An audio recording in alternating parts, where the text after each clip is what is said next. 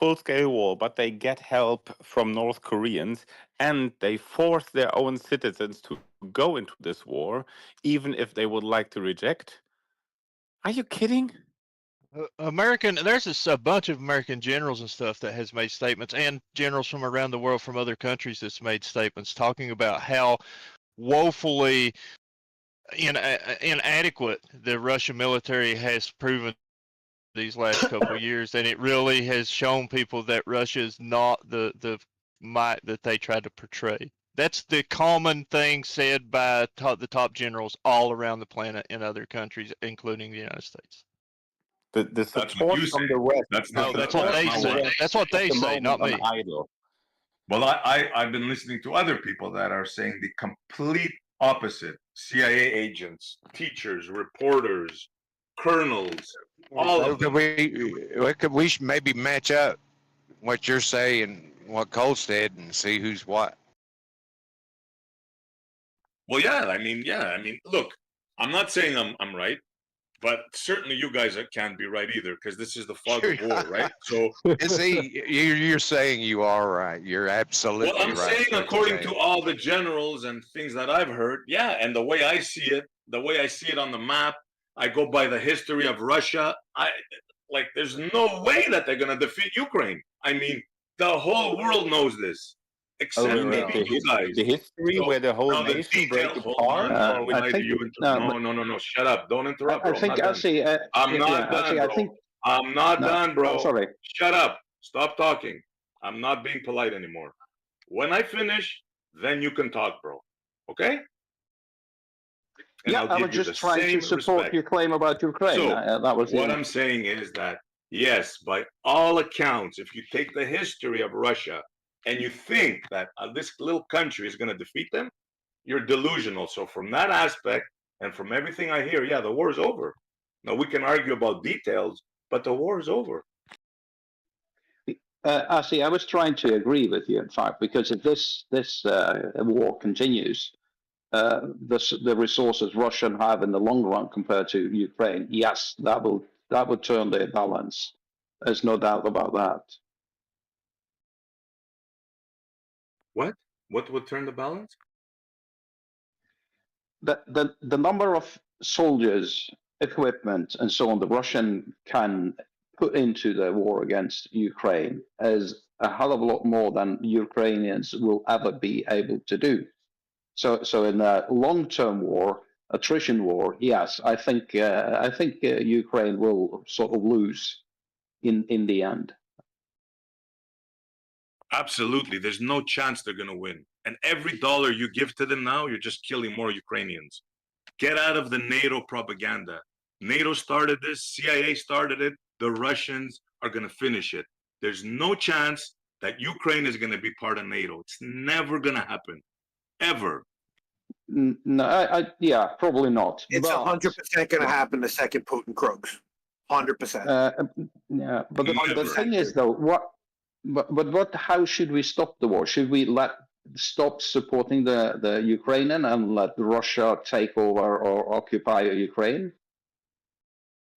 Well, yes and no. This is how you should do it.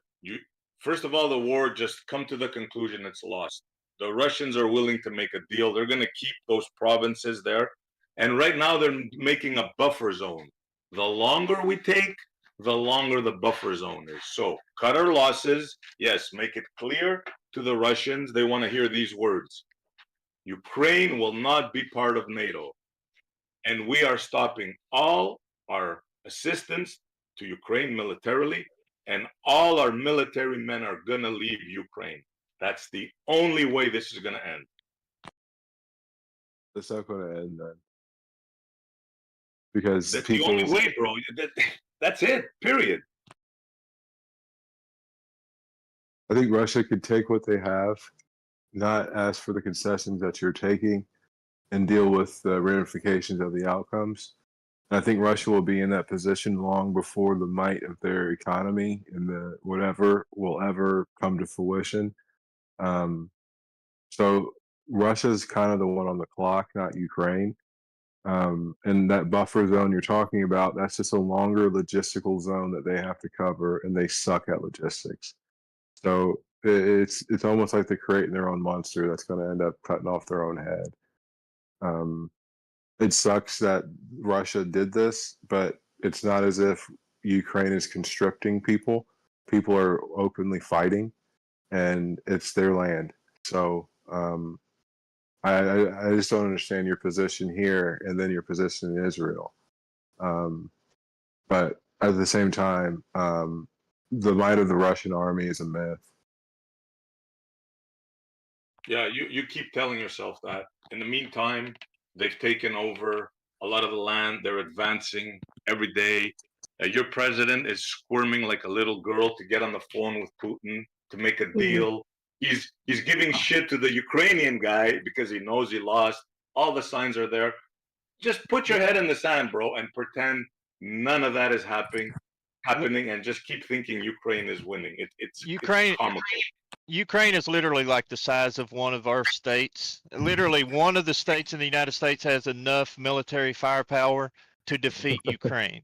Okay, and we got 49 more states.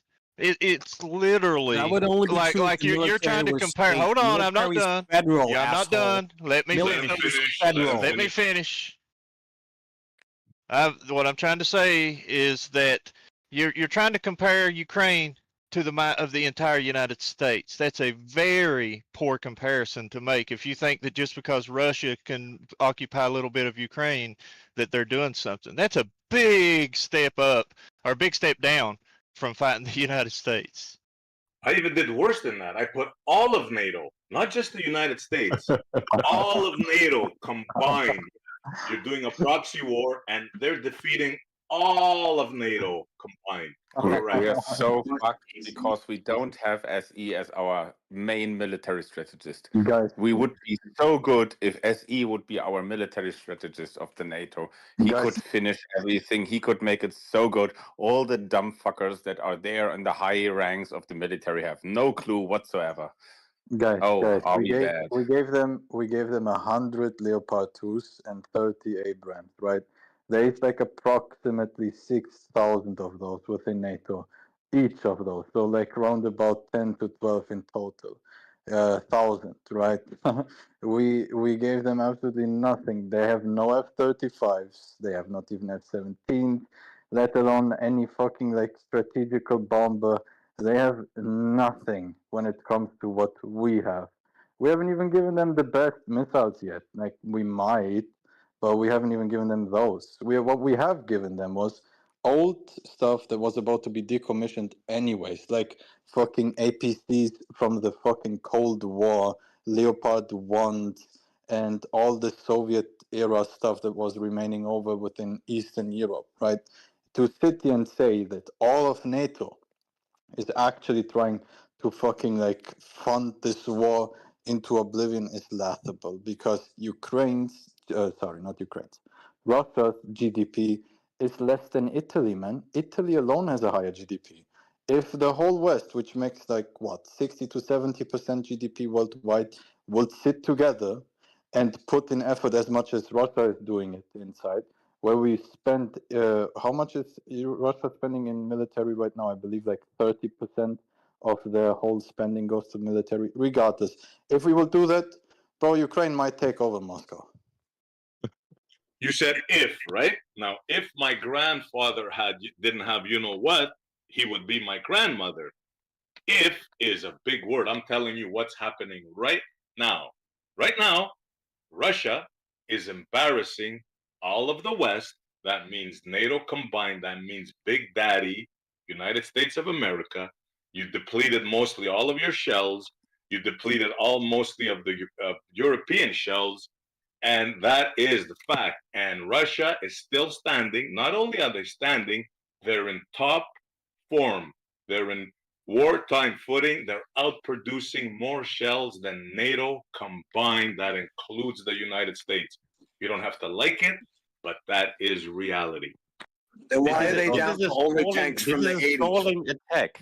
If you look to attack that have worked, look at Desert Storm. Yeah, the tanks had to fuel on the fuel station because the tankers couldn't drive as fast as the tanks were progressing. That was an attack. I don't think it was good, but that was happening from Russia to the Ukraine. It's stalling right now. It's not moving forward backwards. Right now, you mean the last 3 years? They're advancing every day. I don't know where you guys have been. They're advancing every single day. Do you know how many currently meters per day? making a buffer zone. You guys are willfully uninformed. Do you, okay, if we are uninformed, do you know the meters of advance daily in the last year, average? I'm not talking about the last year. I'm Well, talking you're about talking now, about- recently, the past couple of weeks, the past month or so. They've been advancing steadily. Now, either you know that or you don't. It's that simple. Well, I don't they care have- what they did they last have- year. The war is being lost. They're killing Okay. Ukrainians by the day. Ukraine has lost like 20 million people. They're taking What? people from the streets. It's a complete and utter loss, a disaster. You guys are How many just, has Russia lost? you're in, Do you think- wait. what do you call it? You're just believing in stories. No, how Oh, much has really? Russia lost, Essie? How many soldiers has Russia lost? Because I seem to remember. Look at that the they were streets all- of Europe. Hold They're on, all hold on. filled with women they Hold say on. that are in prostitution. Hold Men on, are hold on, running hold on. away. Russia It's a is the complete biggest disaster. prostitution seller Hold on. worldwide. They were on the outskirts of Kiev with tanks, with their top line, best equipped divisions. And now they're down to the tanks in the 80s who we destroyed in Desert Storm like they were fucking toys. And you think they're winning the war. Like, dude, they're down to nothing. Like, we're not running out of shells. Do you know how fast America can make shells? Like, I mean, come on, man. Making. He's You're saying what delusional, bro. is. You're There's no delusional. incentive. See, this SC is the issue. is For the claiming West, what there's no is incentive. versus you guys' idealization of what you think is happening. So which But one it's is not the what truth? is. Not his. That's not what is. What he's saying is So, not going on. can- That's not can the I- reality. Can I finish? I allowed the guy to interrupt me. Look, man. When it comes to the West, there's one thing that people here don't understand. The military-industrial complex of Russia, or Soviet Union, better said, because they haven't done anything, was built upon artillery. Like, that was like a massive, massive, massive point of them. Quantity was quality for those. For us, if you look into the past wars that we have won, by the way, where we have taken over nations, right? These were not fought with artillery. We barely use artillery. We are in the time where we use aerial superiority as the fucking go-to. That's the go-to for the West. Also China, by the way. Now, when you look at Russia, Russia is fighting a World War I style war. They are not fucking like dominating anything. And I will tell you the average for the last year, by the way, because you didn't know. The average from today to the last year is on average gaining 50 meters per day land. That, with the equation to reach Kyiv inside of Ukraine, right, will take approximately 100 to 200 years. So if you're saying they are winning, this might be the slowest win I have ever seen. We are literally shifting less territory than in World War One during the slowest time. According to U.S. intelligence reports, Ukraine has defeated over 300,000 Russian soldiers, which is nearly 90% of Russia's initial invasion force. 90% of Russia's Actually, it's initial more. invasion force are dead. Actually, How it's many more American because soldiers died during the entire 20 years of that war we was in the Middle East, where we a literally few thousand. couple thousand? How many's Russia lost in 3 years up there in Ukraine? If I'm not mistaken, that is the same amount of U.S. soldiers that died in World War II. Yep. This is the Another thing, I World think, War That- One. I that think tells the you- the that tells Russian you army. that Yeah. they're going, no. The amount of soldiers that died in U.S. World War II was 405,000. So Russia's not there, but they're nearly there yet. They're quite close to that by 100,000 soldiers. So Don't forget though, you are And the number of shows you- the number of soldier NATO and Russia can put forward is it's quite equal. It's about 3.5 million each. I Yeah, mean, it- this it- is the it World shows War like- One style war. Like they're like entrenched, heavy as shit, and they're fighting for like a few meters day by day. I don't really understand like why Russian shields are under the impression that Russia has like somehow like magic fucking armor where they just don't get hit by bullets even though they have to get out of the trench and invade the other trench. Like really, like please explain to us what is Russia doing that they didn't do in World War One, which led to the war being bloody as shit in World War One.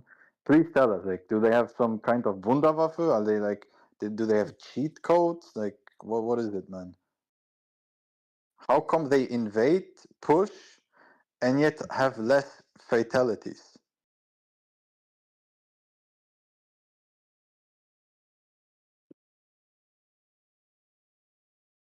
No answer. Okay, well. Brother, Well, all I can tell you is Yeah, but all I can what tell you is about? this, right? I'm tired of talking to you guys, right? And telling you points that clearly you're not aware of. You're gonna be in for the shock of your lives. Remember this convo. Yeah, that's what they said 2 weeks Yeah, into you've been the saying that war. for months, SC. You've They been they saying that said for they months. said initially it's gonna be 2 days, then it was 2 weeks, then it's 2 years. Now what? 2 decades? Yeah. Well, I mean, eventually, when you after got to bring 200 in years, North we're gonna Korea, be in shock. when you And got to let's not bring in forget. North Korea for reinforcements, you're in trouble. Yeah, I mean, let's not like forget. the We're North talking Korean about. army Right. is literally like stuck in the 50s and 60s. I mean, like literally the entire Russian plan nowadays seems to be let me throw as much cannon fodder at the Ukrainian lines as I can. And Well, they can hopefully we afford can it. pick up a few miles. Like that's what it is. It's pretty crazy. I don't know, man. SC, I like you, bro, but I think you're listening to the wrong guys on YouTube. Like some of those guys you showed me yesterday, kind of like they ain't been in the military in 20 years. What the fuck do they know? But you have to understand, though, dude, that's always been the plan of the Russian army. It's always been the plan. It has never changed. They cannot change their plan. No, Like Andre. the ratio of Ukrainian soldiers died compared to Russians, we're talking about like a 6-to-1 ratio. It's No, that's not fucking true. no, That's no, no, no. I'm serious. Like it's more a like lot of the 1 to 3. figures. No. A lot of the figures that are suggested by Western estimates estimate that between 70,000 and 80,000 Ukrainian soldiers have died during the It's war. it's more like 1 to 3, bro. Like it's 1 to 6. Yeah. Yeah, but 1 to 3, 1 to 5. It's somewhere on those like, which is still utterly fucking insane. Of course it is. Yeah, I agree. Especially because Russia is not using like fucking like actual like well trained soldiers to the front. No, they're taking like the conscripts from fucking like prisons and shit that they are tossing to the front who haven't even held a gun in their whole life once. Like, of course they will get just decimated. This is why I'm saying like I don't understand how Montreal is under the impression that Russia is somehow able to defeat them without having any casualties. They don't have air superiority. They don't have like any metal superiority. They don't really have any like superiority. The only that they do, which I have to agree with him, is they produce more artillery. They have more artillery available than Ukraine does. But again, what he's leaving out is the fact that Ukrainian artillery is being produced by the West, which is much more quality-wise better, up to 3 times more accurate than the Russian equivalent from the Soviet era. He doesn't speak about that. Yeah, You guys, got to you guys fire are 3 probably shells right, to man. every Yeah, one the guy you guys gets. know more. The info you got is correct. The info I'm getting is wrong. You guys are probably right. Yeah.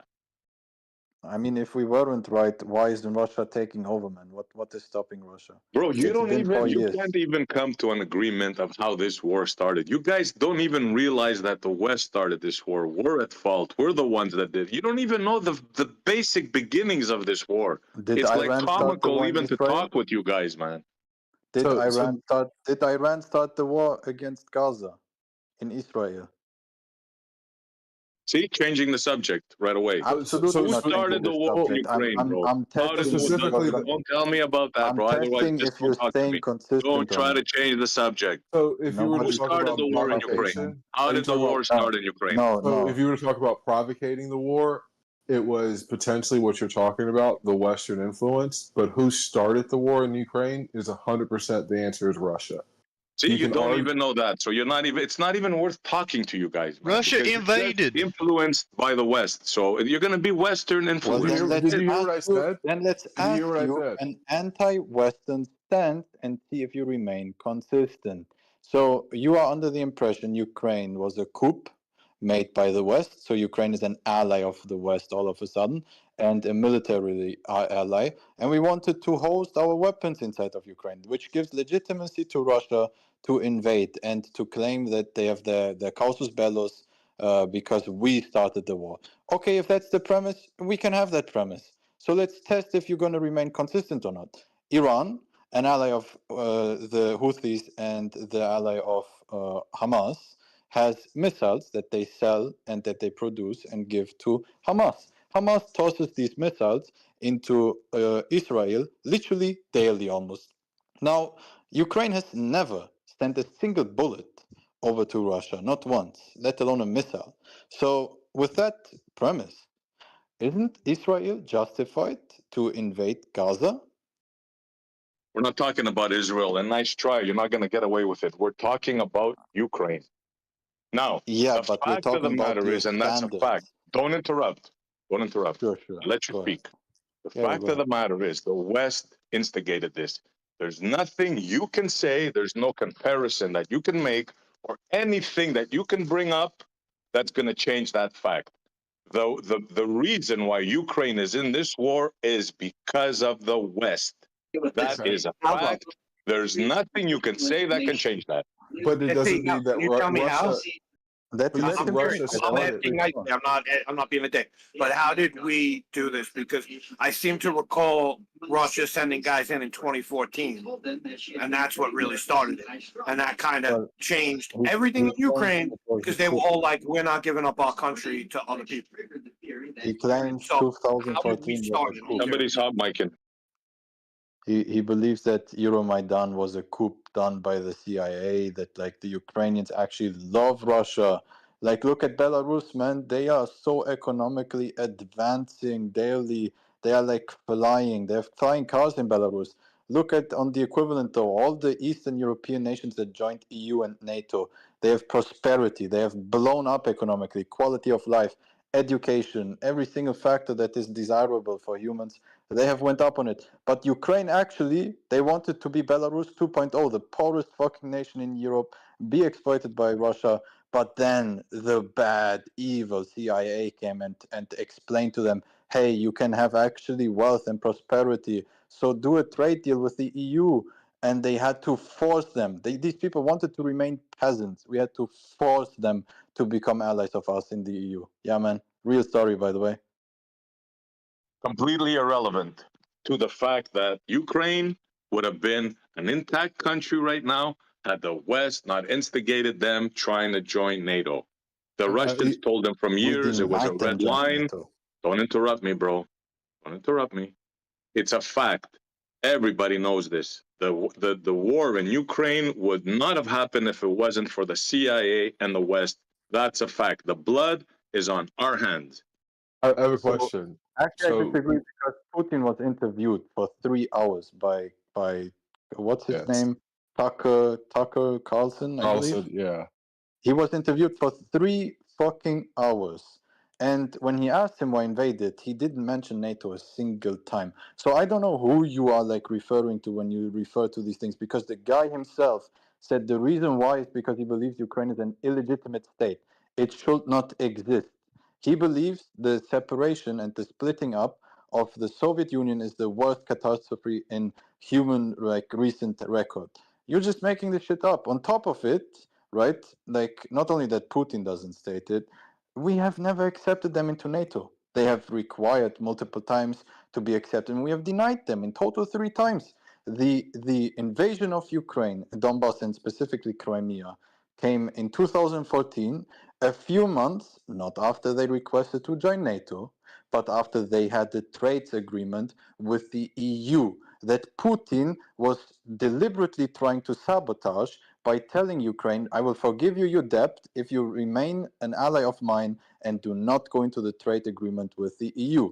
They signed it, the regime of at the time signed the agreement with the EU, and then they followed up to not actually going for the agreement, and instead went to an agreement with Russia, which is why then the people caused the absolute revolution upon the streets. The people started revolting because they wanted to join the EU. They voted for the regime with the premise of becoming more Western aligned, right? The people wanted. So when you sit here and say, man, like CIA, like just fucking, I don't know, like paid, I guess, people to revolt and so on, and these people they're just misguided. This seems like strange to me. And also NATO, not true. So, having said all that, it's irrelevant. Look, the Russians gave a red line. They were lied to after the fall of the Berlin Wall. They were constantly being lied to. They took over all those Baltic states, joined NATO. Back then, they were weak, right? And then they thought, the hubris of the West, right? Thought that they can go right up to Ukraine, take the minerals and everything, right? The Russians told them, no, it's not going to happen. They drew a red line.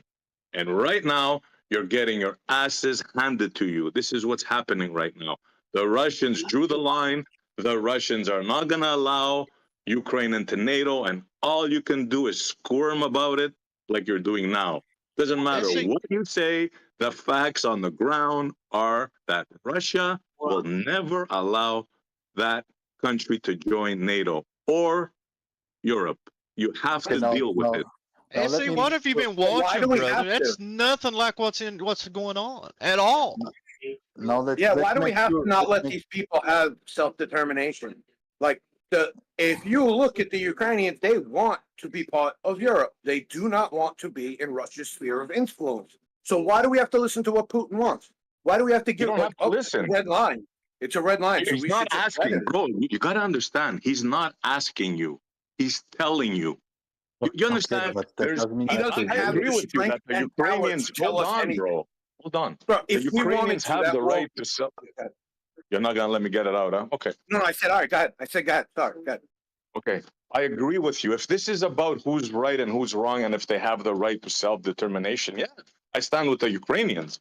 They should have the right to do what they want. But unfortunately, the world doesn't work that way, right? We have superpowers and they operate on a different level, right? And they made a bargain, right? They made a bargain, bro, like you do in chess, right? I'll give you this, you'll give me that. The bargain was that they're not going to advance to the east. The Americans broke their promise like they broke all their promises to the Indians, to the South Americans, to everybody. They broke all the promises and they started advancing. And so did Russia. This is not a choice. You don't have a say in the matter. You understand? The Russians told you no, yet. You have to understand that. Okay. But I'm not going to listen to the Russians. The Russians are not the leaders of Ukraine and of the Baltic states, so they cannot say no. If the states want to join NATO, then whose fault is that? Did they want to join Russia? No, they want to join NATO. So what did the Russians maybe wrong? Bad. I want to be a millionaire. Countries didn't want to join them. This premise That's too bad, bro. I want to be. Man. Can I speak, or do you want to go? Go ahead. I don't mind. You can go because we all are like talking to you. Go ahead. No, please go ahead. You're being very kind. I like that. Go ahead. So again, the premise of NATO being the reason for invasion was not stated by Putin in the 3-hour interview. On top of that, Ukraine never was even allowed to join NATO. It was off the table. Ukraine does not have territorial sovereignty. They have border disputes. One of the biggest points, key points to join NATO is having no border disputes. As long as Russia would remain in Crimea and Donbass, it is impossible for Ukraine to join. And Putin knows that. And so this whole point of NATO is bullshit because now to double call his bluff, you have just now Finland who joined NATO. They shared one of the largest borders with Russia. They joined NATO. Putin went absolute radio silent about that because he cannot do anything about it. Exactly. You are correct about that. Then he could not do anything about it, and they were fumigating. You're absolutely correct, bro. State after state, country after country in the Baltics fell, and the Russians were humiliated, right? That just happened. And then they drew the line, bro. You got to understand. Russia drew the line in the sand, bro. Let him finish. Finland just happened, Let bro. him finish, man. Let him finish. Yeah, I'm almost done. They drew a line. You're not going to cross that line. No matter if you appeal to good sense and to like goodness of people, how they should have the right to do. Yes, I'm with you. But unfortunately, the world doesn't work that way, bro. You messed with the Russian bear, and now you're going to face the consequences. It's that simple, man. You're dealing at the empire level. Let's see, brother. If we wanted, when did let's see, if we wanted, hold on one second. Let me just get this out quick. One second. It's literally 1 second. If we wanted to, if NATO put soldiers into Ukraine, right? If we took an active part in that war, there would be no more Russia as we know it within a couple weeks. It would be like Desert Storm 1.0. We would literally just roll over them like fucking me walking over the ants outside my house, man. It would be terrible. It's why I didn't want us to get soldiers involved in the war, because then Putin is going to push the button because that's his only fallback position. Right, I hear you, bro, and I know that's the position of America, right? And that's why I say American exceptionalism, and I don't mean that in a bad way. You've grown up to think that your military is the best and blah, and it was at one point in the 90s, right? But now it's a shell. Yeah, let me tell you how Colonel McGregor explains it. He says, in the 90s, your military was a 500 horsepower beast. Now it's done to 100 horsepower. I'm not making this up, bro. I'm talking, I'm listening to Montreal. They're not gonna let me finish. You just can't do it, man. I know, I fucking know, man. If we are 100 yourself, man. I'm done. If we are 100 horsepower, man, like just one guy saying this, by the way, is like not making it true, man. This is like God said so type shit, man. Listen, man, if we are 100 horsepower, Russia is walking. So what's the CIA do? The CIA doesn't make coups. They don't take over countries. They don't infiltrate close places to other places like Cuba, Hawaii, any other land. They didn't make military carriers just because they couldn't take little islands.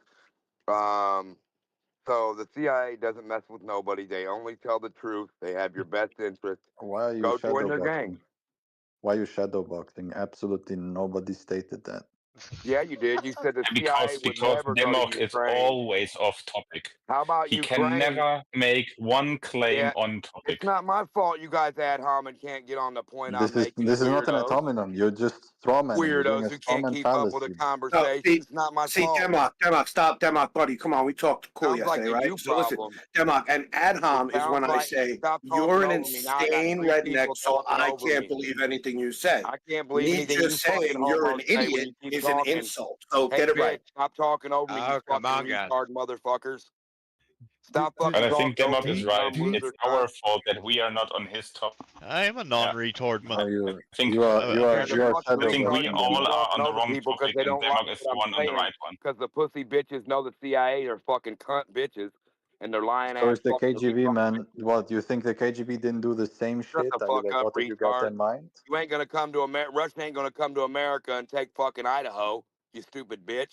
So motherfucking America shouldn't be taking nothing. They literally are saying they want to take Alaska. Ukraine ain't no Ukraine, it's Russia. Russia is literally stating they want to take Alaska. That's Russia. Russia is literally stating they want to take back retard.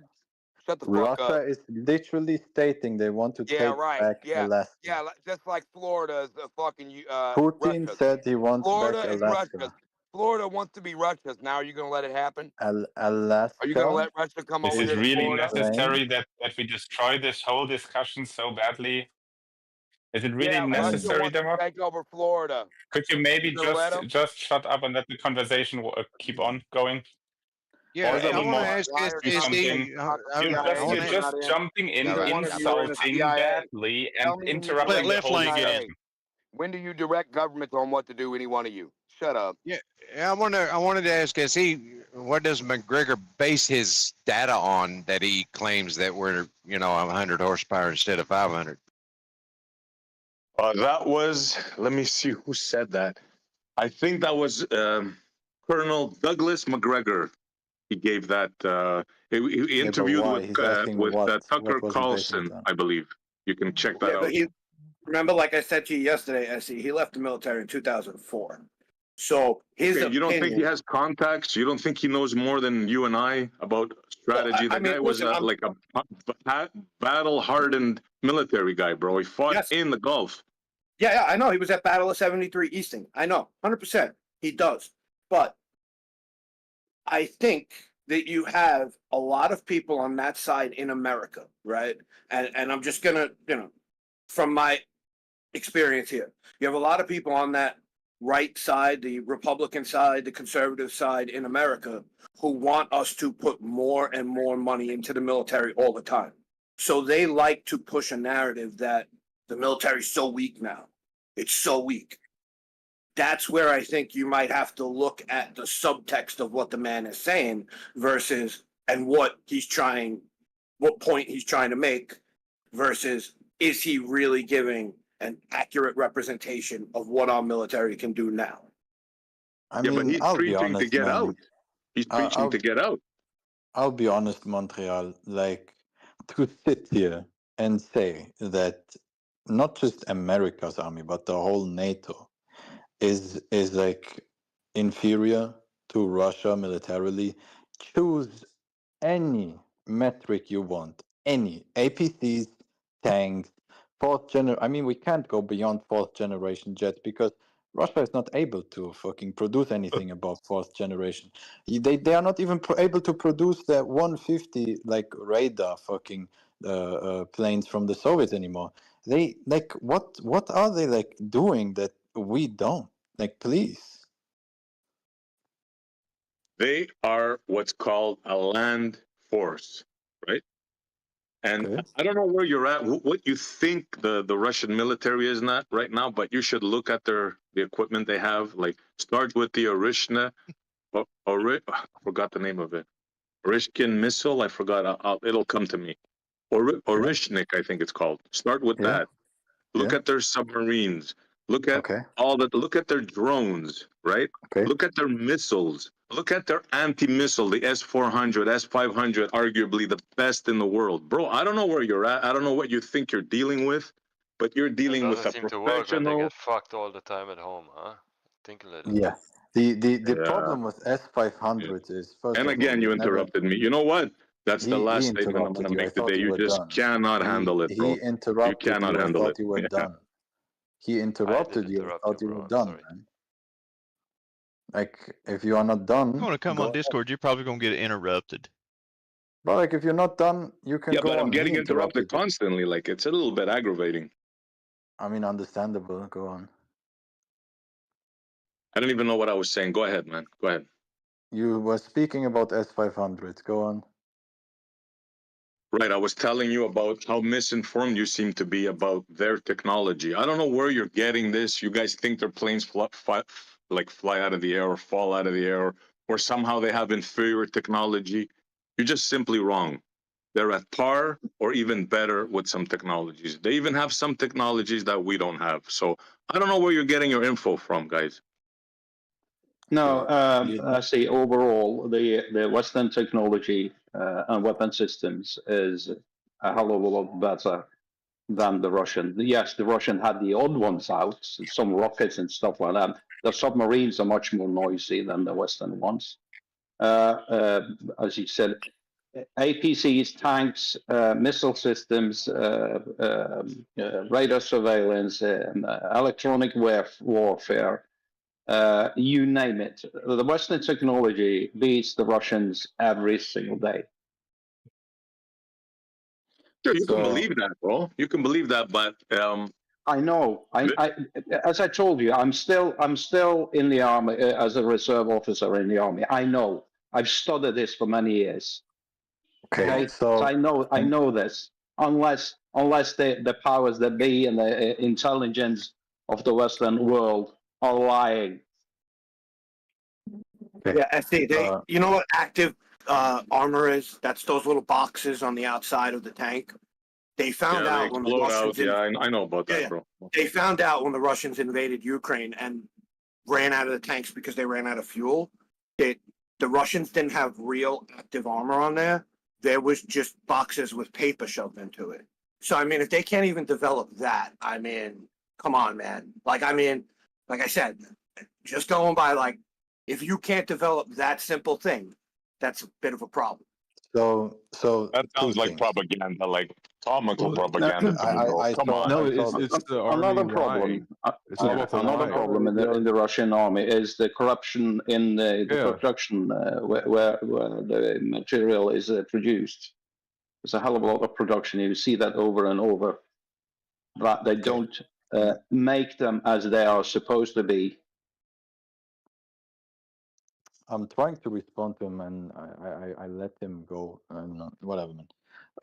So multiple things here. The APCs that the Russians have, the BMPs, none of them is above a year of 80. They all are like ancient Cold War era stuff. And believe it or not, the most amount of APCs that we have in the West as well are from a similar time. But we have actually produced more sufficient and higher quality ones than the Russians have. And now we have on top of that produced even newer ones. We are like out producing them when it comes to new ones.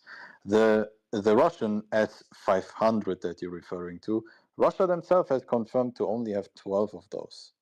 They don't use them. They don't have them. They cannot. Most of the anti-air that they have are S-300s, and a smaller chunk, which is still a sizable chunk, is S-400s, right? And yeah, I don't disagree with you. The anti-air that Russia has from the back in the time was very good. S-400s for the time were very good. But the issue is the West is producing more and more sophisticated missiles, and Russia is stuck with the stock from the Soviet Union. The S-500s, on paper, beautiful. In reality, they are not there. There's too little of them. So counting them is kind of like counting the Armata tank. They don't use them in the war because they don't have enough of these tanks. What they're actually using in the war is T-72s, T-80s, and T-60s. That's most of what they're using, by far most. If you don't believe me, there's a site called Oryx Report, which uploads every single tank destroyed visually confirmed. You can check every single tank and look yourself for the evidence, the photographic evidence, yourself. Now, that being said, the Russians have lost visually confirmed like around about 3,000 tanks to 4,000. And this is just like, probably there's a bigger number. This is only the ones that we have photographic evidence of. So when we talk about this woman, like really, man, like you keep on telling they produce better stuff. You claimed submarines. The submarines from the Russians are loud as shit. They are bad. The best fucking submarines are produced by Germany and by America. This is a known fact. Not even China is able to produce better submarines than the West. Then you have, on the other hand, the jets, which is by far the most important part of modern warfare, aerial superiority. China is catching slowly up, but Russia is like non-existent when it comes to air power. Like the West, absolutely billion miles ahead. China, it's on our heel. They're about to narrow the gap. Russia, fourth generation stuck. So that's why they cannot establish aerial superiority. If they would be able to establish aerial superiority, they will do it within a day because it would lead to like an easy as fuck win for Russia. They cannot.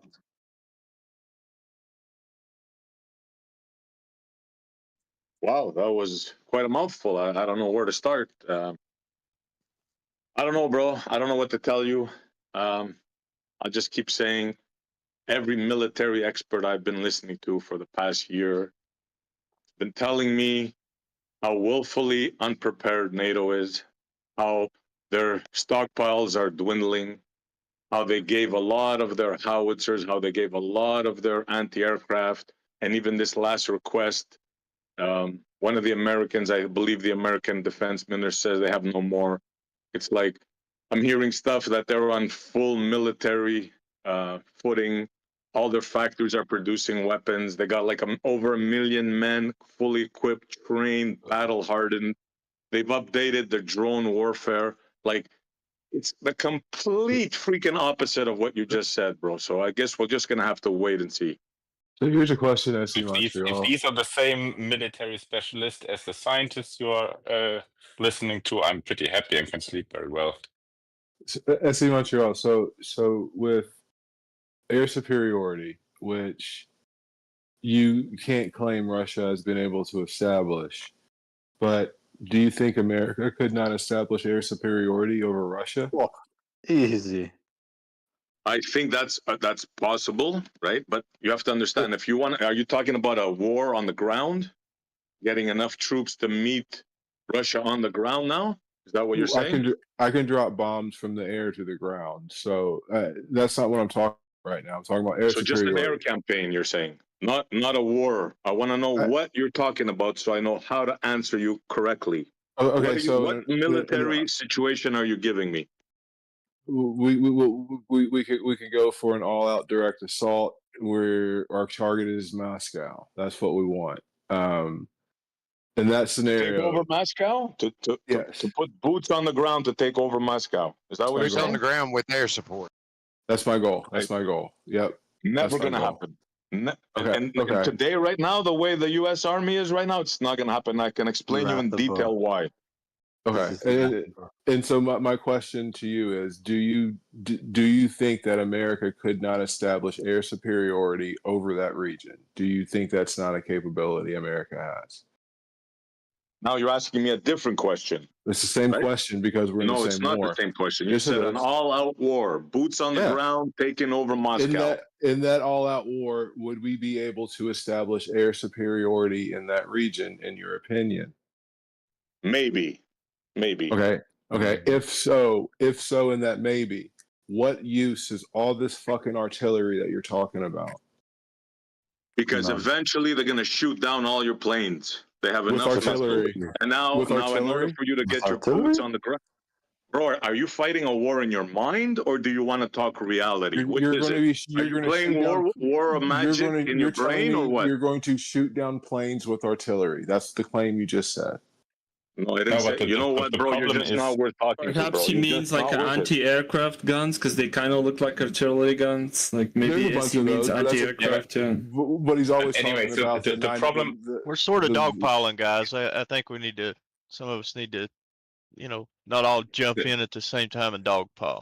I'm trying to defend him. Cole. Okay, I was literally saying. Well, then I wasn't talking to you. Maybe he means anti-aircraft. But the shells that the shelling that he constantly says that Russia is doing, and is a metric in which why the combined forces of NATO and the West have no chance, is constantly field artillery shells, is what he's constantly speaking about. I agree. The problem is why this war is why they fight with artillery and so on. The problem nowadays is keeping air superiority or dominating the air is problematic because you have a lot of anti-aircraft missiles, you have a lot of anti-aircraft guns, and they can hide pretty well. And that's why the Russians cannot do anything with a mix in Ukraine. They have enough mix on the ground. They could just attack Ukraine. But the problem is they're just directly shooting down. And for example, also the German artillery, not artillery, anti-aircraft tanks that they have delivered, they can shoot down an aircraft way before the aircraft can detect the tank on the ground. That's why they can't use the mix. That's why they are fighting on the ground. So air superiority about Moscow is ridiculously stupid idea. That would never happen. Air superiority over Moscow would never happen? Anymore, not as many. No, because there are way too many underground anti-aircraft stations. Rockets, guns, and so on. I could just about agree with that statement. The guy who just I, said I, that. I would say it'd be How will very you hard. how will you target a fucking B2 strategical bomber? What system will you use? Tell me, please. Yeah, but yeah, I would say it'd be You With very understand? hard. a B2 bomber could be Yeah. just taken down by 80s Nike Hercules rockets or so. Well, no, Really? come How? on, you They can't are even detect them. How? undefendable. They're almost Well, undetectable, dude. What radar does Russia obtain that could see a fucking B2 bomber even coming remotely close? Please tell me. A B2 bomber would work, it does work in Afghanistan or something like this, but not in Russia. Why not? Tell me, please, what Because fucking they radar? do have anti-aircraft rockets. I You understand. understand the rocket, bro? Like, first of all, Iraq was the seventh Or largest. missiles. You understand, Iraq was the seventh largest army. Number one. Number two, a missile alone is useless unless you have a good fucking Target. radar. But You what need he's a saying, radar. You need ice. Without ice, the missile cannot fucking fly. So but please what he, tell me, Yeah, and you what don't think that radar? Moscow is Please so far back in for a their own second. Stop for a territory second. that they Stop for a cannot second. detect the high Listen to me for altitude a second. aircraft? Listen to me for a second. Please tell me what radar does Russia produce currently that comes even remotely close to spotting a B2 bomber in 10,000 kilometers range? Please tell me. Well, one did get shot down in Bosnia. Satellite? Guys, What? a B2 got shot Satellite? down How in will a Bosnia. satellite see a fucking B2 bomber? okay, let me say this real B2 quick. has been shot down. Let me just say real fast, and then I'll drop back out. Hold on. I know what he's saying. He's talking about because I've heard a lot of this over the years too. Since World War II, Russia has dumped an enormous amount of money into their country defense system, into their ways of shooting down aircraft and stuff, and they got these massive fortified bunkers and crazy stuff that they have built over the years, and stuff like that is very hard a lot of times to completely annihilate. And what he's getting at is it would just be very hard to completely have air dominance without just easily. If we did, it would be probably extremely hard thing to accomplish. I don't think it'd be easy at all. But at the same time, I don't think it'd be impossible. Because I mean, you have so many different angles of attack that we can go from. We can launch non-nuclear options from subs. We have the ability to, like he was talking about with the B2, with the bombers, we can literally just take out all these known soft targets over and over again, get in and out. We'll lose some, we'll win some, we'll lose some. But at the same time, having air dominance is something that I don't think is arguable. Air superiority to where we're just flying routine checks and stuff like that. I don't think that would be very hard to establish. But what we're talking about is at the end of the day, all we're ever hearing is a ground war, a ground war, a ground war. A ground war has air. It's not World War I anymore. Yeah, we will not touch anything without establishing first like absolute like softened spots. Yeah, everything's going to be softened up, and all that artillery. That's the thing. The Russians, they have to get the shells to the front line somehow. They don't know how to figure that out already. So listen to this, brother. That's the biggest joke I heard all day, bro. You're in fantasy land, man. Literally fantasy land. Let me speak. Let me tell you about Fantasyland, Iraq invasion, okay? Because you keep on like loving to mention artillery shells, like artillery.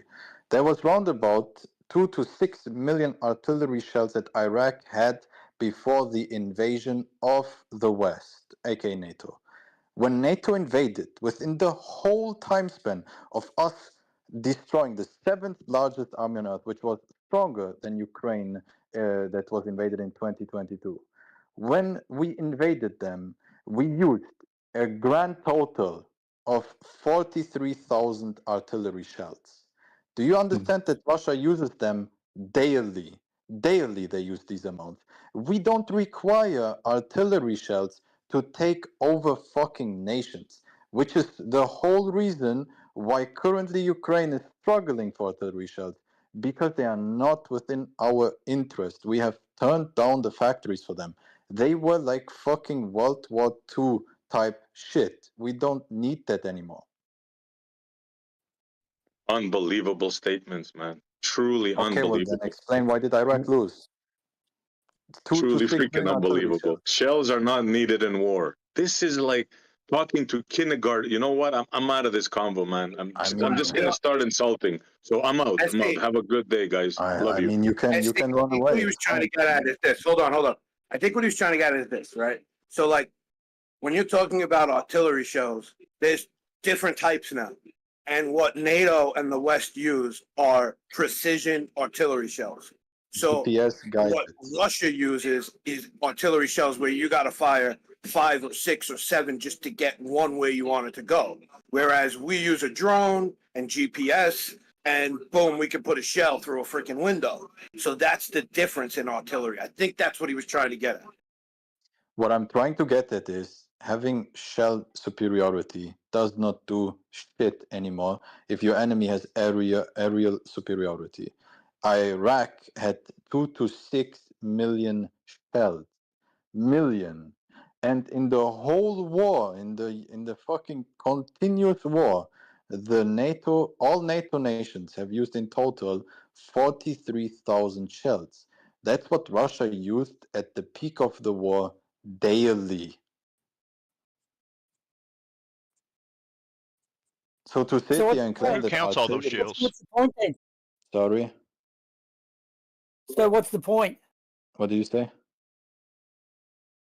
What is the point of what you just said? If they're not using the shells, does that mean they don't need to? It seems to be open-ended. I must point out too, a B-2 stealth bomber has been shot down in Bosnia too, by the way, guys. So they're not the invincible thing you think. Oh, I didn't hear it. That was an F-117, not a B-2. Go ahead, Bummer. I didn't mean to interrupt you. He asked me a question. I was just trying to give it a quick. It was a stealth bomber in Bosnia that got shot down. Yeah, I mean, like to claim that artillery shells give you a superiority or any edge against NATO is laughable, really. And to go back to this like NATO nonsense, the quote-unquote red line was never agreed upon signature. There was no written agreement. This was merely an oral agreement that back in the day, the German chancellor told to what was his name? That Russian guy. Yeah, he's pretty famous. Regardless. Yeah. He told him, and that's it. It was an oral agreement of the German guy when the wall collapsed. He said, yeah, after we take Germany, we won't go to the east. That's it. So now, like, because of one oral agreement, now we're supposed to fucking, like, I don't know, like, forever never do anything anymore. Like, who cares, man? On top of it, Russia has signed the Budapest referendum in which they said they will not militarily intervene inside of Ukraine if Ukraine hands over their nukes. Which they did. They handed over their nukes. Yeah. So I don't understand, man. Like, next time just tell them, hey, we don't give us your nukes. We will invade you if you don't do what we want. So keep the nukes. Well, they couldn't keep the nukes and be invaded, you know? Well, one thing is, though, guys, the first casualty of war is actually the truth. Well, if so Russia probably none didn't of have us are fully informed. What were you saying? Like that first casualty of war? Bro, if Russia didn't have nukes, like this whole story would be long gone. Let Boomer get his words out, guys. Oh, sorry, you fucking hell. Can I get to say it and finish it? The first casualty of I war apologize, is the I truth. hadn't turned down. The first casualty of war is the truth. Uh-huh.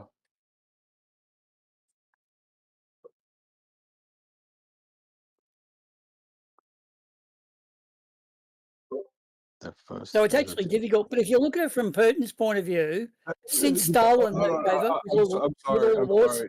The last thing I heard you say was the first casualty of war is the truth, and then there was like a really big blank spot. If you were still talking. No. I did stop just to see if I got through, but I got a bit of lag. But if you go from when Stalin had all the Warsaw Pact countries, Putin took over just after the whole Perestroika movement in the late 80s or whatever.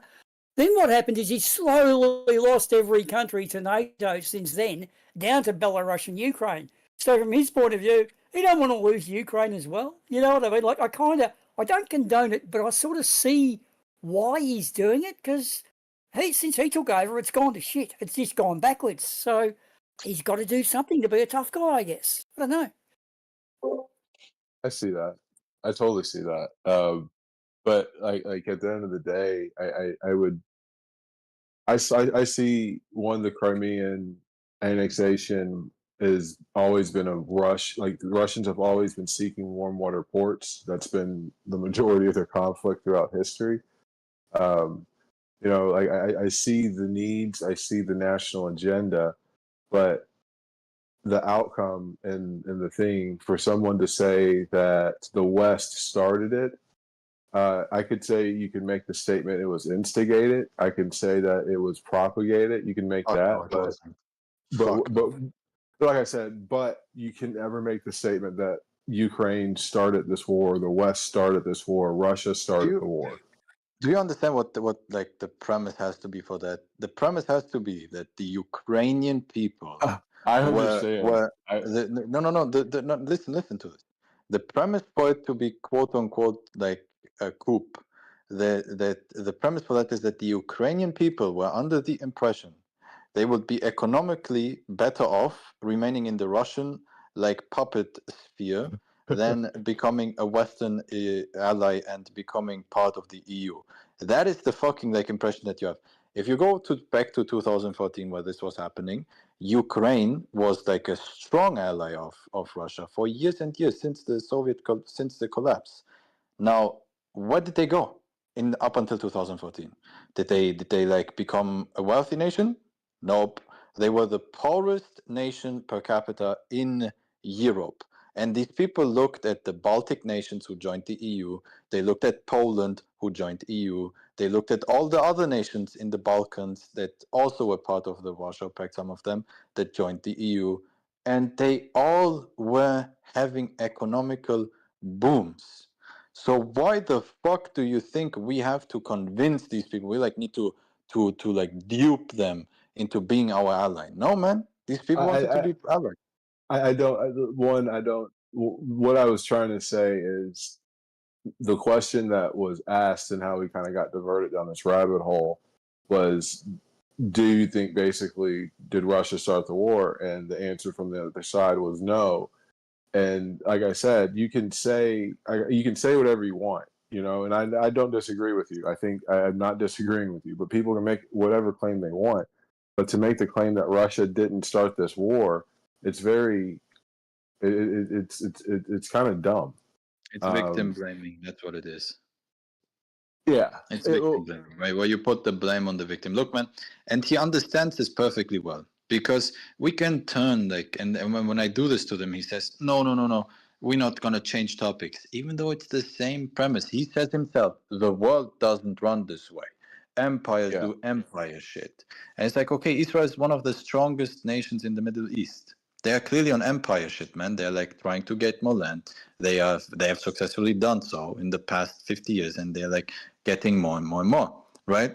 So how come like this nation of Palestine or Gaza in this instance, who is tossing missiles almost daily into Israel, is not starting the war, right, against Israel, but somehow Ukraine, who's just been chilling, did nothing, did not shoot, did not send any missiles towards Russia, didn't even get accepted into NATO, yet somehow they started the war. Russia had to invade.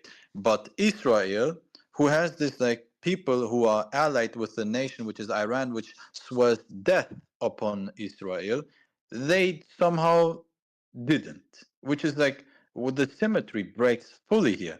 The NATO has never once shot a single bullet into Russia, not once. We have never said that we want to destroy Russia. We have never stated these things. So this is all just like schizophrenia. Yet Iran has multiple times stated, and even has it in the charter, that Israel is like, they don't even recognize Israel as a goddamn nation, man. Like they don't even go to the point of trying to say we will destroy it. They just flat out say it doesn't exist. So if they ally with Houthis, Hezbollah, Hamas, well, under that premise, then Israel, who is doing empire shit, I can just turn around to you and be like, listen, man, listen. I feel bad for the Palestinians, bro, But like, yeah, they're like in the right. They should be able to do what they want and ally with who they want. But like, they kind of like are allying with Iran, the like enemy of Israel. So Israel is doing like big ball shit, you know, like they put a red line. They said, hey, you cannot ally with Iran. And they did, you know, like they're getting invaded. This is their fault. They like Israel didn't start the war. He will never say that, never. But Yeah. again, it's hypocrisy. It's like tanky shill mentality, which sadly is the equivalent of like Western fucking like hog mentality. I Are think you done with your spiel now? Can I talk? Thank If you you. want to participate, gladly. Yeah. Yeah, sure. Listen, what he just tried to do now is completely irrelevant. We can talk about Palestine and Israel if you want. The fact of the matter is, you cannot make the comparisons here. There's no comparison to be made. The fact of the matter is, the Palestinian people were there living their lives, and somebody decided to give that land to people from Ukraine, sadly enough, and New York, and that. They had no business being there. So, fact of the matter is, Israel is an apartheid state. They are starving, bombing, killing innocent women and children. They've been doing that for 75 years. There's absolutely no comparison. And the big dogs are not the Israelis.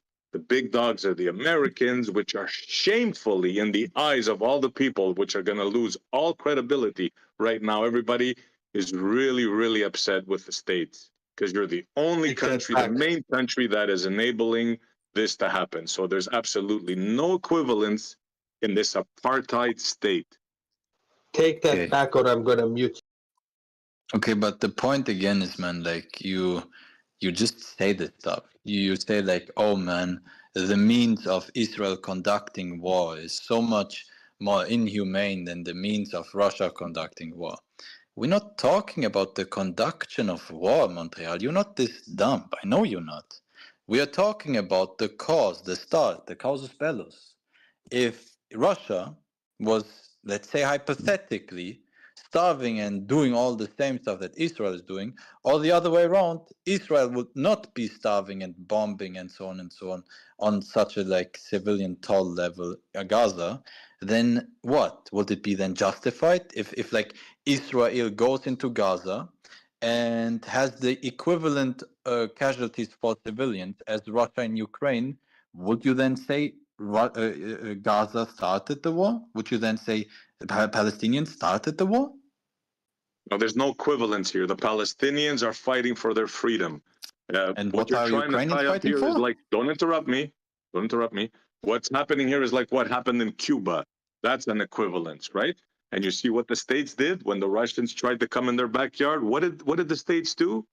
They almost started World War III, right? You want to make an equivalence? That's one equivalence. That's what Ukraine, that's what Russia is doing in Ukraine, what the states did to Cuba. If you don't understand that, you shouldn't be in this conversation, sir. No, if that's the premise you want to go with realpolitik, I don't mind, but don't just toss it out of the window and go like for moral high ground when it doesn't suit you. Like, okay, let's go with realpolitik.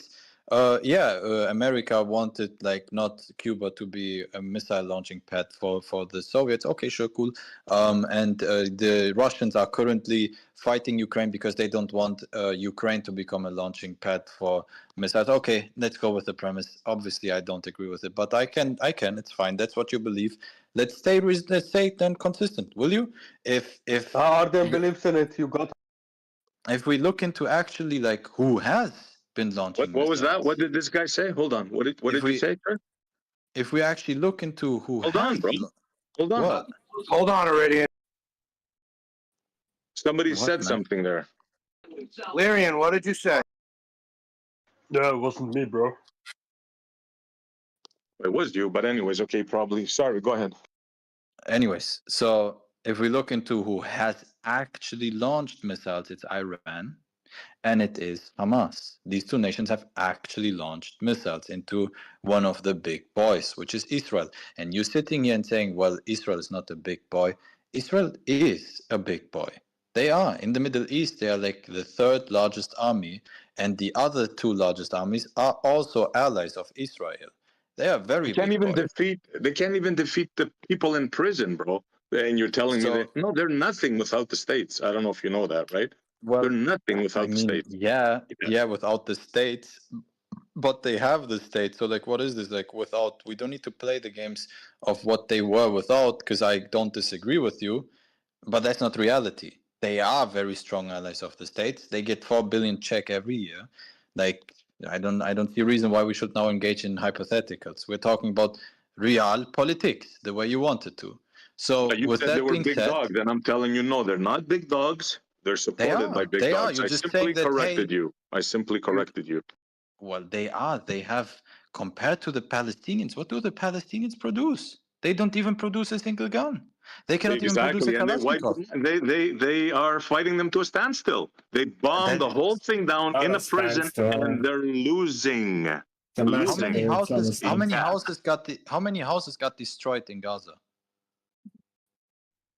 How many houses? Have you seen the aerial photographs? The whole place is practically a parking lot. What, 80%? They're saying something like that. So who is winning? How many houses got destroyed in Israel? Well, the thing of war is, what was the objective? The get rid of Hamas. No. Yes. No. That was the stated objective.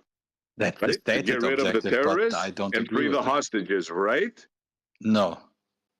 No. Then like again, what? Why are you in the convo then? What was the objective? What do you mean? Why am I in the convo? Am I not allowed Tell to us have what my the own objective opinion? was. Okay, the objective is to make life as miserable within Gaza. No, but the military objective. What was the stated military objective at the start of the operation? Again, I don't care about the stated military like I said, objective. bro, sit I'm down. not You don't know debating anything. you. Sit down. Bro, please stop interrupting me, man. Please. I'm answering you. Stop doing this like thing where you continuously tell me I'm ignorant. Oh, so now on he's and so gonna forth. cry Please. about interruption. Yeah. No, it's not about you interrupting me. You just tell me like simmer down. You're ignorant. You this. This is like unproductive, man. Because you're interrupting me when I was asking you what I the was military speaking. You objective asked me a was. You lied. question, and I'm You lied. answering you. I'm in the process of answering, and it seems like you just dislike my answer. So the point again is that the stated goal of Israel is not what I'm debating with you. We can Google it and then just cite it. We don't have a disagreement on that. Again, the stated goal of Israel is not what I believe is the goal of Israel, which is why they're currently at the Chase ICJ. away the Palestinians from Gaza. Which is why they're currently at the ICJ being trialed for plausible genocide. So no, Now I you're do talking. not believe that they are in fact currently trying to conduct warfare in which their goal is to destroy Hamas. It's not. Hamas is a benefit. It's a good tool for Israel, which is why Israel has been financing the shit out of Hamas since they exist. Okay, now we're talking. Now we're making headway. Okay, but then I agree. if we are talking, then you just so far said that I'm low IQ and everything. What happened? I didn't say you're low IQ on everything. On this, you're Bro, correct. you said and I'm I'm giving you a ignorant. compliment. Can you not accept a Now all of a compliment? What's sudden wrong with you? I'm intelligent. What's happening? Bro, I mean, can you not, like, even when I give you a compliment, you want to fight? Like, what's wrong with you, man? Of course Like, I want to fight. I don't need your compliments. I don't need your boo-hoos. Yeah, okay, so fuck up then. Fuck up with somebody else, Just man. I talk to tried. me I'm not interested properly in you, and bro. don't call me I stupid. don't give a shit. Yo, You want to do this? No problem. Piss Hold on, off. no, these guys, not these guys specifically, but other people do this. When you get told to stop talking to a person, you gotta fuck off. You don't just say, "Oh, but I'm both." The person has told you to stop. Stop engaging with them. What? Who told anyone to stop? Well, I disagree with you, Arden.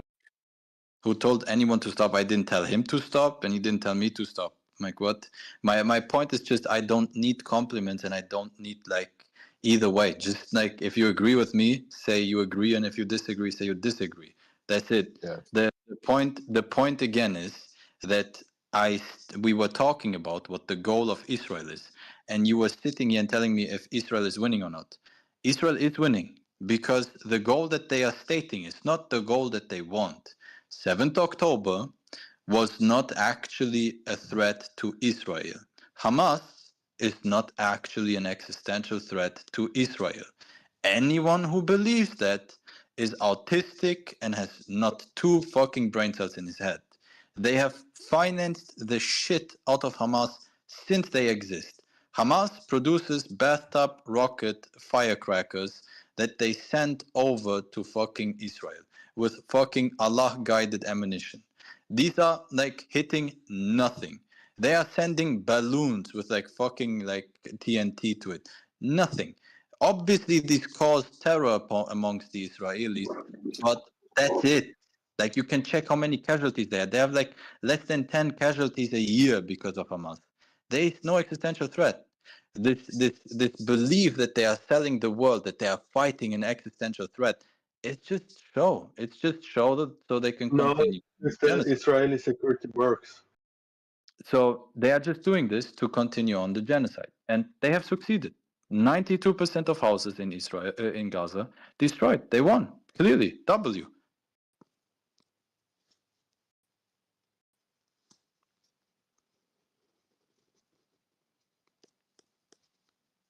So to go back on topic again with you, you seem to like sit here and state that Ukraine started the war, or the West started the war, but you don't want to sit here and say, well, Hamas started the war or Iran started the war. You're saying Israel started the war when they invaded with tanks, but somehow Russia didn't start the war when they were the ones who invaded with tanks. That's just here the problem, you know? And all you come to me back is saying like, oh, but Gaza is like struggling humanitarily so strong. We're not debating that. We're debating the start before any humanitarian crisis occurred. Moshe should have left you guys in Egypt. That's for sure. What did you say? Said Moshe should have left you guys in Egypt. Who is you guys and who is Moshe, man? Like, I don't fucking know.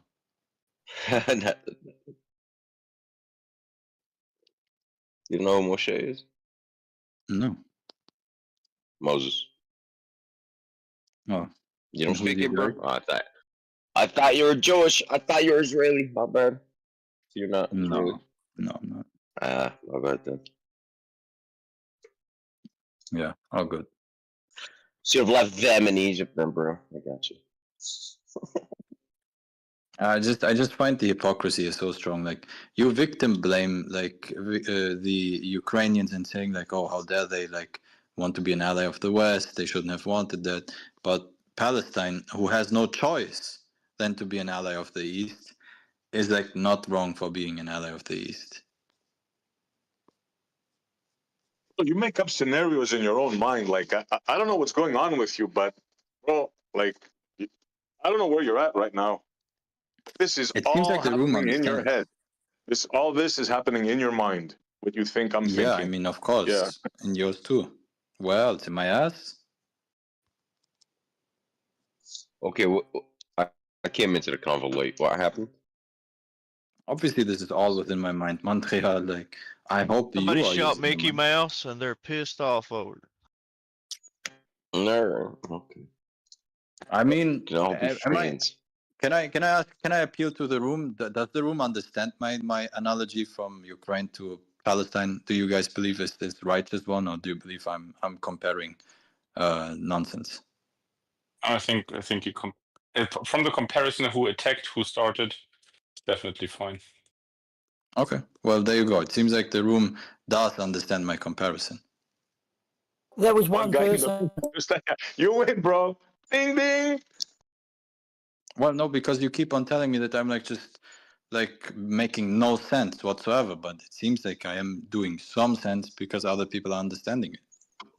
You're comparing an apartheid state, man, to a completely But different I'm thing. not. You couldn't be I'm more not off, talking dude, about the regime. But hey, think whatever you want. It's all good, bro. It's all good.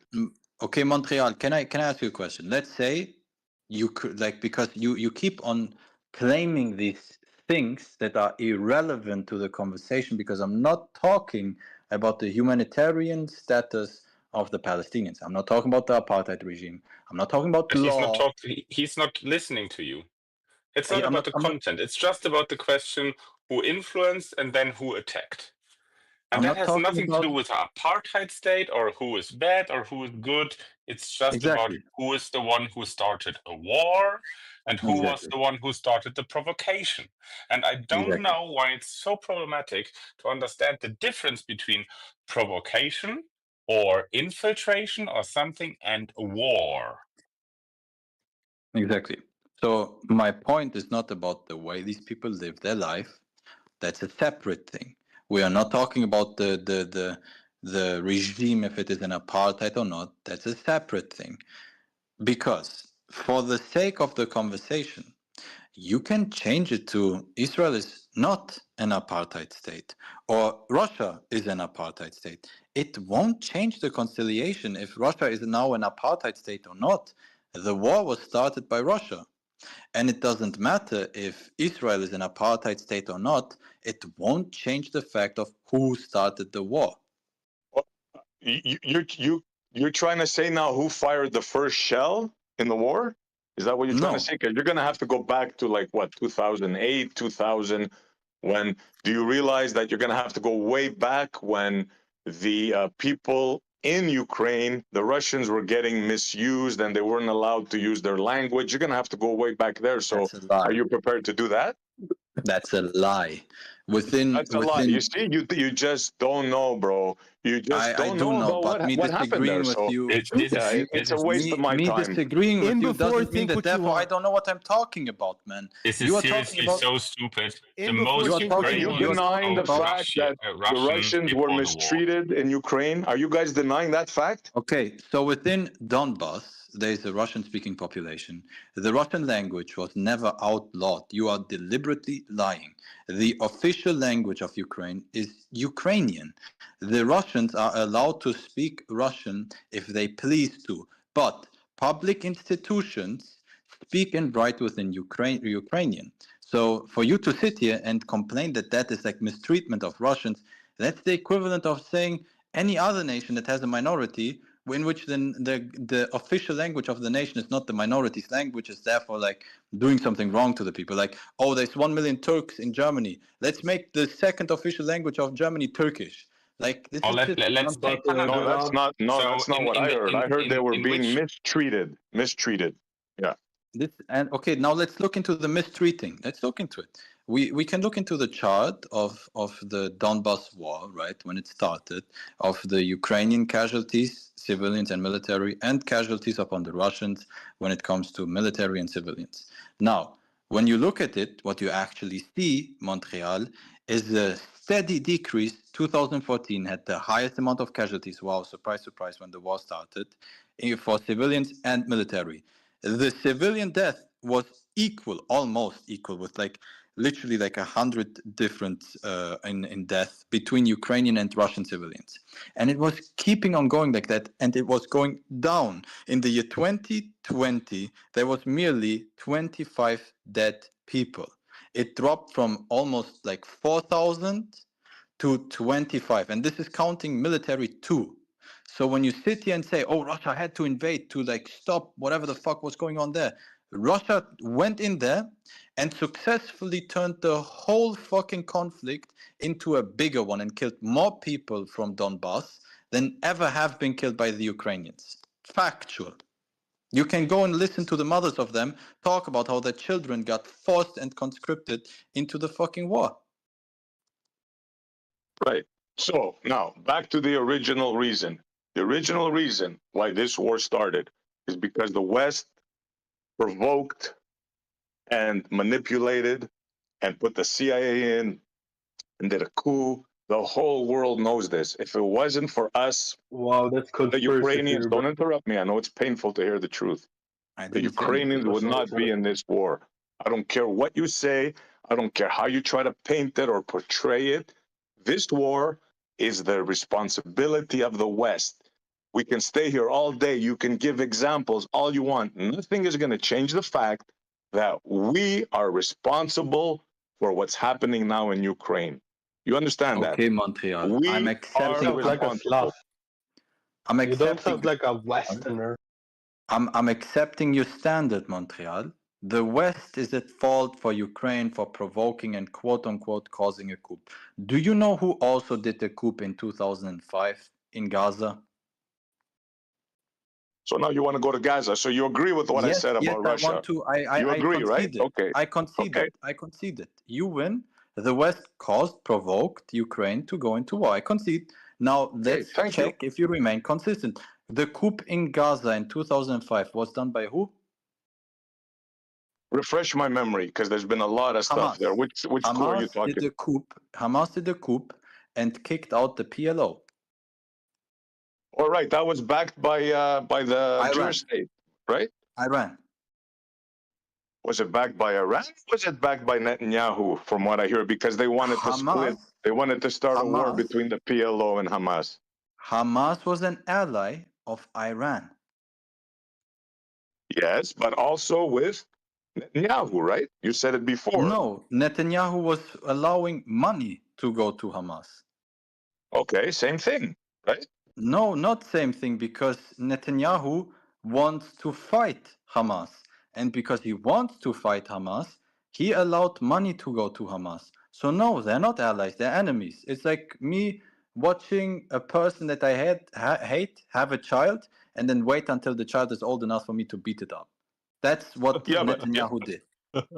You do understand, okay, but So you again, understand by that. your own That's a logic, good analogy. so by your own logic, then, right? Aren't you then? Can I speak, or you just want to make a statement after statement after statement? But then Israel is a good I want to Okay, so let me speak I now. want to state To what reality. you said. Don't go on. Let me speak to what you said, because it's Okay, go very ahead. important that you missed something right here. Yeah. Okay. Thank you.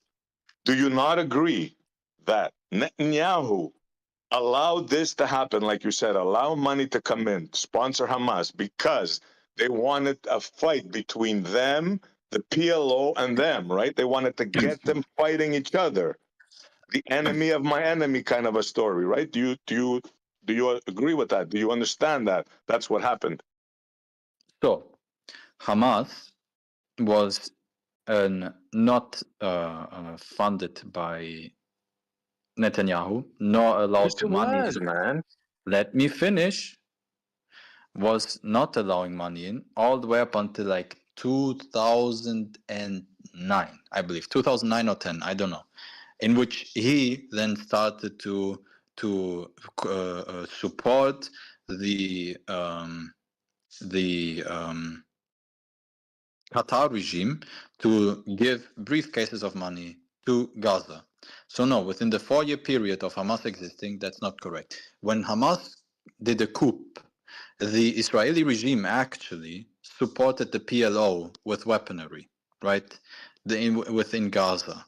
These people were fighting on the behalf of Israel, and Hamas couped them. They just kicked them out, ousted them.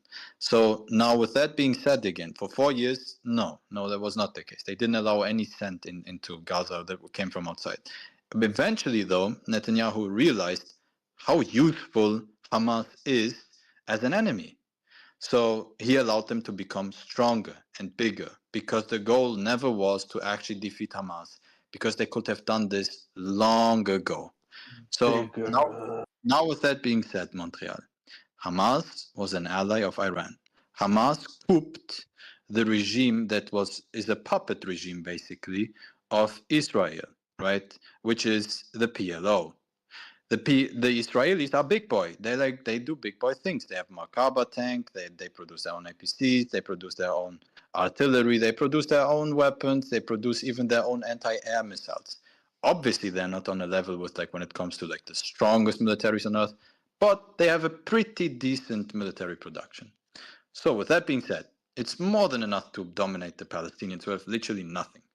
So don't you then also have to say, hey, this coup that was backed by Iran caused Israel to go to war with the Palestinians?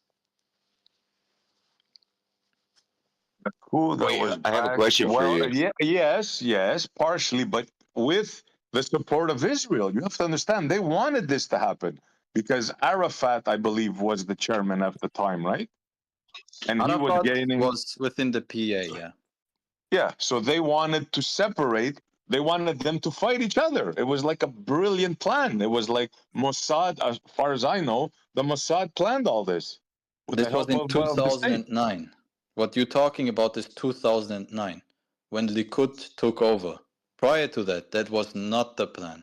Prior to that, they were actively combating Hamas. In fact, because America was on a mission of, it was called the something democracy, like the spreading democracy around the world mission or some shit like that. I forgot. It was in 2004, and one of the conditions was to allow within Palestine to hold votings, right? And the PA at the time, Arafat, that you're referring to, said, please do not allow votings to be held within Gaza. Please, we will lose, and so did Israel. They said, please don't allow this. We will lose our puppet regime if you do so.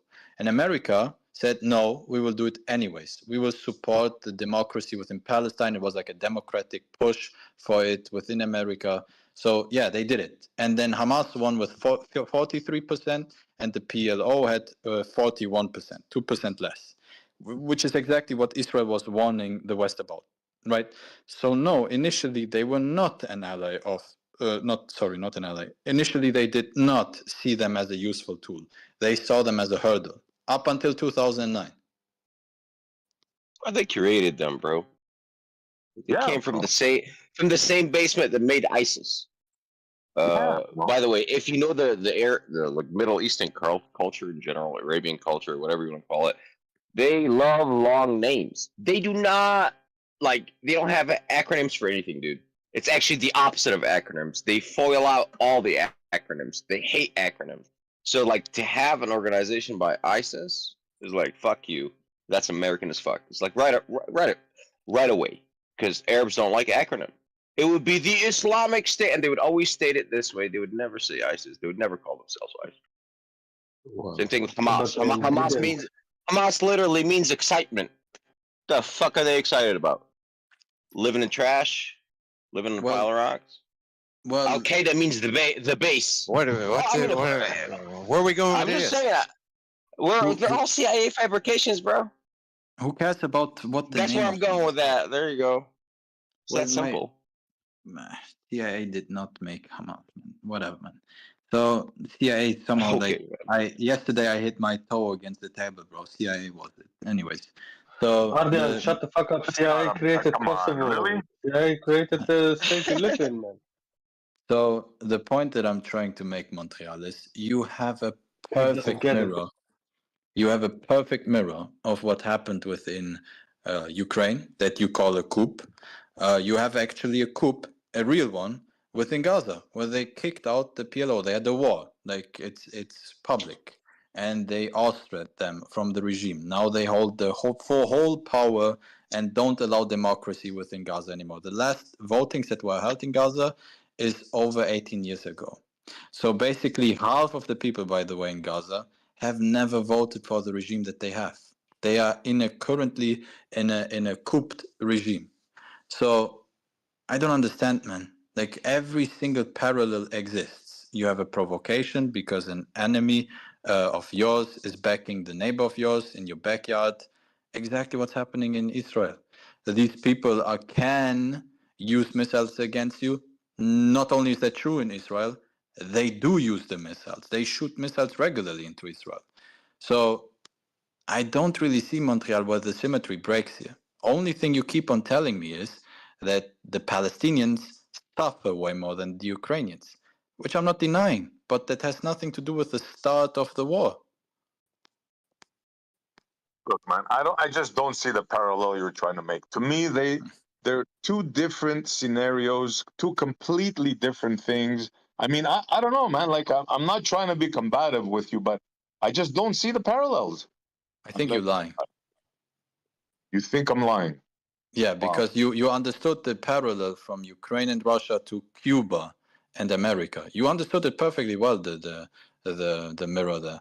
But for some reason you don't with Iran and Gaza. No, there's no comparison. No.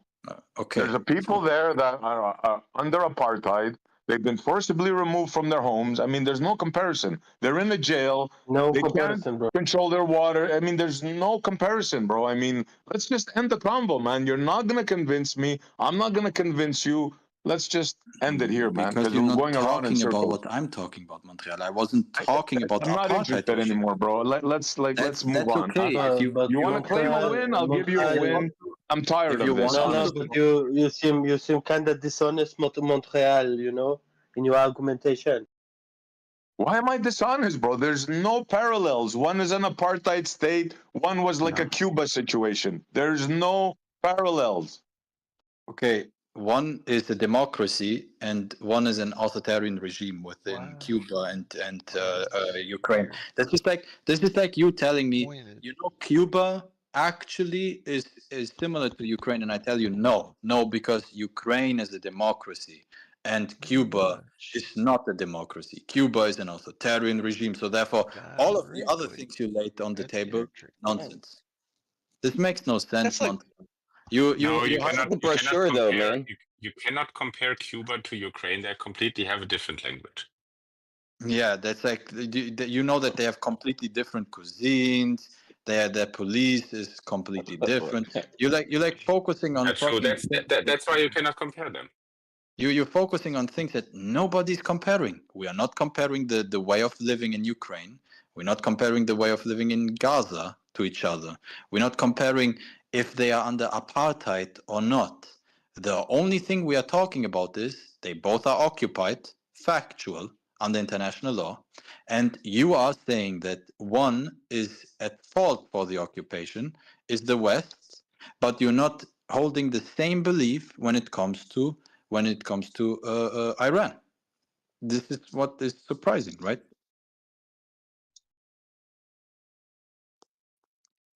And the weird thing, in my opinion, generally that I find, how dare Russia say something about other states if they can or cannot join? It's so as if you would tell your neighbor that he's not allowed to go to a beer to the neighbor next to him, because if he would do, you would punch him in the face. And then he goes Okay. to a garden party to the neighbor next to him, and then you go over and punch him in the face and say, that was deserved because I told him not to go to. Who are you and who are Russia to dictate what Ukraine do or do not do? Well, you see, Snooze, you are appealing to morality, and Russia is big by things. But at the same time, in Gaza, we discover morality again. Actually, Gaza, we shouldn't do big boy things. We should do to Gaza, like, let them live. Let them do what they want to do. But Ukraine, on the other hand, no, there's a red line. There's like real politics and so on and so on. It's just really like hypocritical, really like, and this allows the bloodlust of the Russians to continue on because people like him just defend it, really. Also, let's not forget like this belief of NATO, like having missiles in your nation and then being a threat to Russia. Finland is closer to Moscow and St. Petersburg especially, which are the two biggest cities in Russia, than Ukraine is. And they just joined NATO. Like they did it. They finished it. Because you were talking about like us skirming and crying and so on about NATO, like not being allowed, Ukraine not allowed into NATO.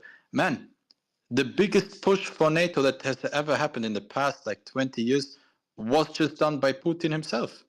Yep. Sweden, So let me just say a couple of things Sweden on and the subject. Finland definitely stated they don't want to join NATO. And they rejected to join NATO, even though they were asked or requested by other countries, and even though they did kind of military exercises together with Estonia and so on. But once Russia attacked, they both talked with NATO, applied. Then Erdogan denied Sweden to go. First, both countries said either we go together or no one goes. And then when Erdogan kind of objected Sweden, the Finns just said, "Okay, guys, we go through the door because we are the one having the same border with Russia."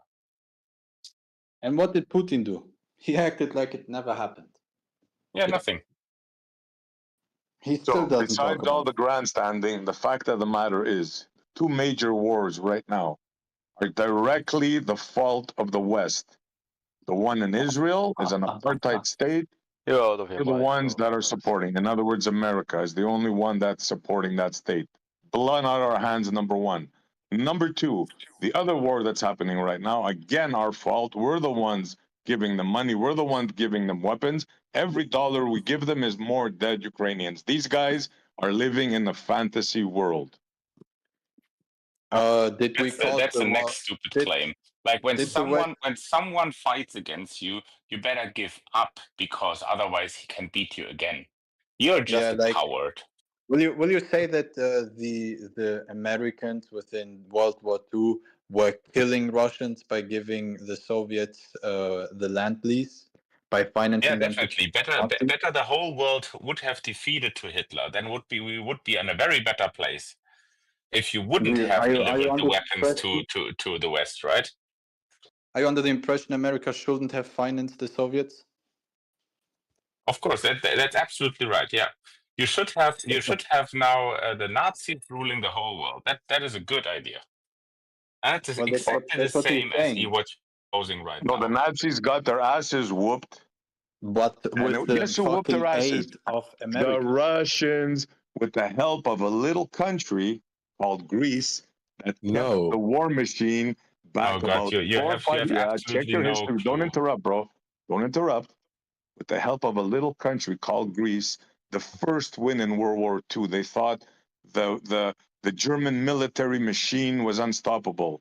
And then they attacked Greece. They got their asses whooped, the Italians. Then the Germans had to come in, and it delayed the war for about 4 or 5 months. And you'll see military leader after military leader say, yep, that was part of it. And they got their asses whooped in the winter. But guess who? The Russians. By the With winter. the help of Congratulations, bro. Oh, you're with nice, the nice. help Figured it out. Go to sleep too. Very beautiful. But again, at the time where the Russians were defeating, quote unquote, the Germans, this didn't happen.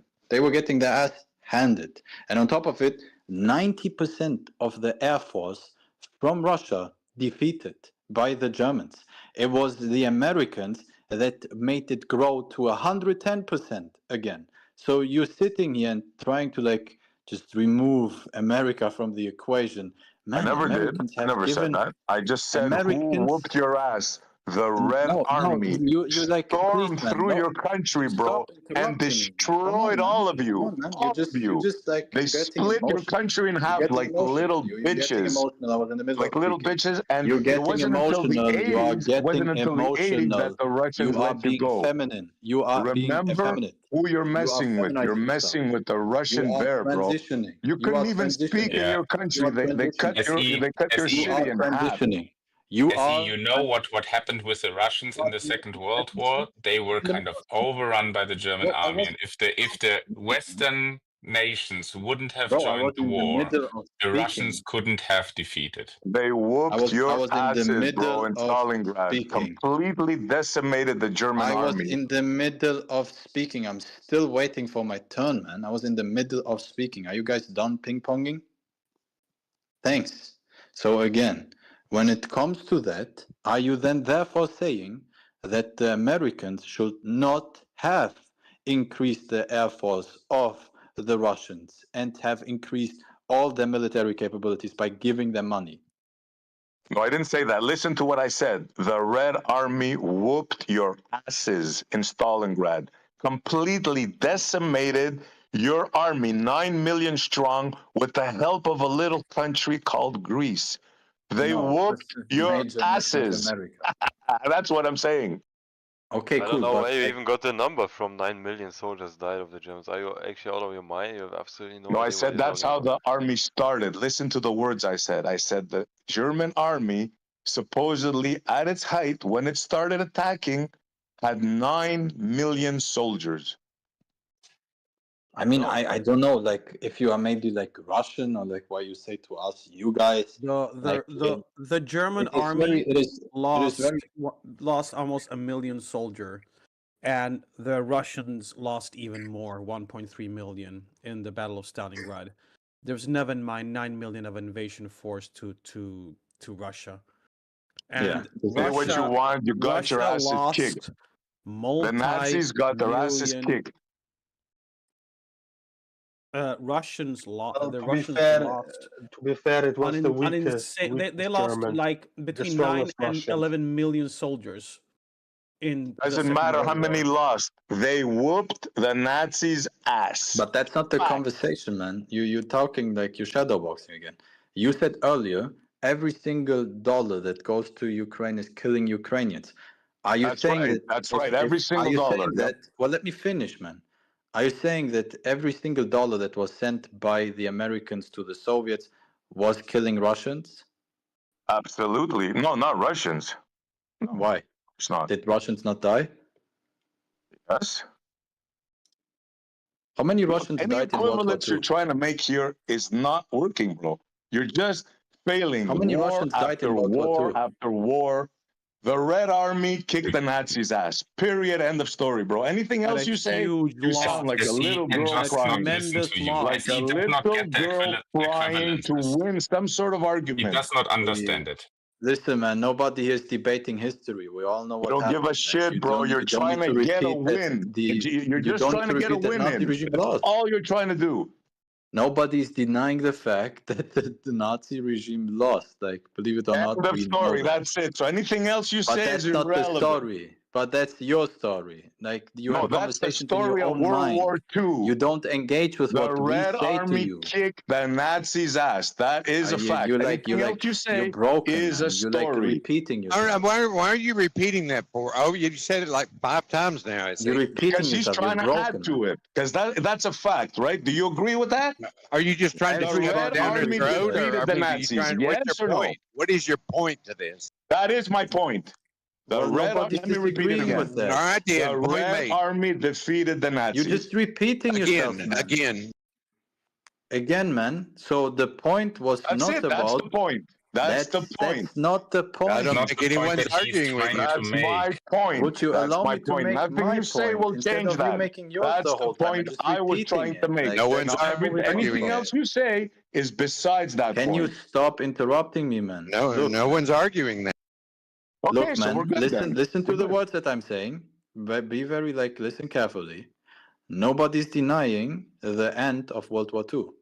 What I'm asking you is, if giving Ukraine dollars is killing Ukrainians, and we are in fault for that because they want to fight, then are you saying that the Americans were killing Russians during World War II by giving them money? No, that's not what I'm saying. No. Why Yeah, not? because SE is not getting equivalences. Why not? Why were the Americans not killing Russians during World War II when they gave them money and Russians No, were that's dying not what fighting I'm the Nazis? saying. You're telling me that's but what we I'm are saying, and killing I'm telling you Ukrainians that's when not Ukrainians what are I'm fighting the saying. Russians. What I'm saying was what I said, and you're trying to change it, putting words in my mouth. What I said was, and I'm going to repeat it again, the Red Army defeated the Nazis. That's not what I said. That's not what we're Nothing disagreeing more about. and nothing less. You're just repeating the same point over and over again. You said, and I quote you verbatim, that anyone who is giving dollars to Ukraine is killing Ukrainians. That's what you said, verbatim. So again, are you saying, with all the pride that you have for the Red Army, that the Americans were killing, and the UK, I guess, were killing Russians by giving the Soviets money? That's the question. Negative. Please That's not what answer I'm this saying. question. No. The answer is no. Why not? No, that's it. Just no. Just no. Okay, but That's with right. Ukraine, when Ukraine dies because they are fighting and we finance their war, we are killing Ukrainians. But if the Soviets fight and someone is financing their war, then they are not in fact being killed by them. Why? Well, what's the No symmetry matter right what here? you say, you're not going to put words in my mouth. I did not say that. I'm going to repeat what I said from the beginning. We know The what Red you Army said. defeated the Nazis. Yes, That is what I yes, we said. all agree to There's that. You're nothing that you're going to repeating the say that's point going to again make and me say again, what you SE. want me to say. Do you SE, understand no that? one is arguing that, You SE. are It's not repeating going to the happen. same No point matter again. what you say, no He matter how asked many you a times you say completely it, no different matter how many question. times you interrupt me, you're not going to make me say that. It's not going to happen. SE. Okay, let me He ask this. asked you a completely different question. It was It not about doesn't that point. matter. We He's all not going to agree. put We words all in my agree. mouth. Don't It's interrupt not me. going to Don't interrupt happen. me. I was talking. Don't interrupt me. You were asking that yourself. So you were saying very before we were talking about the Second World War that financing the Ukrainian defending themselves is killing Ukrainian. So Yes, because he they're asked you, losing the wait a second, war. I'm not done. I'm Because not they're done. losing the I'm not war. done. I'm not done. While the German army was invading Russia, the Russians were also losing the war. They were also losing grounds, miles over miles. And while they were defending Stalingrad, they got money from the US and weapons and support so that they could defend against the Nazis. So that is equivalent. The Ukrainians are defending Ukraine. The Russians were defending Russia. They got money so that they could win. Now, why is that different from US or Germany or Europe giving Ukrainian money to win this defense and stopping the Russians and not getting the Russians into Kiev compared to the Russian thing? Why is that a different thing? No, you can make that comparison if you like. Yeah, that's no problem. Okay, well then But that's not admit what I that the said. Americans He were said, killing "Are you Russians. saying that?" That's not what I said. You can make You that did. comparison if you want. Yeah, sure. You are deliberately lying. Everybody heard you say verbatim that You who is see, he financing. just that's all he wants. He just wants to get a win. Listen, dude, it's not gonna Hey, he happen. won again against you, bro. You That's all. Like lose. you You lose can all the hear in his time. voice, like, His let me audience get. basically, It's not destroyed. gonna work, bro. It's not gonna work. You were I trying to don't make an care equivalence if you between believe this is me Israel winning. and Russia, right? And you're trying to do this. It's not gonna work, bro. You're not gonna put words in my mouth. You're not gonna get one up on me, no matter how hard you try, bro. Is anyone recording this call so we can go back where he says verbatim that anyone it's in the giving? stream. It's in the stream. It's Thank you, man. streamed on Can YouTube on the Earth is Live. Can you time it and link it to him, because this guy clearly said verbatim, anyone giving money to Ukraine is in fact killing Ukrainians. I'm not So denying do you that. hold the Yes, I'll same? say it again. Stop I interrupting heard me. Say it again. I heard. Stop interrupting me. Stop saying you didn't say this, and you I only didn't say I said didn't that say the that. Red I didn't say Army I didn't was say that. defeating Nazis. Nobody You're has a trying disagreement to with that. say that I said Stop that for the a equivalence second. with the Calm down for a Nazis moment, man. with Calm Russians. down for a moment. Are you You calm therefore then down, please. also I'm gonna very, look how say, calm I am. Very, very well, your calm, bro. calmness is not calm enough for not to be interrupting me, man. So like calm a bit further down.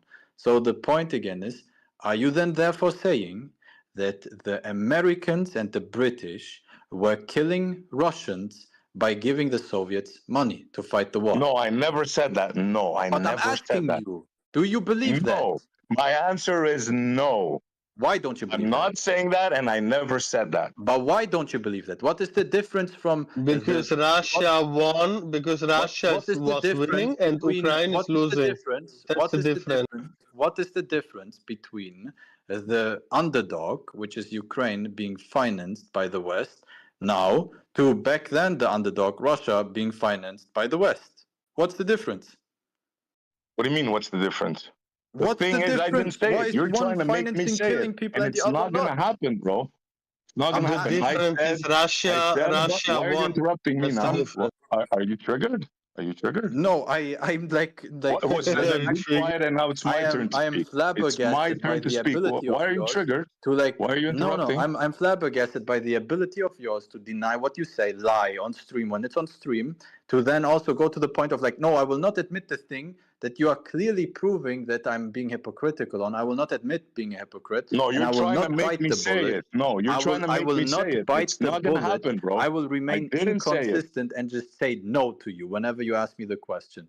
Listen, No, man, it's not gonna work, Bubba. It's not gonna work. Stated, everybody in here, everybody recognizes that you Yeah, said and financing the war in Ukraine is killing the Ukrainians because they're the yes, and underdogs. SE agreed By that the he same said that. logic, you then have to also say, if you apply the same logic onto World War II, that the Americans and British were killing Russians. No, you're telling me I have to say it. I will not say it. Well, then tell me want me to what say it, premise but I is will not say it, given. and I did not say it. Well, It's then not gonna work, enlighten bro. us. What It's is not the gonna work. difference? What is just the not difference? going to Enlighten work, us. bro. How is You the can try it financing of all day long, and America are you in World War interrupting me II again? not killing, but the financing No, of today Yeah, killing? bro, he's interrupting. He's passing out. he's Please tell very us, man. spazzing out, big time. But what is the difference, He's Steve? almost Then screaming, enlighten bro. us and say what is the difference. What is the difference of America financing in World War II and America financing right now? Nothing. There's no difference. But I didn't say it. You're trying to make me say it, Okay, right? can I we get the did say time the on the Ukrainians. stream? You're not gonna win, bro. It's not gonna Okay, happen. I'm gonna go into the stream and I will make a meme out of you by like first taking the part where you say it No, but and then after that SE, by saying what you didn't say it. SE Make any agreed. meme you SE want, my said friend. that. Make any meme you want. SE Okay. said that it's killing Ukrainian, but he does not want to say it was killing Russians. Why? I don't know. Why? He said Because it's he both wants me the to say same. it. Guys, That's why. guys, Because he the wants me to difference say is it. I'm simple. not gonna say it No, because he no, no. wants me The to say it. It's not gonna happen. The difference is simple. Russia was winning back then, and Ukraine is losing.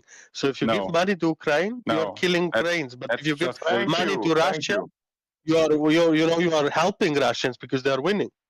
No, Simple that's He's as just too that. not true. stupid to Back in understand that that. time, back in that time when the Americans supported Russia, Russia was losing. Russia was losing ground way quicker than Ukraine is losing ground They now. won. And the They won, war and and the Ukraine is war still losing, was bro. and the war was going on longer than it's going on now. So Correct. it's just a false comparison to say, oh, but the Russians in the past won. Yeah, because they got support from the US and from England and so on, from the allies. That's why they won. And that's why Ukrainian I'm will obviously defend biased, right? I against have to Russia. say I'm biased in this matter because I'm a Slav myself. I'm Russian, so I'm biased a little bit. That Yeah, makes and sense. I'm a German, and I'm happy that the Germans lost the war. I'm happy that we got freed by the US and the Allies. They I'm freed us from proud the Nazis. Russian. But the same, but still, it's a stupid claim to just say it was good to support the Russians because the Russians were winning. If they would have been winning at that time, they didn't need any support. True. So again, it seems I to me just seriously like don't care. we have a saying in German, wer A sagt, muss auch B sagen, right? Who says A has to also say B. And listen here, Montreal, you love saying A, but you hate saying B. Listen, buddy, your games are not gonna work. The guy just told you, man. Forget about it, right? If you don't understand that every dollar you give to Ukraine kills Ukrainians because they lost the war and you're trying to make some sort of win here, you're just war's delusional, over. bro. The whole world knows. 99% of And you men see, in you're Ukraine is interrupting wrong. again. I know I won, bro. I know I won. Could you expand on that? How is money Yeah, given Montreal, to you the won. Ukrainians? Could you Ardian explain how lost that works? again. I will explain to you. It's very, very simple, right? Go ahead. Every general, every person I hear talking about it says the same thing. The war is lost, right? So every dollar you give to Ukraine, because the war is lost, they're just sending young men inexperienced to the front line and they're dying. And what This did is the what I'm Soviets talking do? about. This is what Erdogan does not understand and he will never understand. The war is already lost. Therefore, every dollar you give, you're just killing more soldiers. I mean, every military man There are no men understands left that. in Ukraine, bro. There are no men left in Ukraine. The 1% I know they don't remain there, understand bro. that, bro. They don't Barely get made it. it. So when the Nazis, because you say the war was not lost when the Nazis won World War II, how close were the Nazis to the capital? Like 3 meters or something like this. Okay, they were 3 meters away from the capital of Russia. How close is Russia to the capital of Kiev? I mean, they bombed it today, right?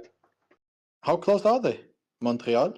They don't have to be there. They can bomb it from the far nowadays. Montreal, Okay. tell me. How close are they? How close is Russia to Kiev? They're like Very 200 close. kilometers away bombing. They're very close. You They're have no very idea, close. They're man. closer You have than no the idea. Nazis were to Moscow?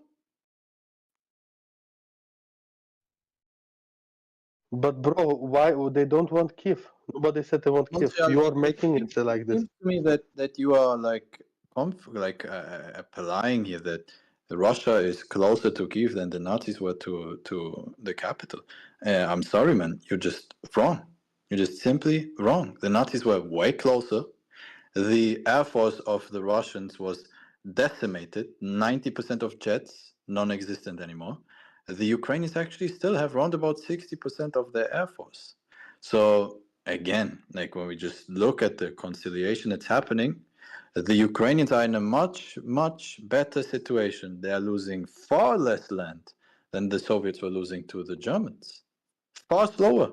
I mean, you understand Germany is in Germany, and there's like multiple nations to Russia, and they took them. Yet Russia hasn't managed to go into multiple oblasts of a nation. My new Russian friend, our Western friends over here, they have no idea what your country is right now. They have no idea how prepared you are, how your military machine. They have no idea. You gotta excuse them, bro. Hey! Don't lump me into this SC. shit, bro. And and also you're saying Not that all we of them. should- I'm saying Erdogan to be like fair. I mean, bro, like you do this thing nonstop. Let me then return the favor.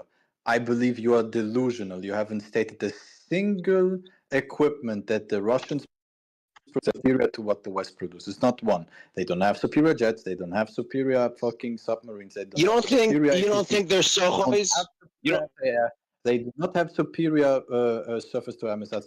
They do not have superior radars. They do not even. They are not even able to produce air radar jets anymore. So when you sit here and say, "Oh, they are superior," you just keep on like saying, "All generals, all generals, all They generals." have bigger bombs than Ukraine.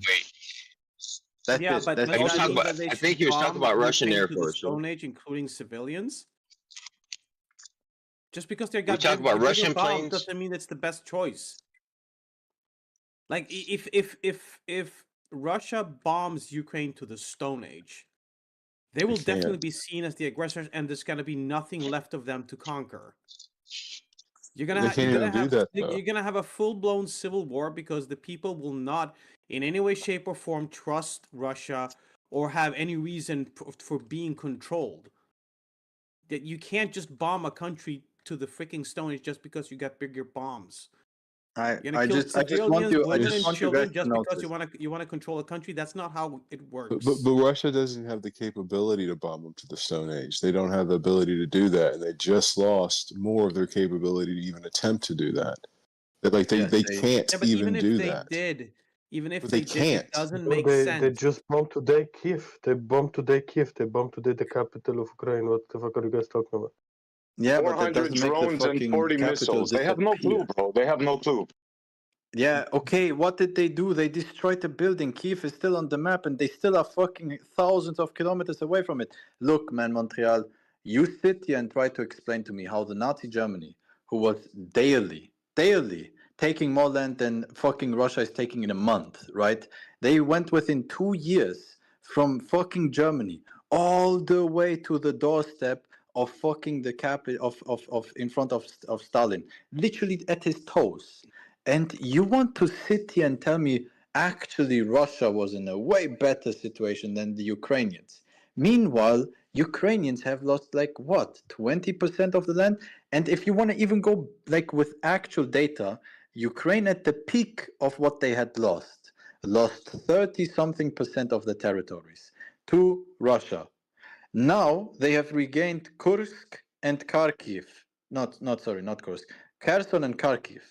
And these territories were so large that they took back, which reduced the Russian occupied territory from 30 down to 22%.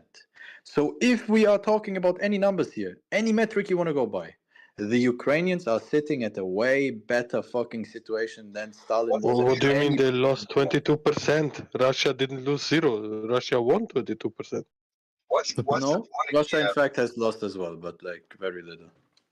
Russia don't got enough land. They need another little piece of dirt. Like America don't Yeah, got enough like land. They need yeah. another piece of dirt somewhere else. America, we need Kiev. Fuck yeah. Yeah, they go and add democracy and peace to that part of Ukraine.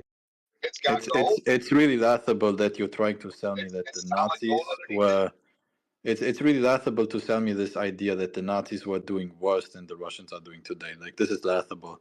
Like, what Russia has gained in 4 years, fucking Nazi Germany was gaining in a month. What are they fighting over though? A piece of dirt?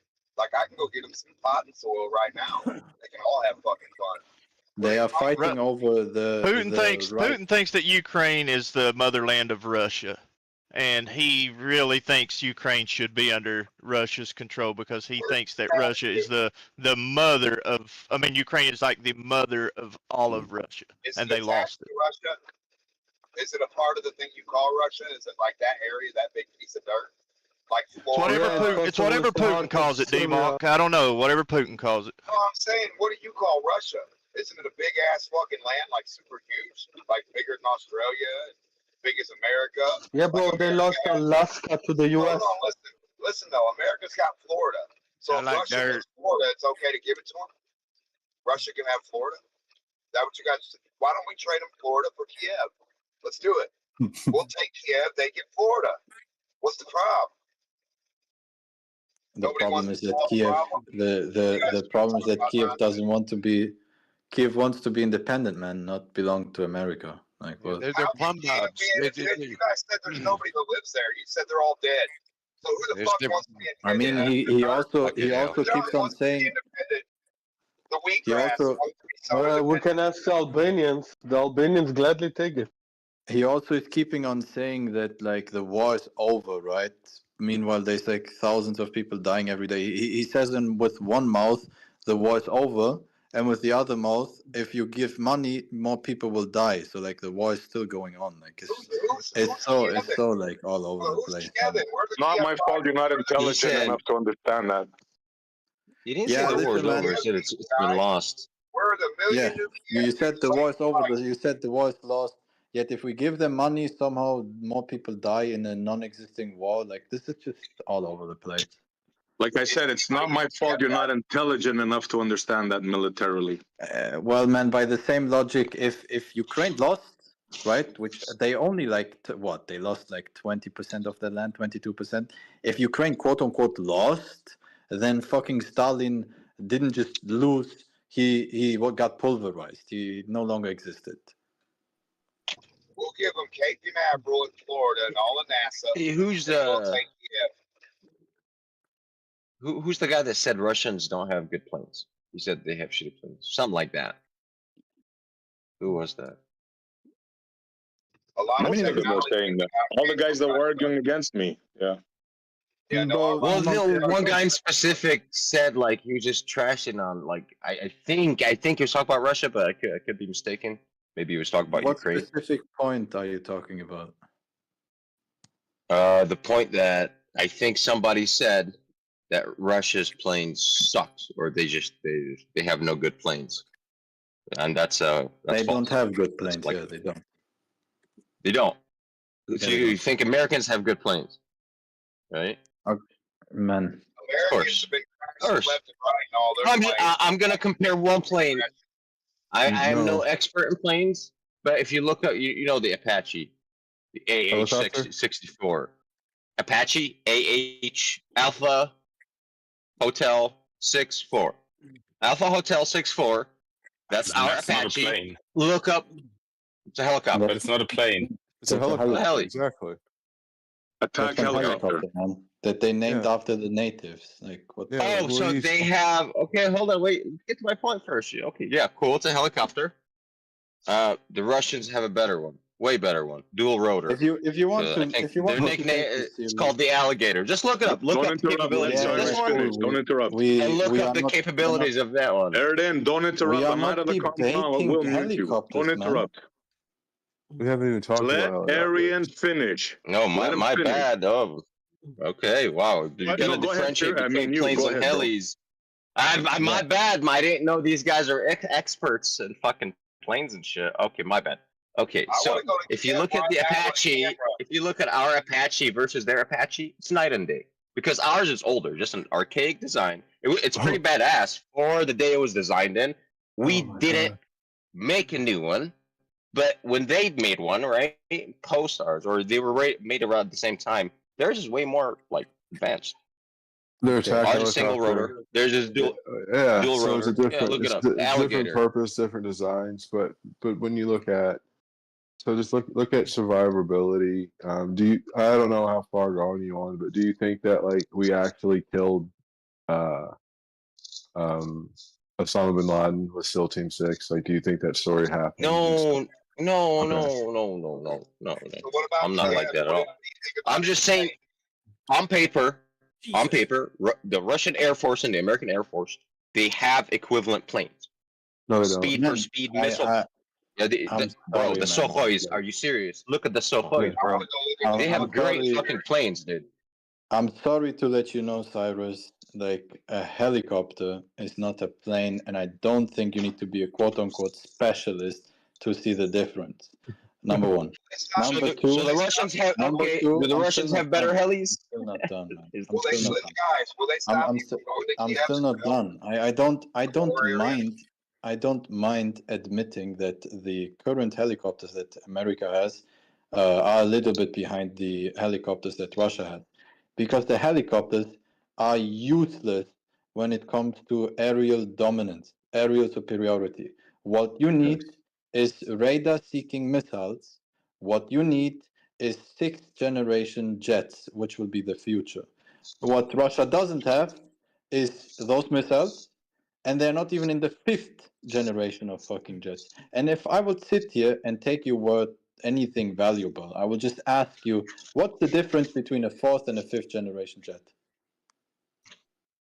I don't work on jets. That's Do you work fine. on jets? What, you work on jets and missiles, motherfucker? Imagine the crazy nukes and shit. I That, can read the Russia brochure has. too. I can Google it. Well, it's kind of like I'm wait. I'm not Tell me, denying. man. Why I'm don't not you den- educate me and just tell me? I'm not denying that you can I mean, Google okay, it too, but you're the expert. I am the civilian. Mr. fucking Raython, expert here. Explain to me. What's the difference? I'm not denying. I'm not. Too much over I'm not speaking. denying that you. I'm not denying. I'm not denying that you can Google that and figure it out yourself. I'm not denying that I have done it the same way, Cyrus. I'm not saying I am the creator of jets. I'm not birthing them. My point is just that if you have a conversation with me about jets, I expect you to like have it Googled it already, right? Otherwise there's just no point. I wasn't talking about jets. But sure, we can talk about jets. No, The I only don't way to think actually we should. test this out is in combat. If you think these guys have a jet and you think you have a better jet, okay, let's put them up against each other. And that's never been done yet. It's always been third-party drivers to these MiGs and whatnot. It's never been Russia versus you.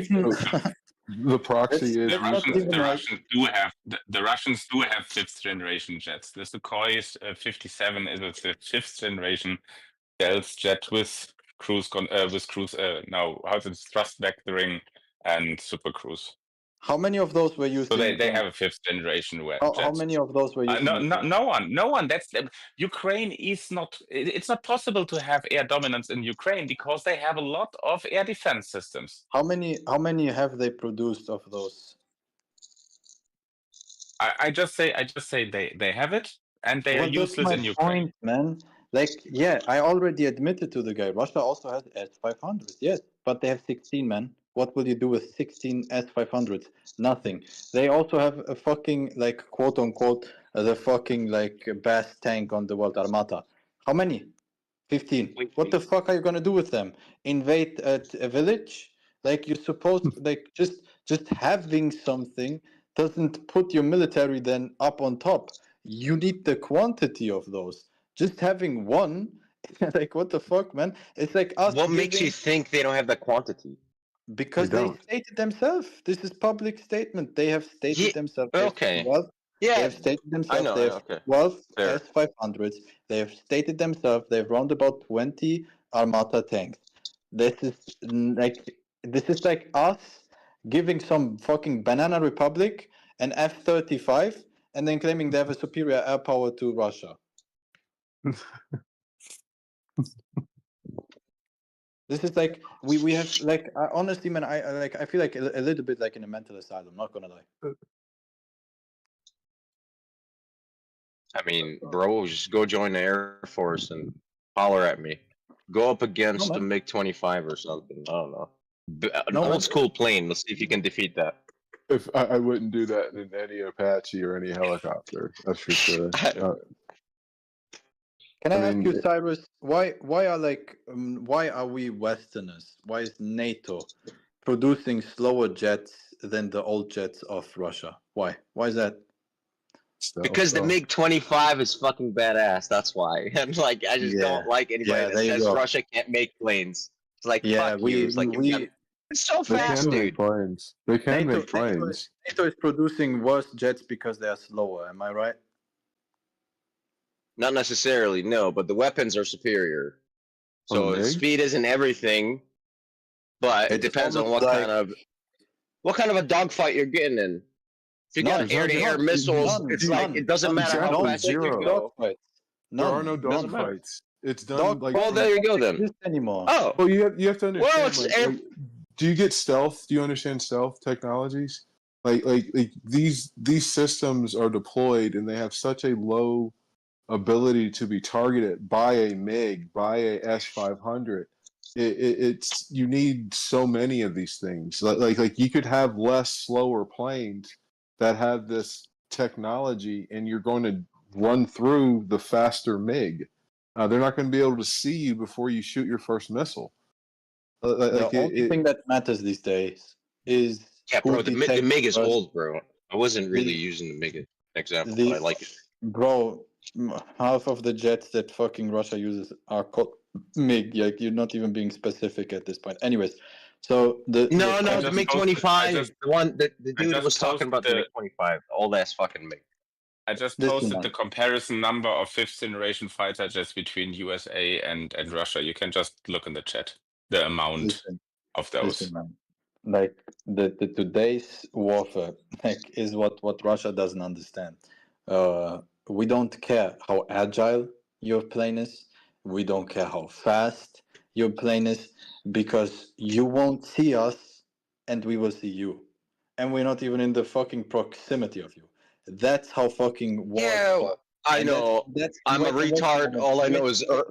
And wait a moment, and that's what China understands, which has actually the second best air force on earth, is what China has, like outside of NATO. China understands that the only way you can defeat Western jets is by doing what we are doing. Which is what? Building stealth planes en masse. I mean, you just need to defeat their stealth systems. Russian Su-57 amount 24, US F-22 amount roughly 190, F-35 1,100. Yeah, 1,100. So they have 1,300 fifth generation fighter jets in the US, and Russian has 24. Look at the F-16. Pretty good. Okay. Look at the F-16. Can we do some case studies? Falcon. Russia is so strong, you don't understand. Russia is I am with you, man. Bro. Let's do a real case study of America versus somebody that we went up against, whomever. We have the strongest air force in the world. How did the F-16 help us? Whenever you need to go and occupy a country, you need ground troops, bro. Air Force makes way for artillery. Artillery makes way for the soldiers. Like, bro, you need ground troops at the end of the fucking day, maybe 10 years from now. But eventually, this is where it's like, we'll see. You can't decimate everything from the air. We've been claiming we can with nukes and all that. Okay. No one's disagreeing. We have a superior. Our Air Force is untouched, on paper, untouched. But in practice, case study. You need the Navy. You also need the Navy to get you there. Also have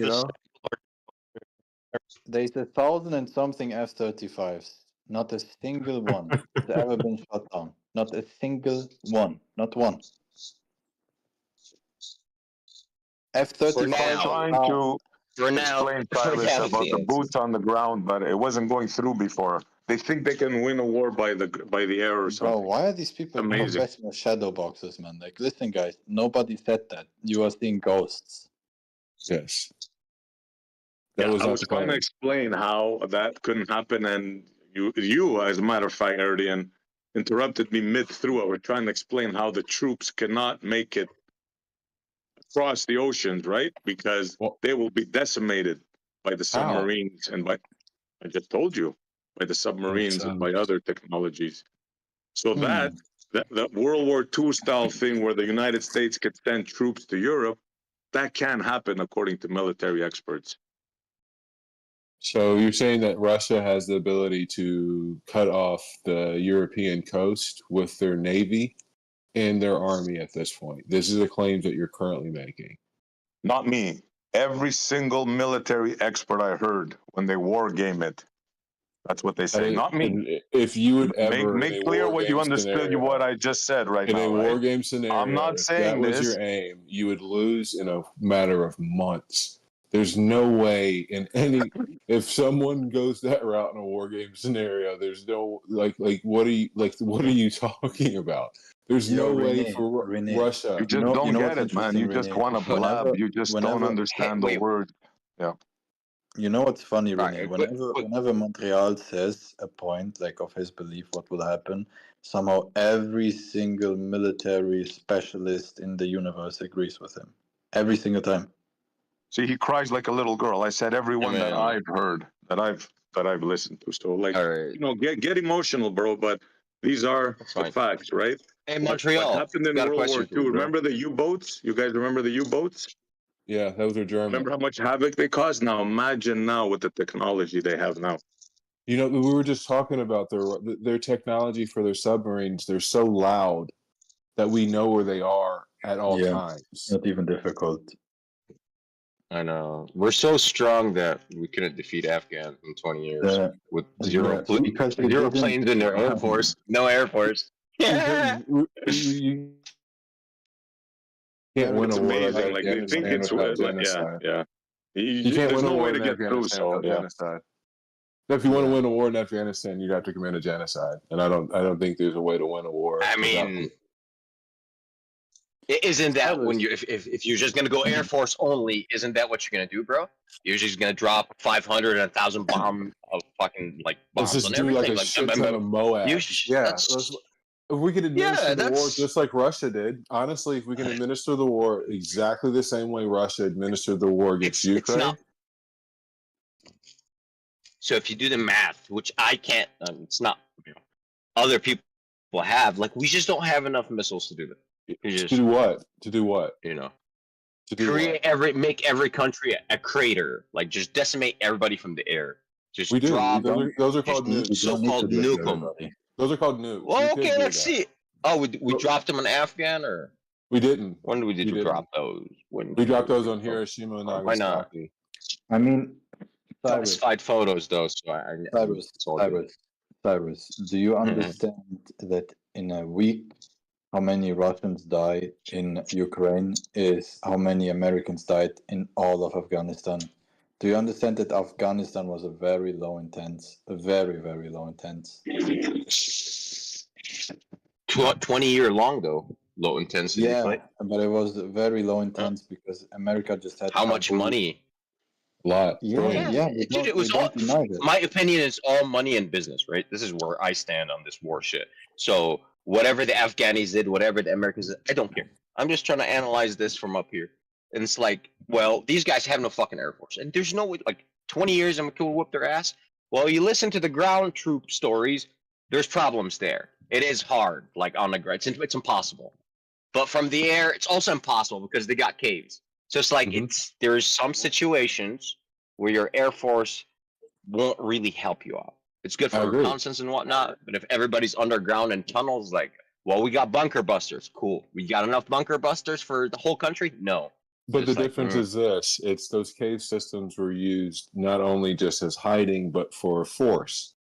And if you have air superiority to where their cave system is the only place in which they can hide, you now have the ability to now deploy that artillery that you're talking about, deploy the land troops in a way more safe and efficient manner. Absolutely. But what I'm saying is, did it help us? Or maybe, this is my true lens. I think we could have fucking done whatever But I think the agenda was to stay there for 20 years, and then once it's accomplished, we just left. Because, like, Well, all It right, wasn't accomplished, what? it man. The wasn't goal, accomplished. goal was Yeah, not accomplished.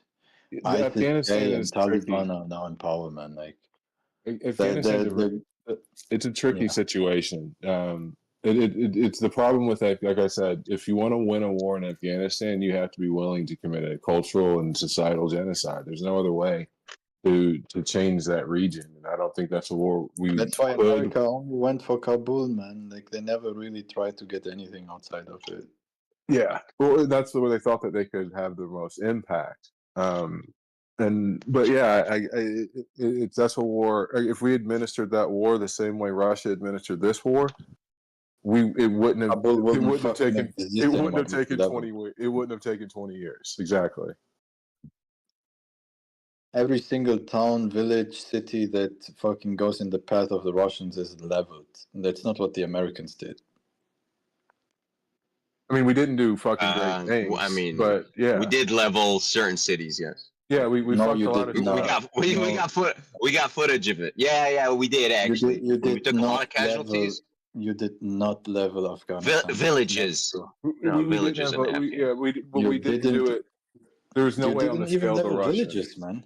It was nothing on the scale of the Russians, even in Afghanistan prior, and also what the Russians are currently doing in Ukraine. But there was a lot of fucking destruction, dude. There was a lot of destruction.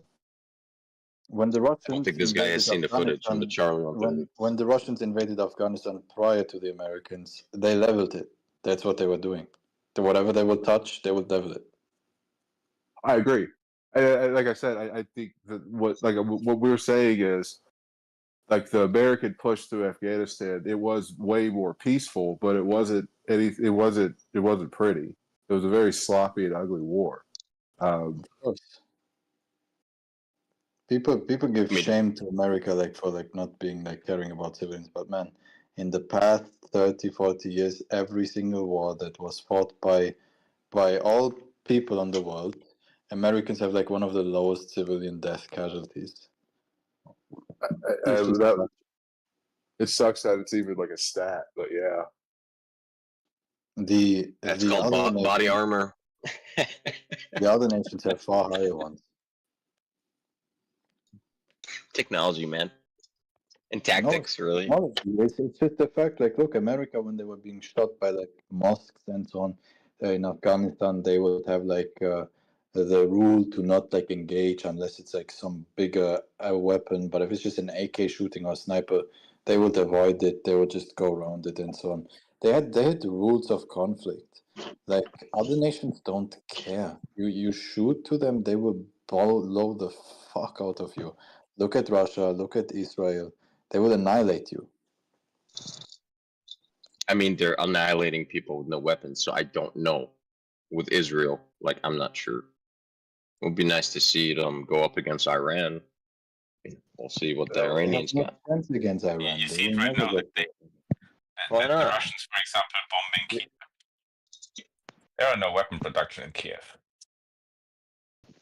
I mean, that's not leveling. That's not an attempt of Russia leveling Kiev. That's just he's trying to find. I just mean avoiding civilian casualties. Bombing Kiev is not avoiding civilian casualties. The Allies did this in the Second World War to end the war, not just in the attacking phase or so. Yeah, this is Dresden.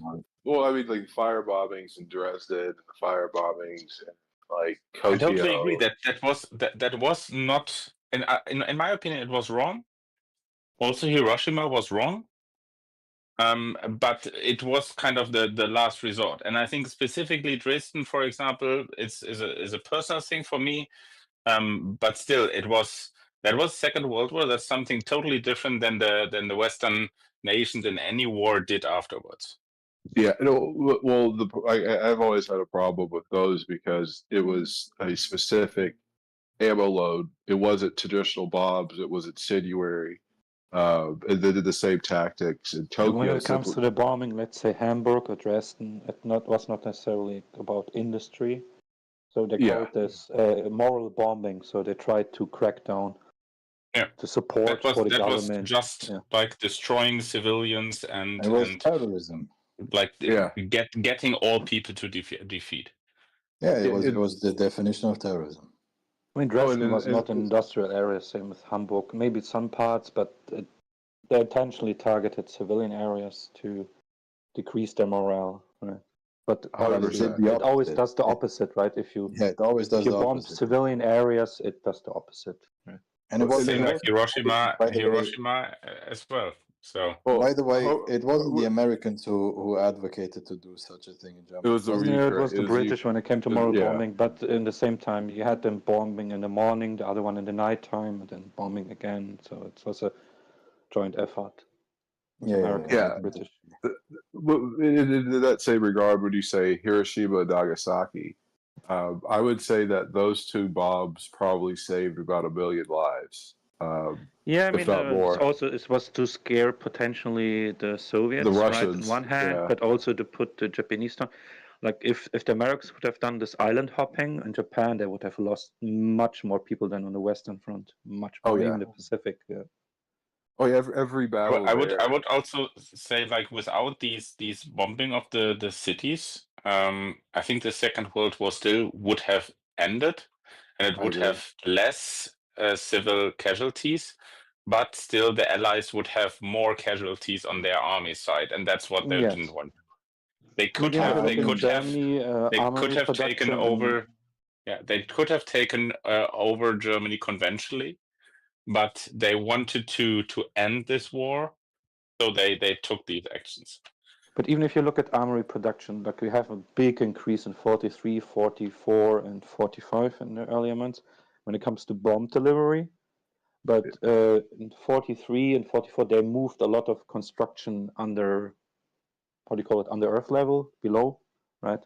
So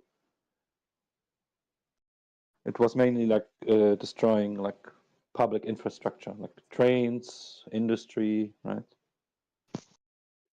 Yeah, well, I mean, definitely industry and stuff. To do with Beethoven? Sorry, what? You have a picture of Beethoven, right? Is it Beethoven? Yeah, it's Beethoven. Wagner. The piano, or do you like the city where he lived, or what? What, Bonn? Yeah. I've never been to Bonn. Okay. He also used to live in Vienna. That's true. He hated Bonn.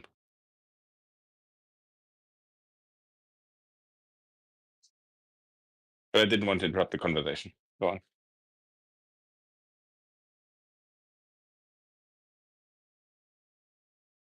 No, I'm finished. You guys continue.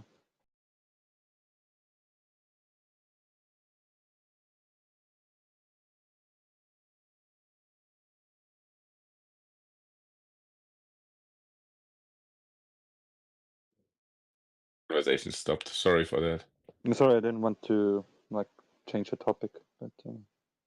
No. The topic was basically like the different tactics in a war nowadays, and I think it was correct what you said.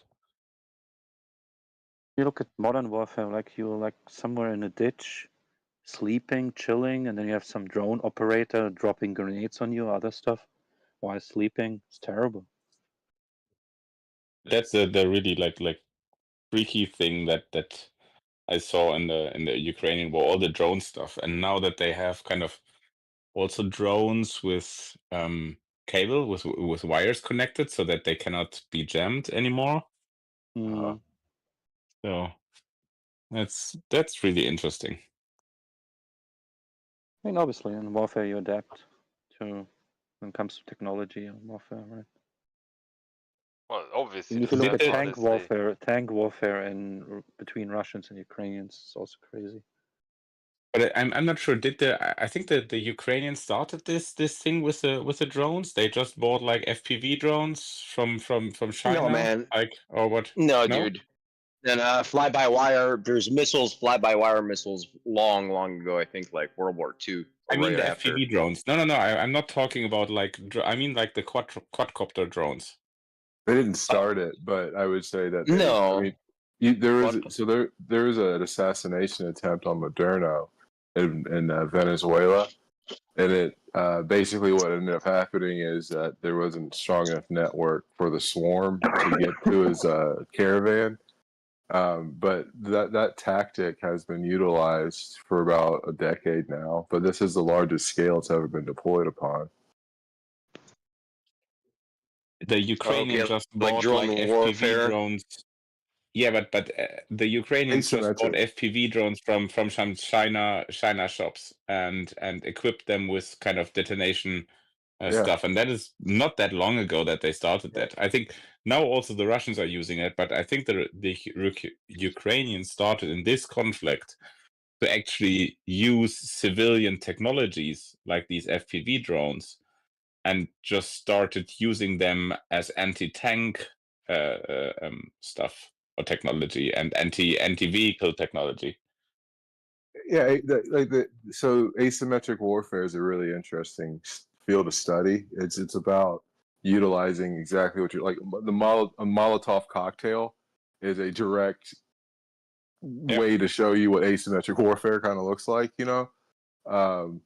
So like the implications of like drones and applications of that. This is one of the biggest theaters in which they've ever been introduced to, but they've been utilized for assassinations, for things like this, but not on this scale in the past. And a lot of it, because it's asymmetric, has been used against U.S. infrastructure. That's why you have nets and all these other things around U.S. air bases and things like that. We just have tires on top of our planes. You know, like all of those things have kind of been tried against us because it's asymmetric, and it's almost impossible to stand in a field against the U.S. Army.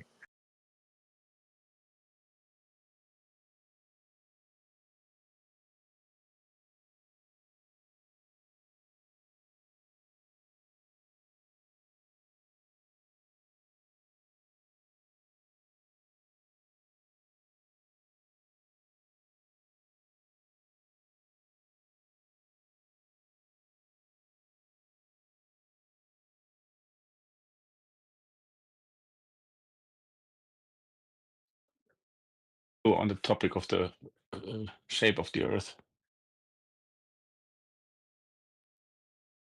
Any new evidence? Yeah, I got new evidence. I think the Ukrainian drone operators have to account for Coriolis when they drop the munitions ordnance. Haha. Yeah. There's your spinning ball garbage. Yep, they do account for it. They do, right? Yeah. You just click a button, drop it. Absolutely. Windage, Coriolis, gravity. Boom, right here. And these nuts, motherfucker. Do ballistics calculations. Where's the Coriolis? Where do I plug in Coriolis? They definitely account of for course, gravity. Yeah, of course, 9.81. Yeah, you know. But Coriolis, where? Where do I plug that shit in? Which equation?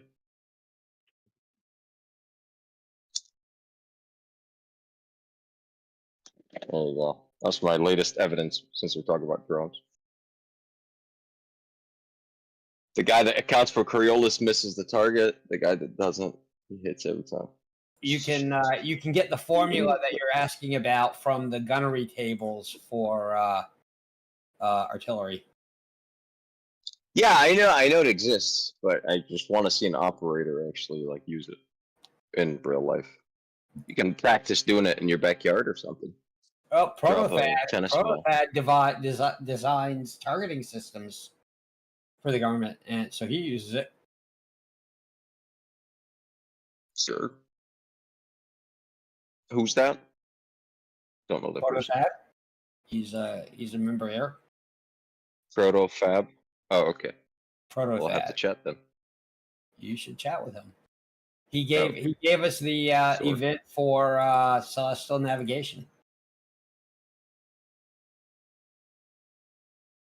And why it doesn't work on the flat Earth. I learned today, chatting with ChatGPT, that all these things in the globe Earth model using straight lines for light, they're all idealized concepts, but they're not. ChatGPT said truly ontological, because in reality, due to the bending space time, light's curving everywhere always. And these idealized systems created ad hoc to not taking away their working, they work, they're great, humanity progresses with it, but they're not the ultimate truth. That's it. So you get it.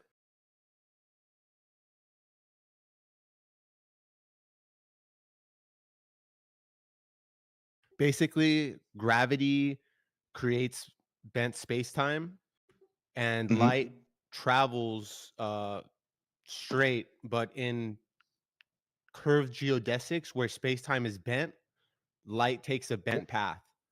And there's space-time curvature everywhere always, micro to macro. That's so light's not going to travel straight anywhere because of that fact. Yeah, and So the idealization happens because at scale, a human standing 5 feet from another human appears very, very straight, but the distances of those intergalactic kind of observations are many, many, many light years apart. So I wouldn't say idealization is false. It's that the scale of that straight quote unquote line isn't at that same scale.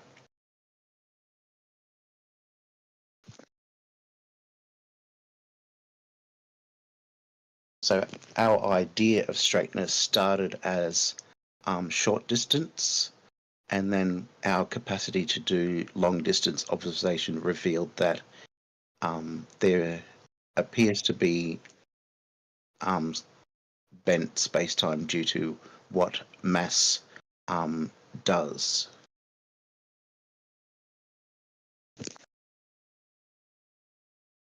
I'll let you process that for a few days, think about it, and then I'll respond.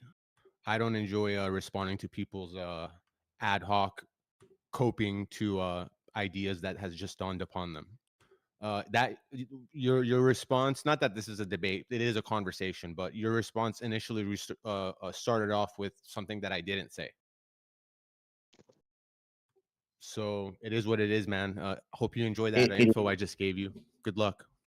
Yes, I'm aware of the information of like long distance observations being bent by space-time, and the reason why we treat things ideally as straight is because the distances that we normally use, like from 5 feet away, are very short. And so I wouldn't think there's a tremendous amount of bent space-time between you and I standing 6 feet apart, but us standing on one side of the universe to the other, there'd be bent space-time over that distance. So I have considered it, and it's a matter of scale.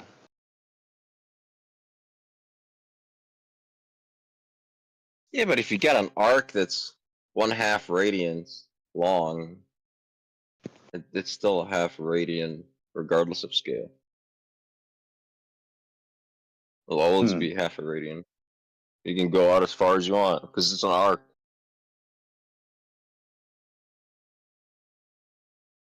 Yeah.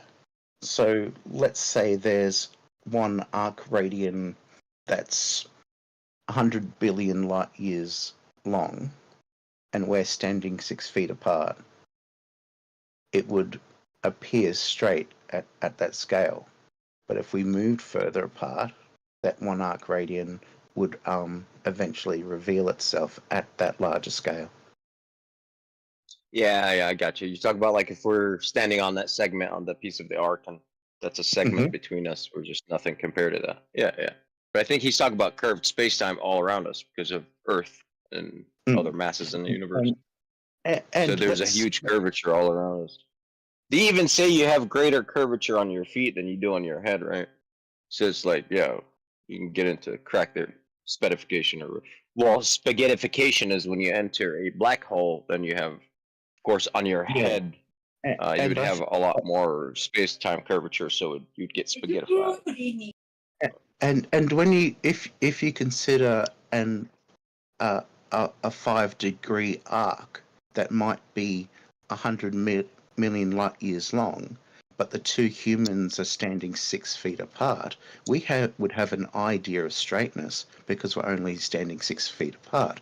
But our idea of curvature comes from being capable of being able to analyze light at extreme distances. So our idea of straightness changes with the scale of that distance. Even if that's 100 million light years and there's curvature happening, like you and I aren't, as far as I can tell, not standing that far apart.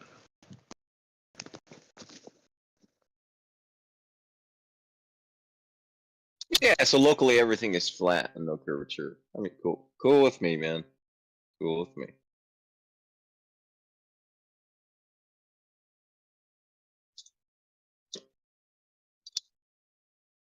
We are on a giant sphere, that's why. Can't tell. Oh, there are certain ways to tell. I know the ship's disappearing behind the horizon. Sunsets Yeah. and sunrises. There's also time zones, seasons, and like No. The seasons is exclusively due to the 15-degree tilt of the Earth. So it's got nothing to do with the distance and stuff. So we can trash that one. It's worse bowing down towards the sun. Whichever part of Earth is bowing down towards it, tilting towards it, that's the hot region. Yeah. That's summertime. But when you say axial tilt, are we saying the flat Earth has an axial tilt? Or are we saying the globe has an axial tilt? I'm just talking about the globe model. I only understand axial tilt in the globe model. Yeah. Obviously. Yo guys, And the is precession this and a all flat that. Earth server? The axial Is tilt this on the flat Earth will be the stars, the celestial sphere. That'll be what's tilted. So that's not something to ignore. It'll be modeled in one way or another. Yeah, you can just model the celestial sphere tilting. Yes, it's the same shit. Yo, people, have you heard about the concave Earth already? Yeah. It might be concave, you know. Well, I'm a fan because these guys are 2 pieces of evidence, but I mean, but I'm not. I mean, I've seen a lot of cheers. But I kind of like it. I'm not convinced though.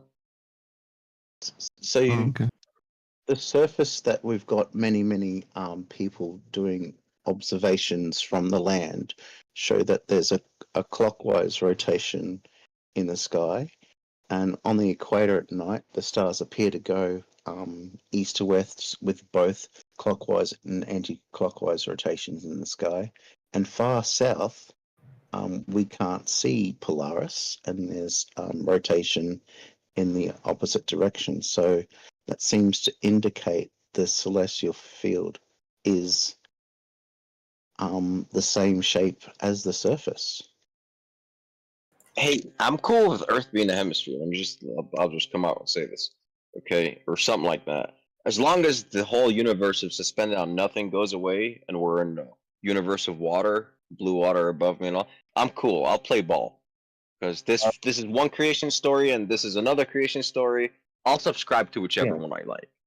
You know, but so the one with suspending on nothing comes with a lot of bullshit. So I'm just once I delete all that bullshit, I'm left with a cool model that explains just about everything, except that it's suspended on nothing. And this is where I was like, it does start to fall apart for me very clearly, and it's all theoretical from here on out.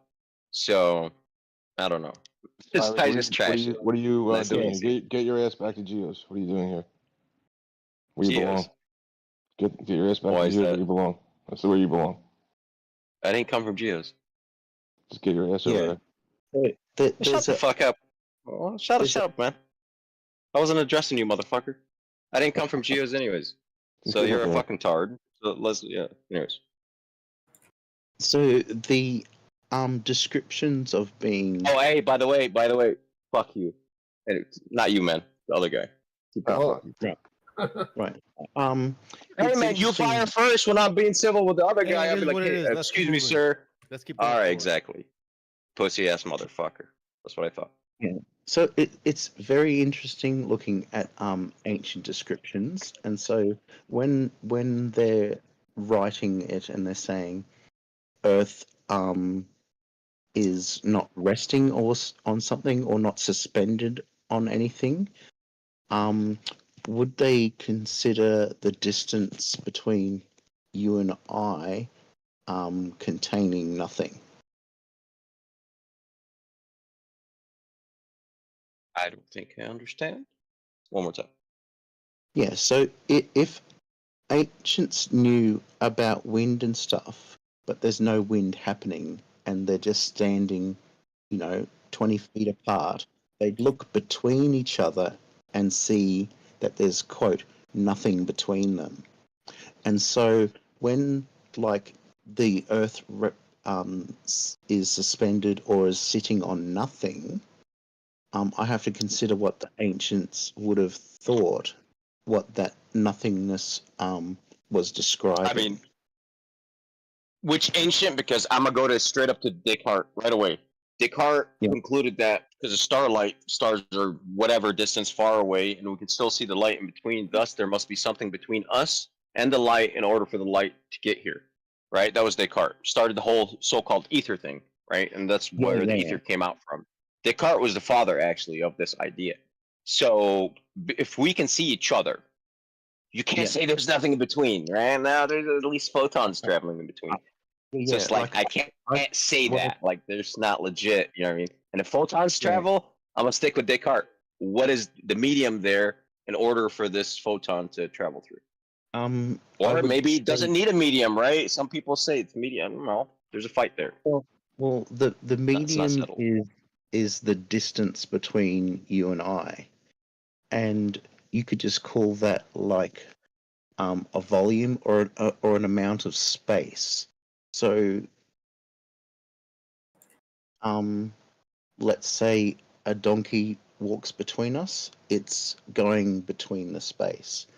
But once that leaves, we still see each other over that distance, that amount of space. So, I would say the distance is the medium.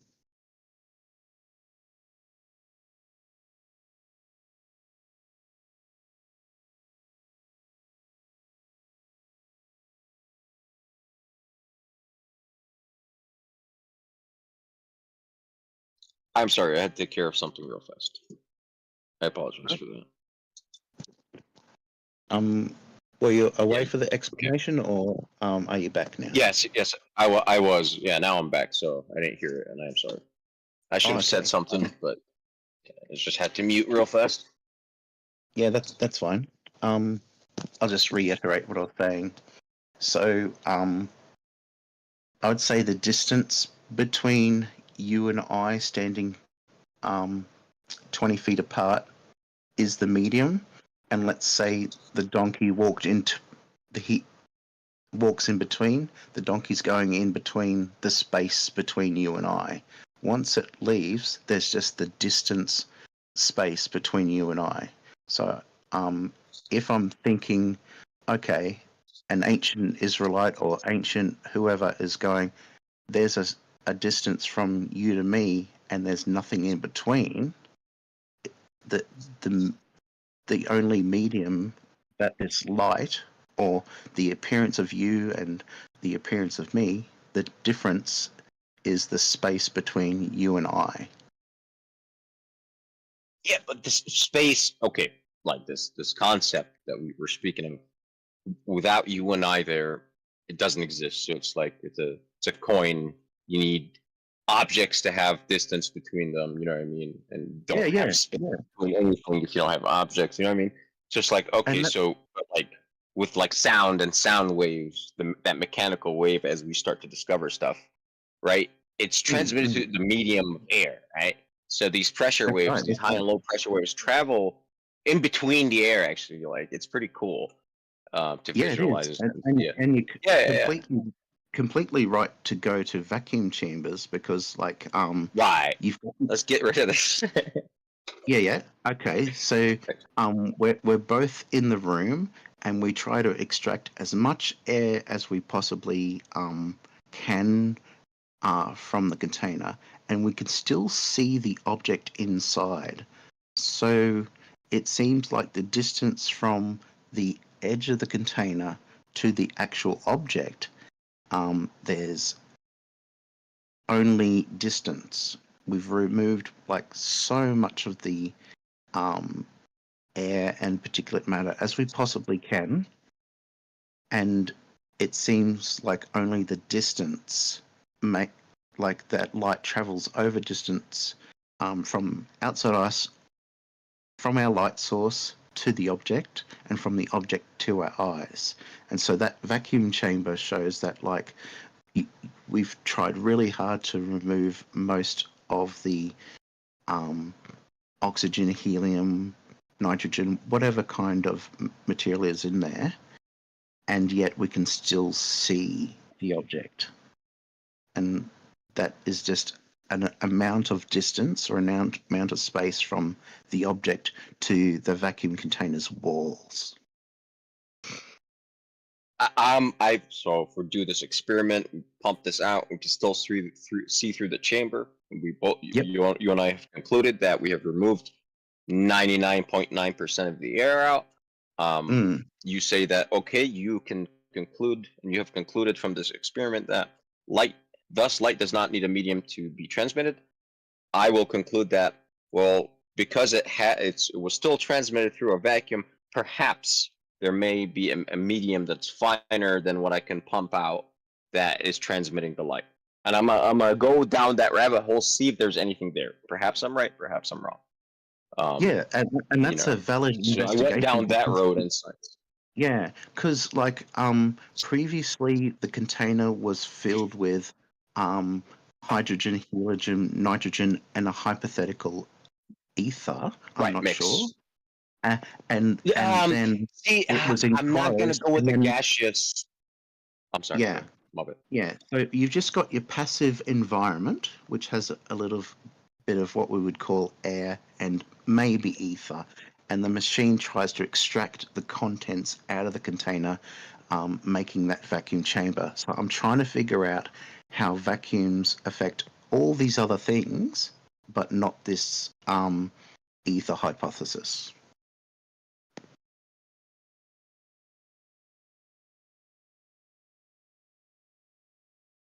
So the vacuum chamber, like, it still has electrical properties, right? Without any air in it.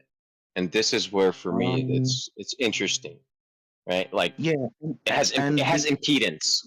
So it's like, this is interesting, right? So if air is removed, let's say all of it, pretty much, most of the air is removed, and it still has electrical properties, what is left in a jar? For me, we'll see, right? There's a lot of cool theories out there.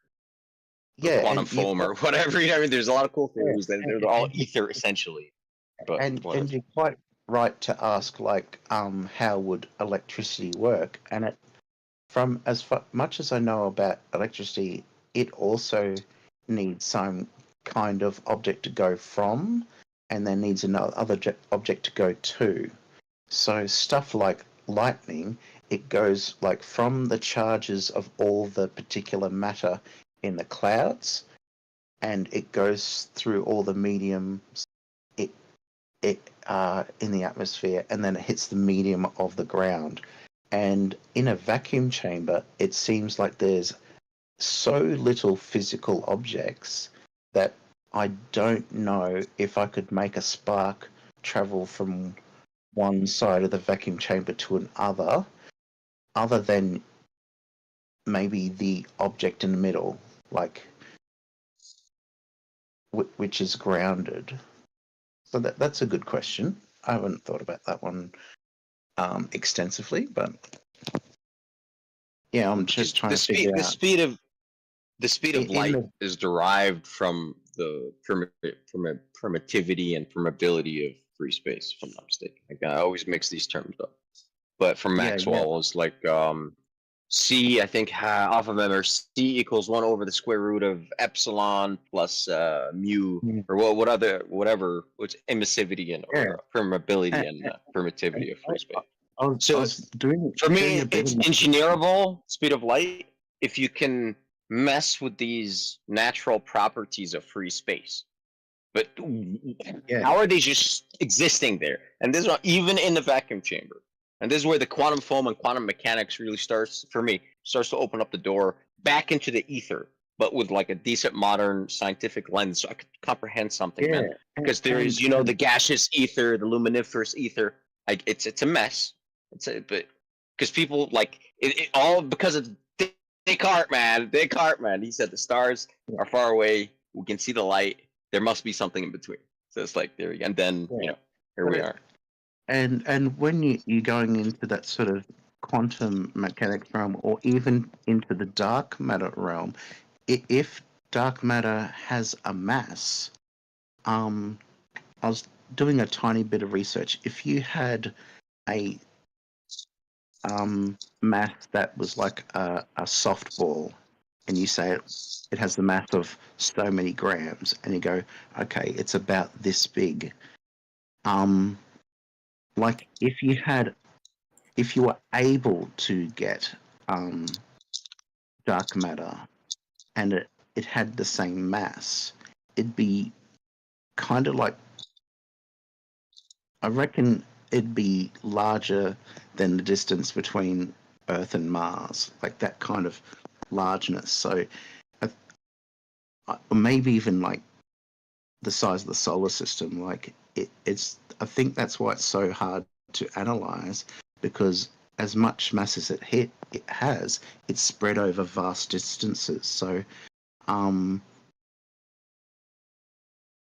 that's the difficulty of like the vacuum chamber. Like if something has that much weight but it's distributed so wide, it's almost like it's having like that negligible effect.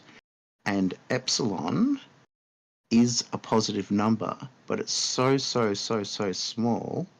It's only to avoid dividing by 0. So it could be 1, like a 0, followed by a million zeros and then a 1, but at least it's not 0. Like, and epsilon is like just an arbitrarily small number that is used so mathematicians aren't dividing by 0. Oh, it's not that small, man, because that's what if you look up the speed of light, like equation. Yeah, but that's what firm like this one's gonna be. Yeah, I'm just helping describe what epsilon is mathematically and why it's there. Epsilon would be the permittivity of free space, and permeability would be mu and epsilon. So I think it should be C equals 1 over the square root of mu plus epsilon from Maxwell. Or even the same today, it's the same shit. I'll have a look into that Maxwell equation and figure out if they're using epsilon for another reason other than the one that I'm thinking of. But I'll get back to you. And do you know what the Maxwell's equation is for? Specifically? That's the speed of light. That's he derived the speed of light that way before anyone else. So it was pretty cool. He found in any electrified circuit that the quantity of total electrification, if you take that and you divide it by the quantity of total magnetization, which is like 10 pages long, you always get 1 over the C squared. Yeah. Which is interesting. So he was able to derive it electrically, which is so the speed of light. From my understanding, Maxwell. I'm sorry. Go ahead. Yeah. So what I'm reading is Maxwell's equation of C is 1 divided by the square root of those Greek letters. So I'm going to have a look at like what that epsilon is in that context. Permittivity. Epsilon will be permittivity of free space for that term, and mu, the other term, should be permeability of free space. how permeable space is to the electromagnetic wave. So this is what precedes the electromagnetic wave. You can understand like that way. Maxwell was the first guy to put calculus to the electromagnetic theory. And he came up with obviously great discoveries. And in that calculus context, it appears until I've done a bit more research that epsilon still is being used for avoiding divided by zero, but I'll keep on looking. I believe that is still the mainstream equation for the speed of light. I don't think that has changed, but I could be wrong. Let me know if I am.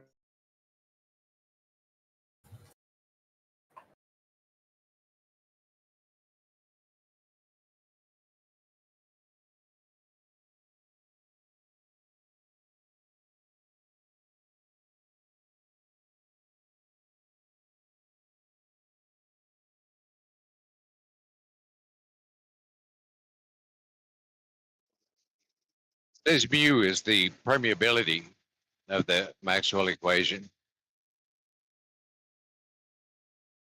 Yeah, mu should be the permeability of free space, and epsilon is permittivity of free space. I always get mixed up, man, even the terms, because there is permissivity and there's other electrical terms too that are similar. I always mess them up. I always have to look it up to stay on point.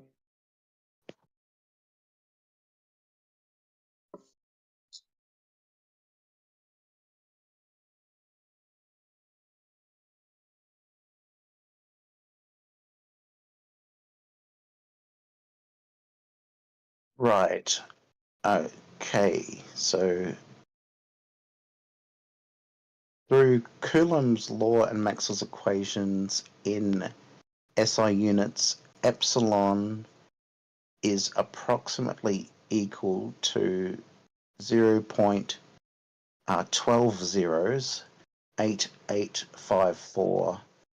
farads per meter. So I'm going to have a look at what farads per meter means. The farad is a unit of capacitance, named after Michael Faraday. So that'll be capacitance over meter. So there'll be like the speed, the speed of capacitance, the moving capacitance, essentially, per meter, right? Because if it was per meter squared, that'll be the flux. That'll be the electrical flux. But if it's per meter, then it's the speed.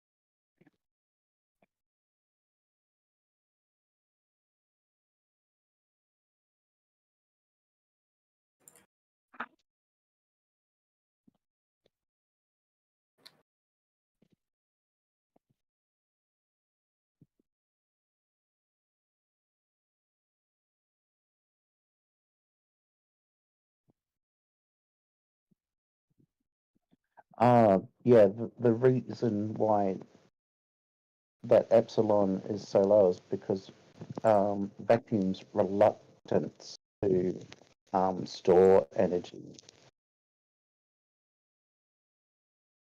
And yeah, we just haven't found a perfect vacuum yet, so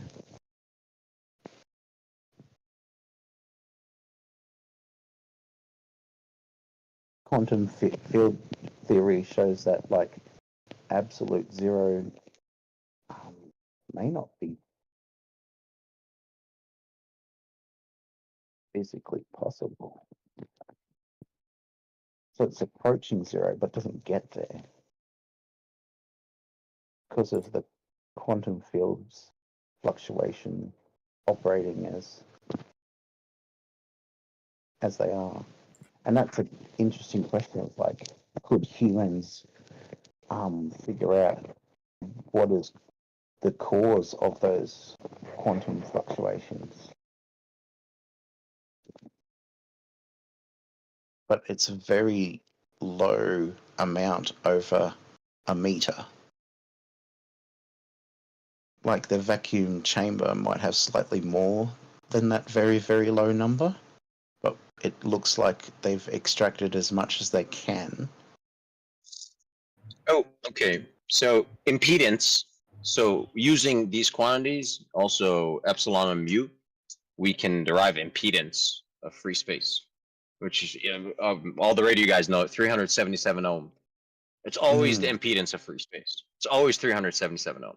Why? Yeah, because epsilon and mu are always these numbers. Because if they change, the speed of light change. Like it just so you know. So speed of light, if you want to look at it that way, is engineerable if you can control the conditions of free space, the electrical conditions of free space, which is like good luck. Yeah. Okay, And but you can control that. You can control the speed of light. In the context of free space, how free is it? And does that include the quantum fluctuations? So, right. Yes, it does. I would say update it. Yes, yeah, would the absolutely. In that context, it's not totally free, but it's free up until the point where that other effect, that like those quantum fluctuations, is something that we can't sort of vacuum also out of the space, because it seems like that's yeah. Right. I'm sorry. Go ahead. That would be very difficult to vacuum out. Quantum vacuum. So this is where this is why I like the old quackery with the so-called ether, but you need to define it. Like we talk about gaseous stuff, Mendeleev, the pre-hydrogen like atoms, or like what are you talking about exactly? Which ether? Because there's many different types. But because the quantum guys have their ether too, their quantum fluctuations, so it's like I like that one. I like it because it's the hip modern language, right? So it's like, all right, cool. Yeah. And they're putting some mathematics behind it, so I like it. When we're looking at this passive environment, like outer space, there's less and less material, so it seems like there's less and less opportunity for electrical charge to transfer, or electromagnetic visible spectrum light to be interfered with. However, like over those many, many light years distances, like we were talking about earlier, we see that lensing effect, but like locally in like a tiny vacuum chamber. That very, very, very small number seems like if there is bending of light, it wouldn't be seen over that small of a distance. However, over a larger distance, like intergalactic distances, you would see that bending. So, in that context, the traditional, one of the earlier propositions of an ether was that it was happening like closer to Earth, causing effects, but even that distance is too small, and we have to use distances that are like intergalactic. So if dark matter and ether are synonymous, we can all use the same terms. I am for a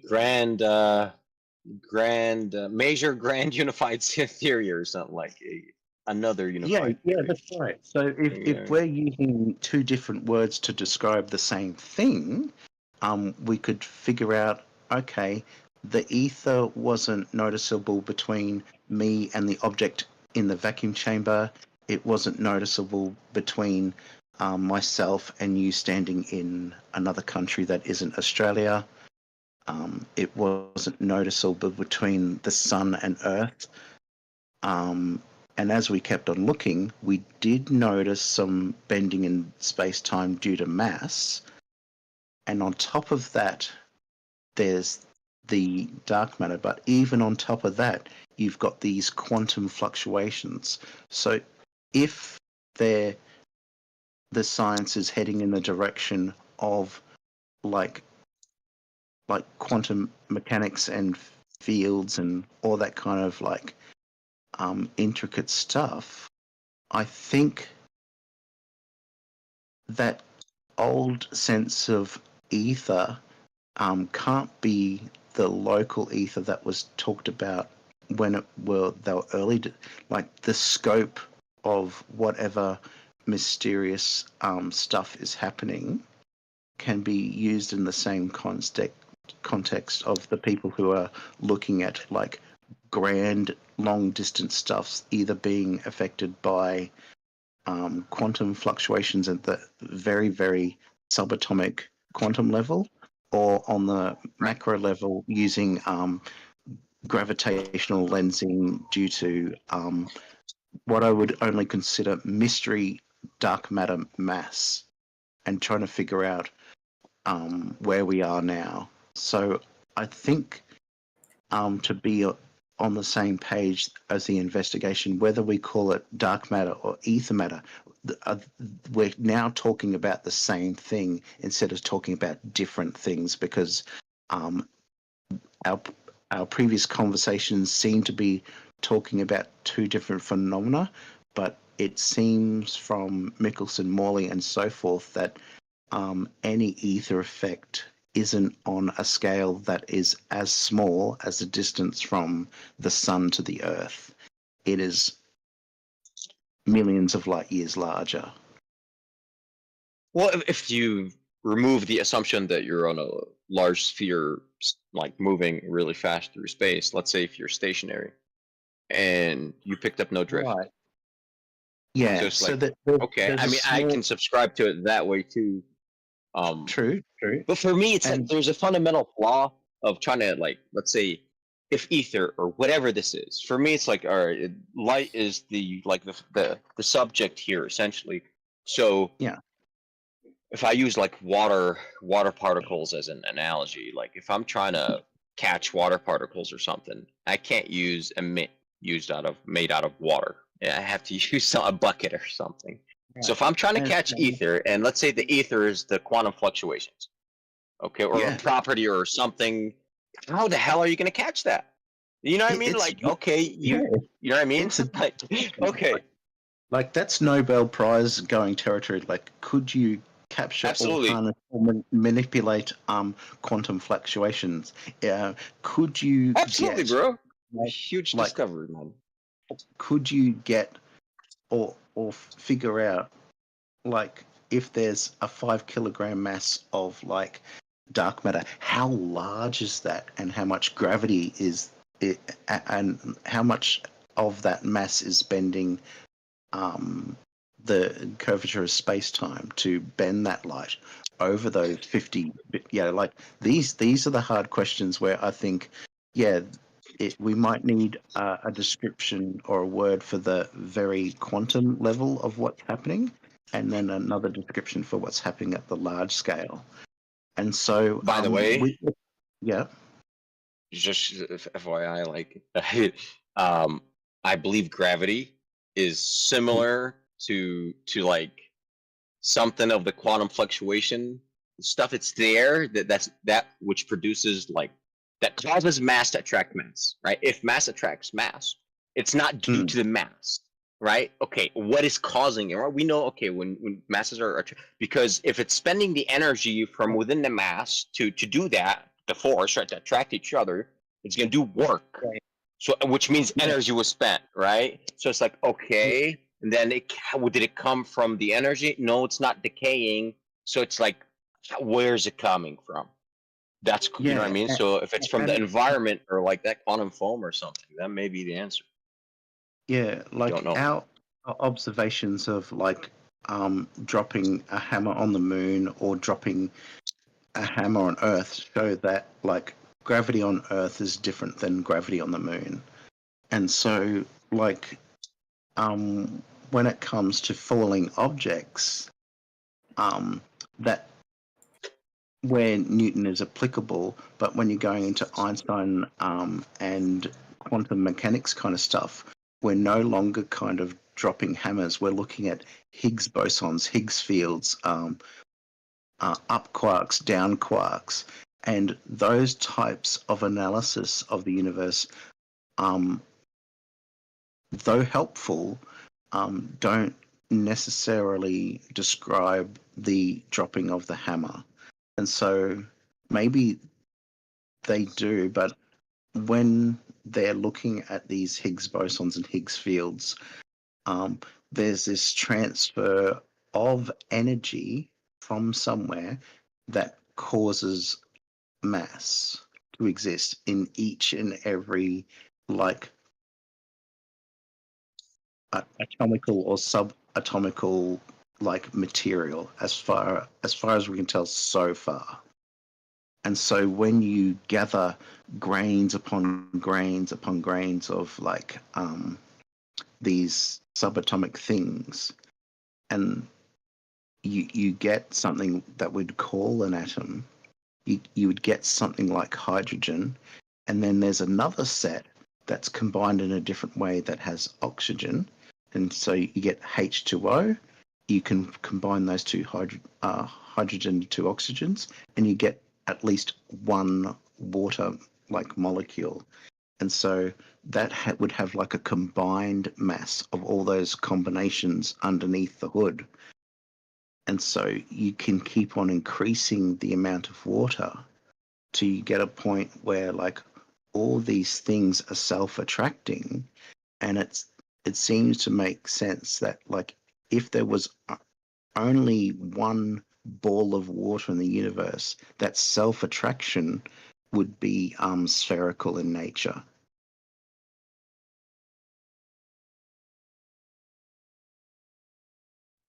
The only issue is we've got an entire periodic table of elements, and they're in a really weird mixture that's uneven everywhere, and there's iron and cobalt and but it's a lot simpler. It's a bunch. It's just quantities of positive electrical charge to negative electrical charge. Voila, and some neutral charge ones. I mean, dude, that's exactly how it is. But man, that is mind blowing for me right there. That how you just assemble electrons and protons and neutrons in different numbers, and you get different material. This is it. Yeah. This is like the philosopher's stone of the alchemist. Wow, it's electrical quantities, right? So what's an electron? What's a proton? And we start really digging in, cool. right? Here's what's really cool about those particle accelerators. They get a particular set of things from that periodic table, and let's call the number 1112. And they find another one called 1110, and they fire it at extremely high speeds into each other until they make a new element. And so these table of elements, I'm not sure what the highest number is, but let's say it's 123.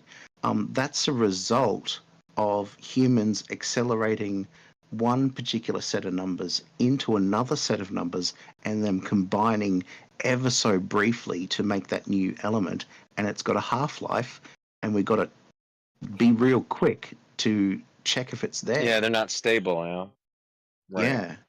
Man, I would love a kilogram of that material, God willing, whenever it happens. That'd be sick. It's got something such a stable out of half-life. that. That'd be. But because of the half-life, even if you had a kilo or a ton of it, its half-life would just go so quickly. You wouldn't be able to have it. I know. You wouldn't be able to have it for long, but you'd have it. And we could look at other elements in our world that do have a decay that is slower, like the radio. Was it plutonium, whatever the number is, it'll decay into something If you else. look up, and look up the table of isotopes. Yeah, The that's size of right. table of So- elements. Yeah, if you look up the table of isotopes, it looks like the alchemists were absolutely correct. Well, here it is. Here it is. Put some numbers behind it. It means that I'll have to just remind myself of a particular element, but there's like this big cloud of all the elements with their various numbers. Like if it's cesium 138, there might be some cesium 139 around, and that would decay into something if it's like got a decay rate. But it looks like various types of cesium are more stable than others, and so yeah, that's my impression of like radioactive decay is like, yes, it's cesium, it's just got like one or two, maybe even three more things than the regular stuff, and then yeah, then they're still classed as like cesium.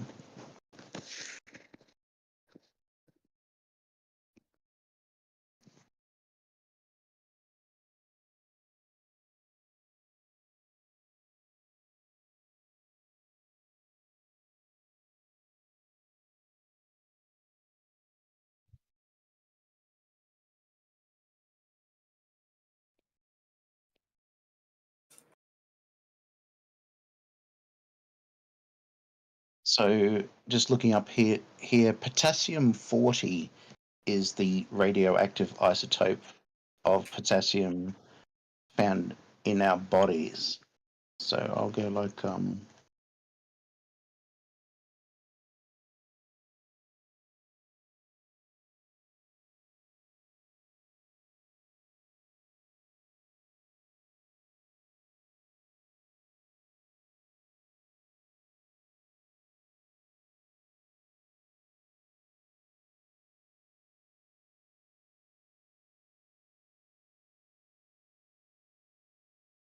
potassium 39 is the most abundant isotope, making up 93 point whatever percent of naturally occurring potassium. So yeah, even in our own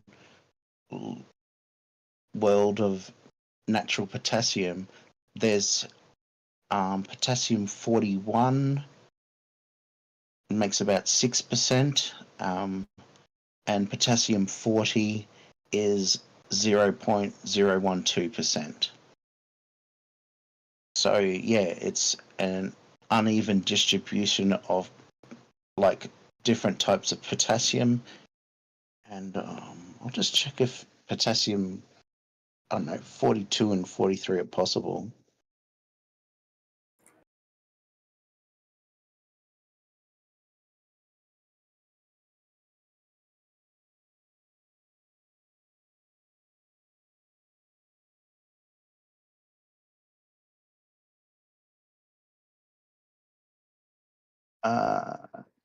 Potassium 43 has a half-life of 22.3 hours. So you won't find it naturally occurring in your bananas.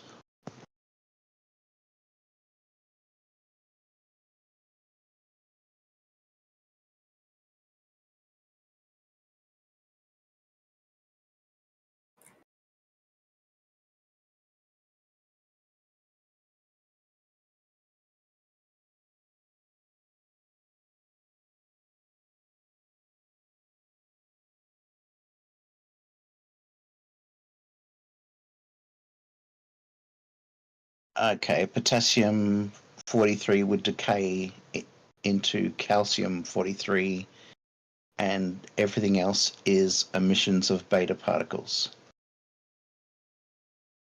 And it looks like calcium 43 is stable.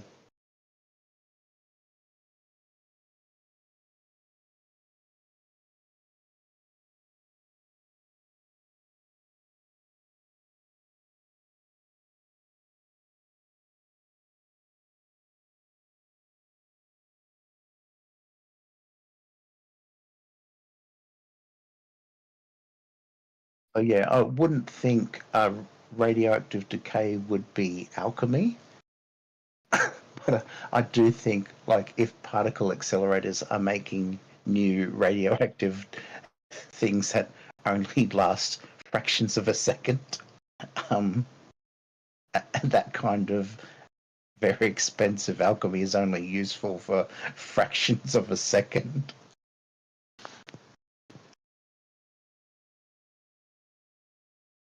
Yeah, the alchemists had a different philosophy, though. Yeah. See, they're just taking a sledgehammer and just shooting two particles at each other. It's a very stupid approach. The idea is you figure out how it's stuck together, its natural state, and manipulate the and, forces that bind it together. yeah, and that's why I thought it was useful to investigate, like, what was this radioactive thing that's only around for basically a day, and what happens after the potassium-23 decays. You get that other element, 23 earlier. So,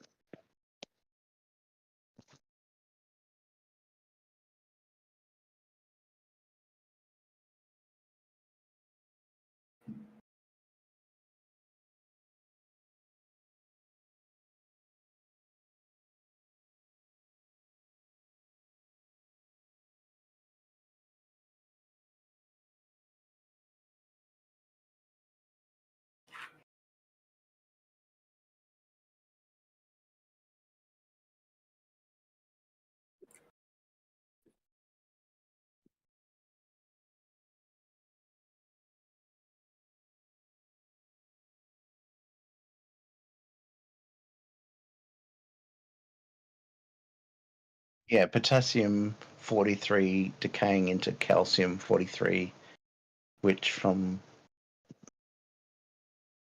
it looks like, yeah, calcium-43 is stable.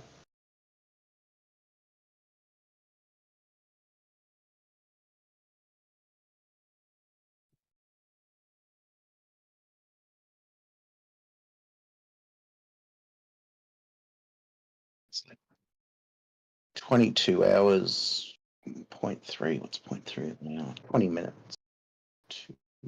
Yeah, 22 hours, 20 minutes.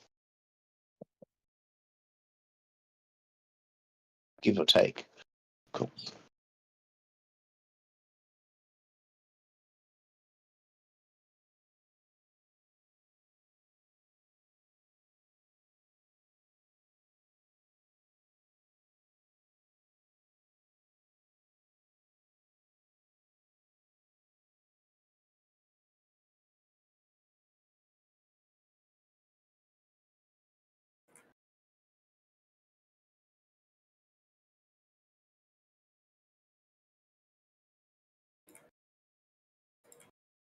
Sorry, so am I right in thinking you think Earth is flat? Man, I get questioned that a lot. Yeah, why? What's up? You question it a lot, did you say? No, I get questioned that a lot. A lot of people ask me that. Oh.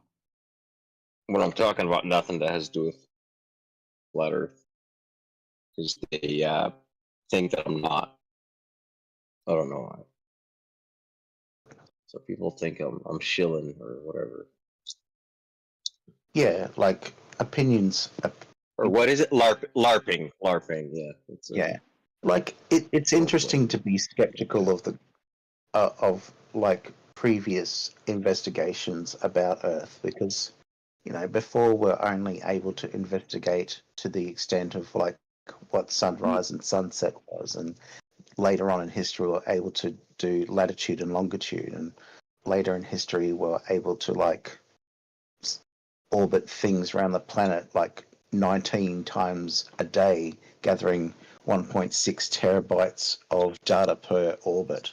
Like it's like the amount of like ways I think people were like questioning and questioning and questioning what's happening in reality has got us to a present day resolution of like what's pretty much helpful for navigating the world.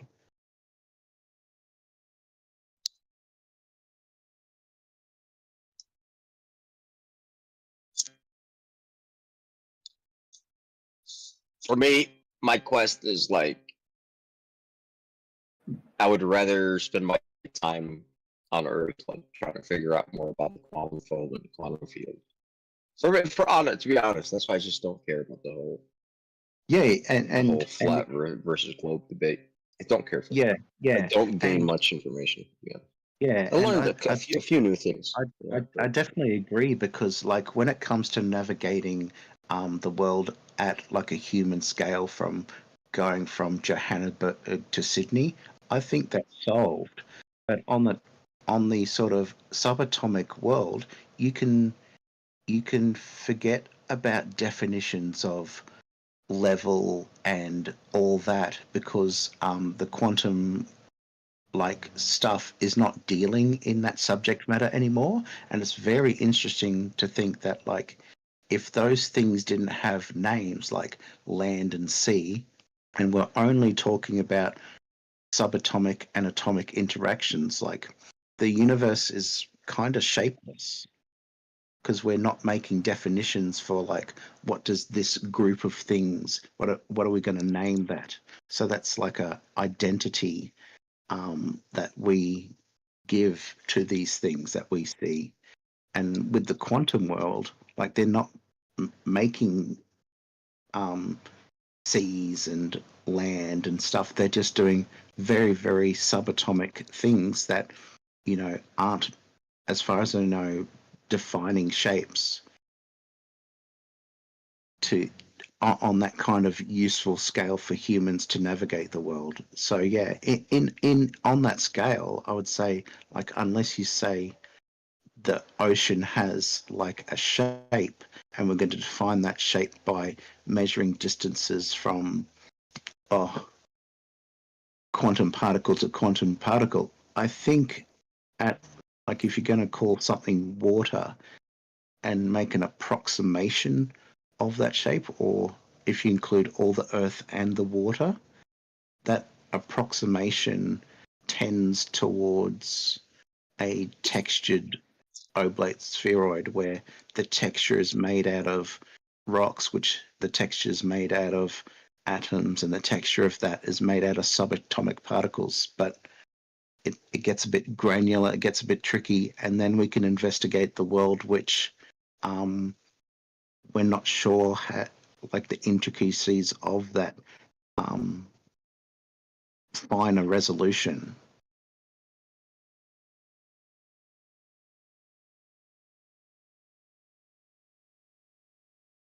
Oblate sphere. I mean, I get it. I just it's not the only option for me. Perhaps, but then shit, man, the spinning balls is just comes. I don't know. Yeah, and that's sort of why I feel like the discussion is helpful.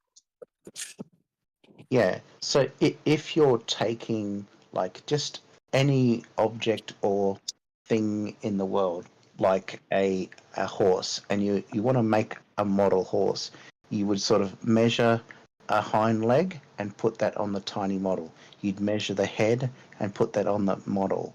So you get your model by measuring the reality first. And my impression of like why the globe says they has a model is because they've been measuring reality, not as well as they could, but from about 300 BC and onward into sailing and all that, they've been like getting closer and closer, higher and higher resolution of their sculpture. And like, okay, do I need to carve out another bit here? Like, where am I going to put this strand of hair on the horse? But generally, like if you've got the original object and you're taking measurements to put onto a sculpture, that sculpture would have a general shape. And I wouldn't expect the sculpture to have every single pebble, every single river, and every single quantum thing interaction, because I'm just representing it in a sort of it's a representative way of saying I have this very real thing, and I'm going to represent in a small, manageable way that allows me to go, okay, I don't have a horse on me, but I can give you this model horse that shows you its shape of its hind legs, its mane, and whatever. Fair enough, man. I'm with you. And you know what? If you tug on the ancient Greeks or whatever the ancients, I will Ptolemy. He's the man for me. He's got the geocentric ball Earth, though. This is the problem. But for the sake of this discussion, I'll be like, what if another man presents this model of the horse, but slightly different?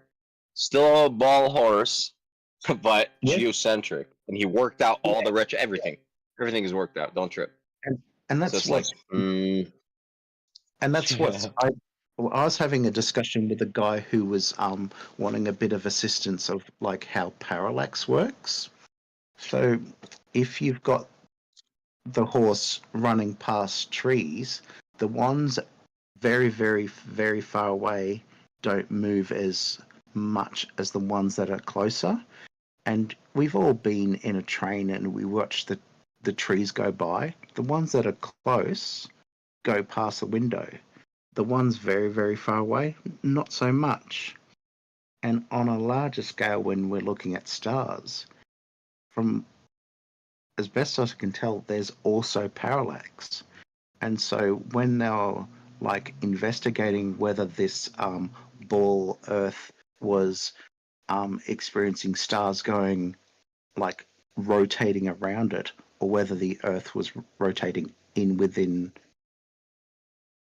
like what they could maybe imagine as still stars. They had to figure out how do we tell the difference between like an Aries failure.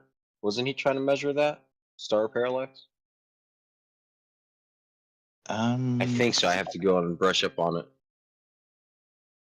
Yeah, Fills his telescope with water or something. I thought understanding parallax helped show the difference between a geocentric versus heliocentric model, but also like the orbits of the planets in retrograde was another hint that if Earth is at the center, the planets are doing some really weird like stuff. Ptolemy,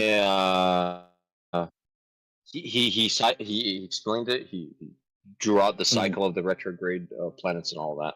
And I forgot what he had his terminology for the cycles. They're so weird, cumbersome terms. Go ahead. And that's what's interesting about the sun at the center. Once you put Earth as the third planet, there's no retrograde anymore, and you just get these almost circular orbits that, at their particular like orbit per year, there's no like that spiral motion needs to have like something that causes that retrograde. And so when you think of like gears upon gears upon gears making that retrograde possible, We'll just call it gravity. I'm just kidding. I'm yeah. joking, man. So yeah, if like Jupiter did this retrograde, we'd be looking for an object that causes that retrograde. You know, like, and they've been looking, and it hasn't been found yet. But the interesting thing about the almost circular elliptical orbits is like when they take as many years as they do in that system, from the perspective of Earth, it explains all the retrograde for the planets from a position where the sun is treated as the center, and the problem of retrograde just fades away because we have a really dense object, the sun, and there's explanatory power to what's causing retrograde into something that has yet to even be observed between Earth and Jupiter to explain that retrograde motion. So because there's explanatory power to the sun and the orbits, we'd probably favor that because there's explanatory power to that. And people are more likely to go for the mechanism that has an explanation rather than a mystery explanation. Like, we can keep on looking to Jupiter and some of the other planets for a cause of retrograde. And we're all welcome to try, but I think the explanation for retrograde treating the sun as a center, the explanatory power is the orbit time of each of those planets. And even the asteroid belt, like, has explanatory power of like why it's more or less encompassing the sun.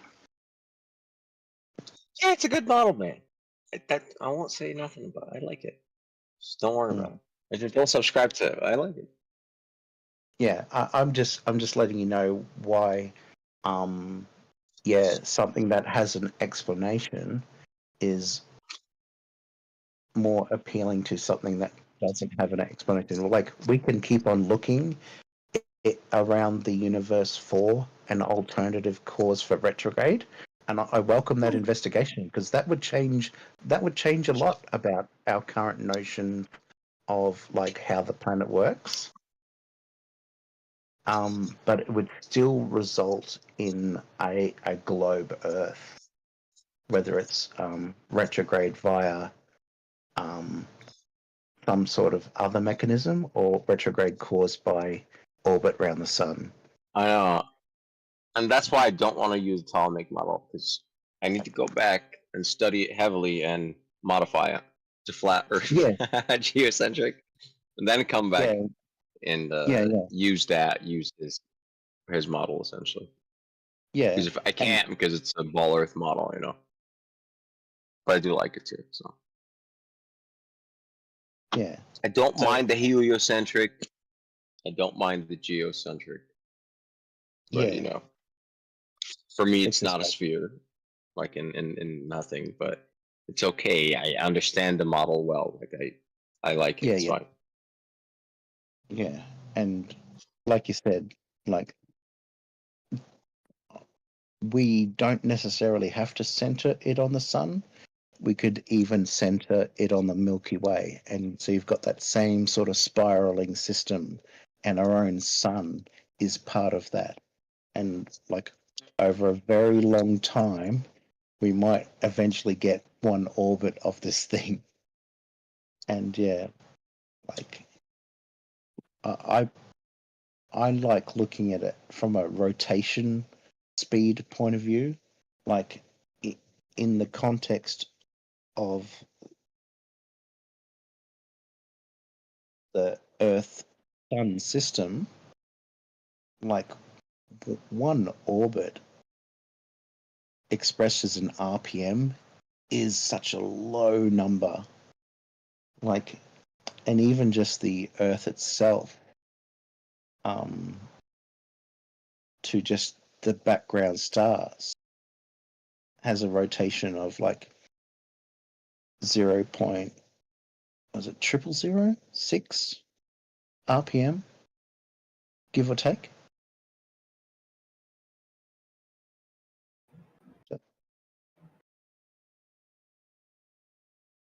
So either the stars around us have that RPM, or the Earth itself has it. And it seems like the measurements of like mechanical gyroscopes, Foucault pendulums, laser ring gyroscopes are all like detecting that. Bro, that's the drift of the quantum foam. You don't understand where I'm coming from. Hold on, let me write a paper on this first. I got you. Okay, yeah. I'm gonna take you to the drift of the quantum. Just wait till I'm just gonna sit back for 10 years, see what science discovers, and then we'll see then. Yeah. Or maybe 20. I don't know. There's always cool new stuff.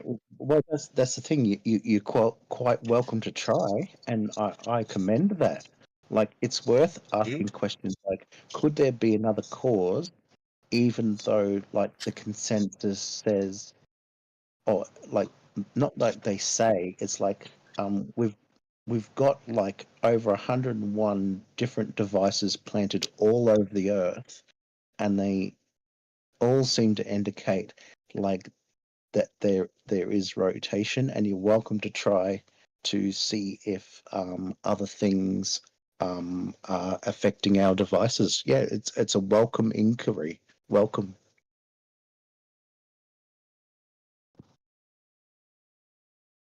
As highly confident as we are in the understanding that we have, there could be something else affecting it. But at the moment, with the Foucault's pendulum, seems like latitude change is the independent variable.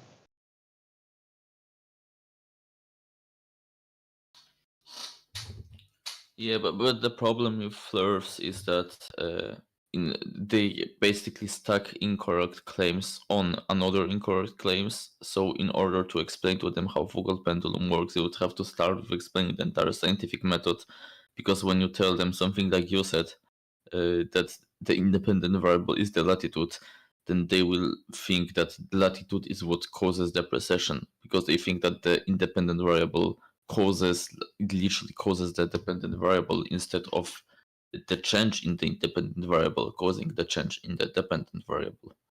They don't know the Right. difference. That's like saying if I change how much sugar I have in the drink, that's changed the sweetness. Right. Which is interesting, but if there is a cause in the precession changed from being clockwise to anti-clockwise, yeah, that's an even bigger problem. Absolutely. And Yeah. especially if on the equator you don't have a precession at all. Yeah. And so, like, yeah, I think a misunderstanding of independent variable can lead you to conclude that changing latitude changes the spin.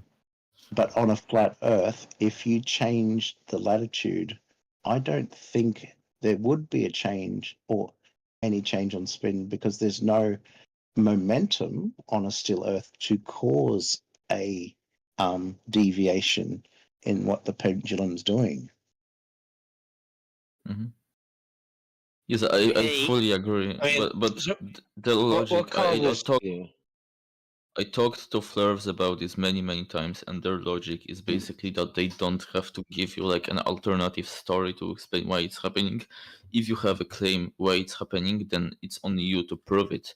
And for them, the only way to prove a cause claim is to actually manipulate the cause. And when you introduce the cause, then see that it caused the phenomenon. And when you take away the cause, you can see that the phenomenon disappears. And you obviously cannot do that with the rotation of the Earth. So it's simply a matter of different standard of evidence. Flurfs have a more extreme one. Well, yeah, like. Wait, can Sorry. I ask you something? Yeah, man. Is this a circle jerk server for disappointed globbers that they don't have flat earthers anymore? No, Yes, no. absolutely. We've got plenty of other topics to talk about. I'm just saying, like, you all agree on those topics and how are they done. You already know everything that you can expect from flat earthers. So yeah, do something and new. Talk about the technology. Dude, talk just listen about up for a second. Dude, like just 3 minutes ago. That's fine. We have been. Yeah. Stop nuking the conversation. Yeah, 3 minutes ago, maybe I've been 4. the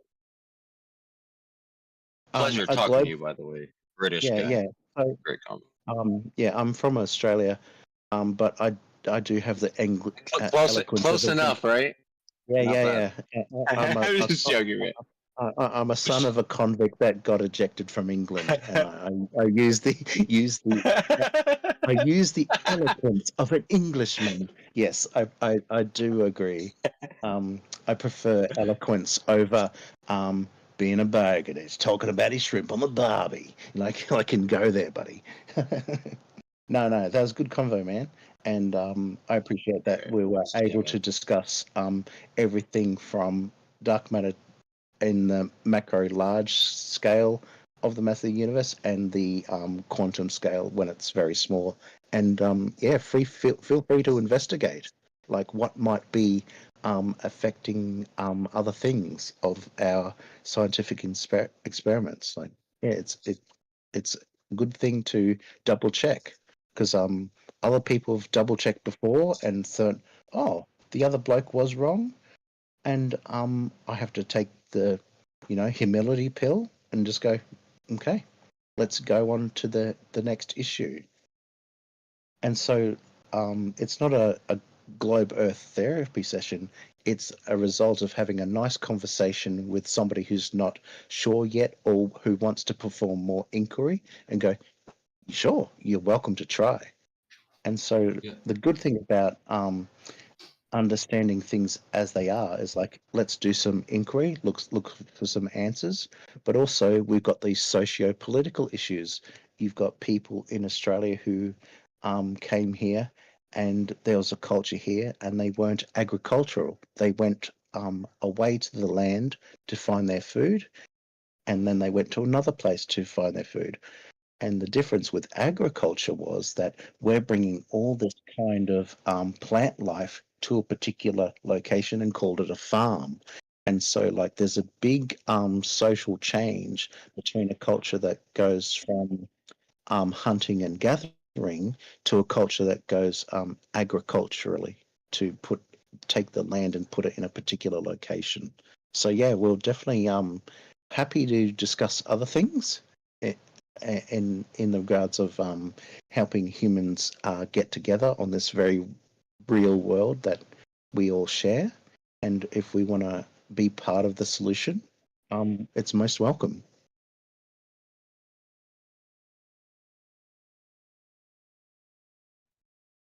And that's why Dad is so upset and wants to talk about technology. What is it? I'm sorry. What do you want to talk about technology, guy?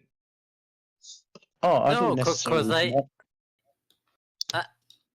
I was reacting to Imbo explaining for the thousandth of time why can't they understand stuff like the focal pendulum. And I said it. I was at that stage years ago. Like, why can they understand forces? It is very simple. They want to deny any type of knowledge. You will never get Force anywhere. is mass times acceleration. Next, like here you go. And I'm a flat earther, so Forces. you gotta check. Do you Forces. That's it. understand? Here we go. That's any force is mass times acceleration, right? You got no acceleration or no mass. You got no forces, right? Right?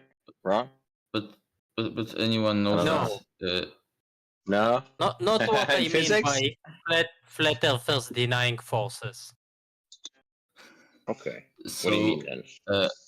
So I fully agree with you that fluffers just want to deny stuff and they will never understand it because they don't want to. This is what I've been also saying myself since like maybe 2 years already.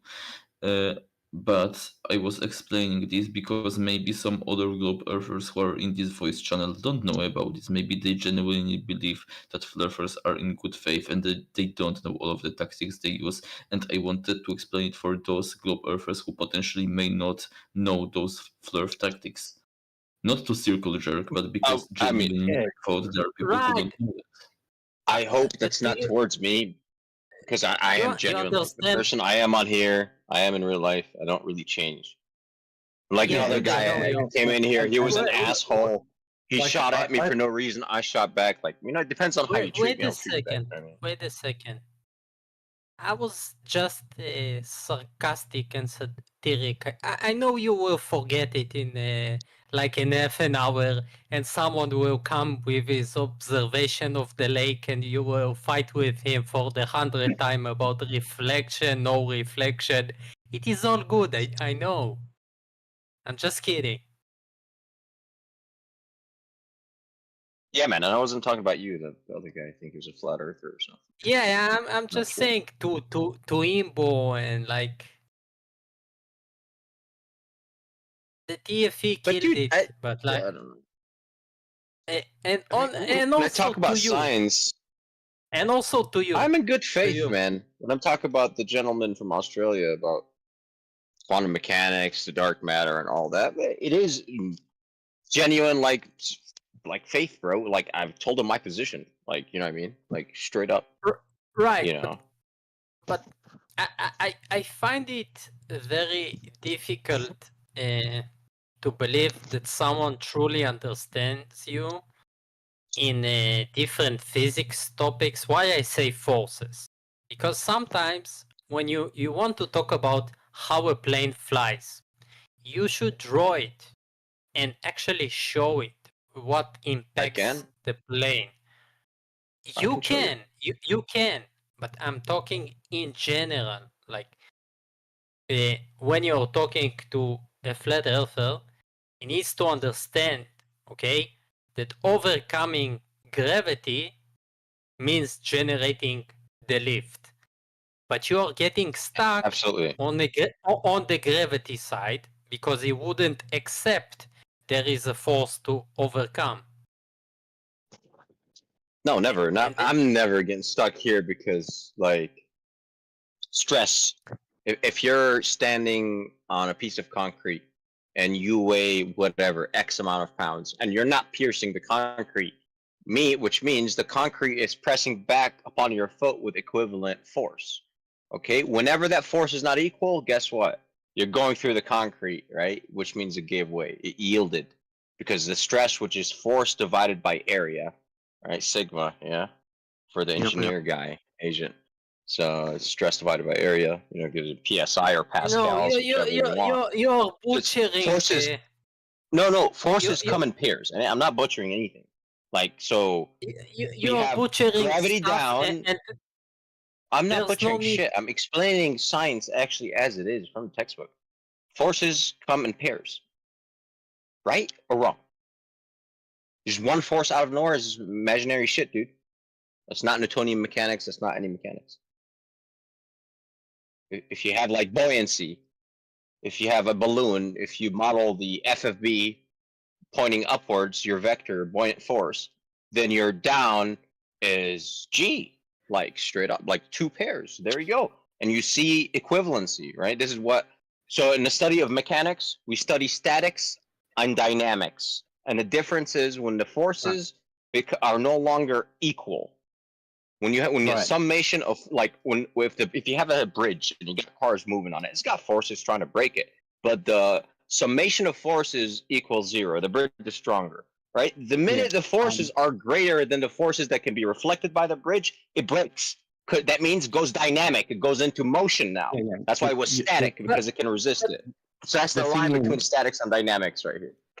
The thing But is, I feel like you don't get me and you don't get my example because you're drifting into explanations that are not necessary for me to say that I need the flat earther to force agree with me.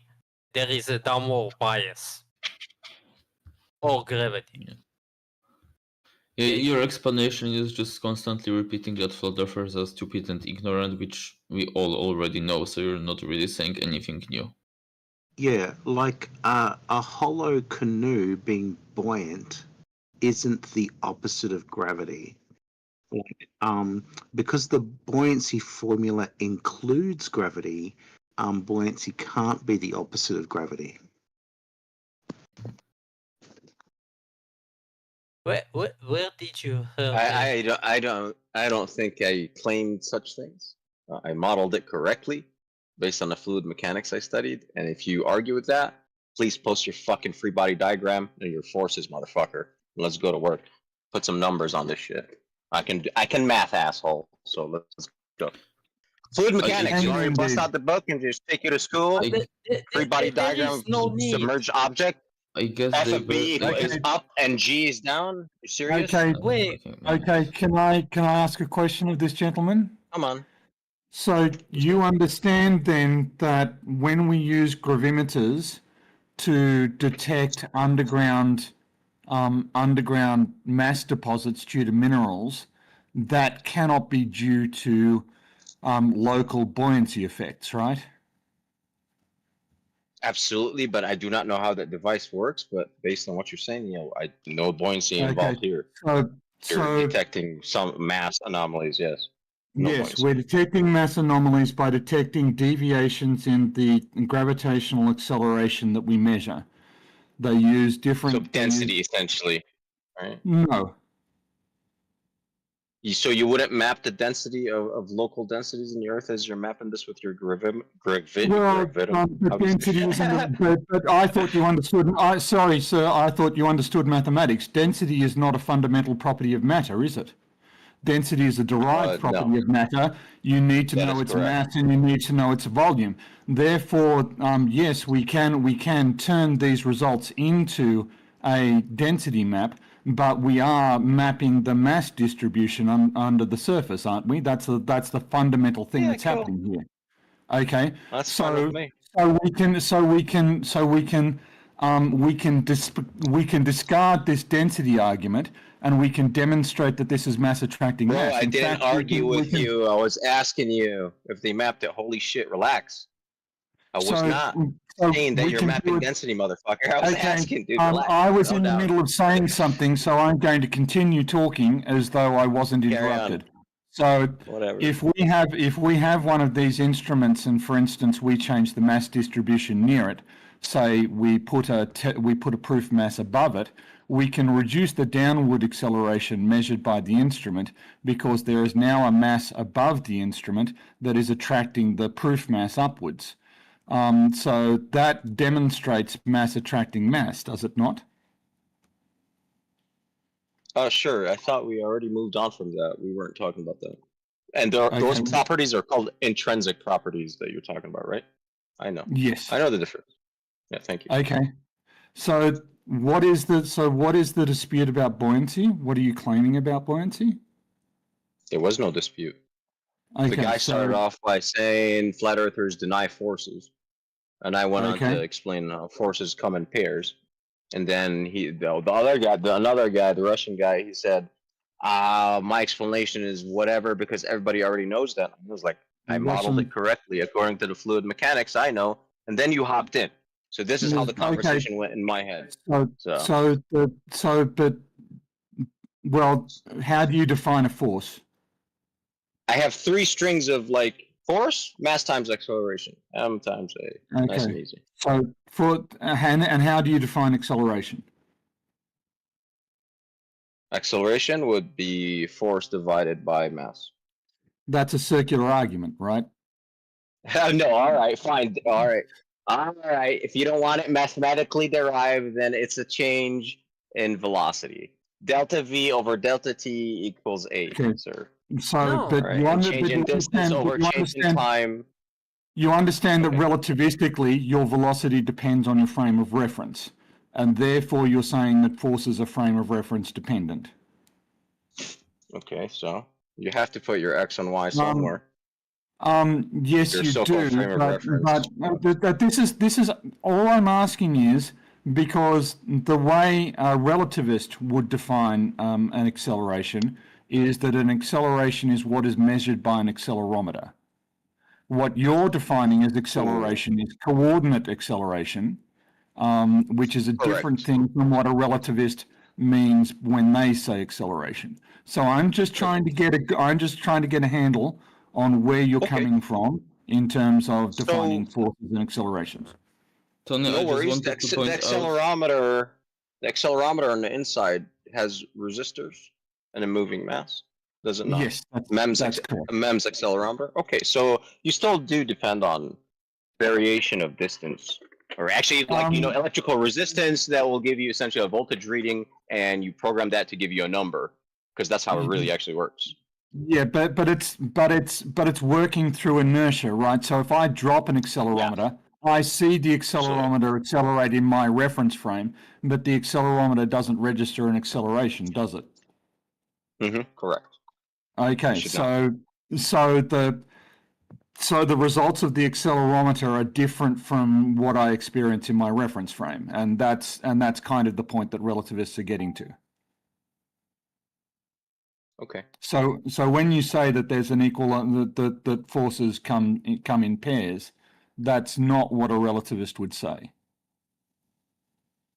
But Yeah, you know, in simple mechanics, yeah, equal and opposite reaction. Unless you want to ditch Newtonian mechanics altogether, fine. The conversation. Well, I mean that is the Okay, entire then. point. That is the entire point of. That is the entire point of relativity. Is that Newton's first law of motion is meaningless to a relativist. To say that something that is an object at rest will remain at rest relative to what? Until it is acted on by a force. What are you talking about? Or it will travel in a straight line. Travel in a straight line relative to what? What? A relative. I'm with you. Yeah, a relativist will legit fundamentally. So the problem you're basically describing, Tony, is the problem that you have to add inertial forces in accelerating reference frames in order to make Newtonian mechanics works. But assuming that you are already working in this paradigm and you can add these forces, then this works perfectly fine, right? Yeah, you just have to add forces. Absolutely, it works. I mean, don't get me wrong. You on the surface of Earth, you can use Newtonian mechanics, absolutely fine, and there won't be any problems with it. And that's why it's such a monumental achievement.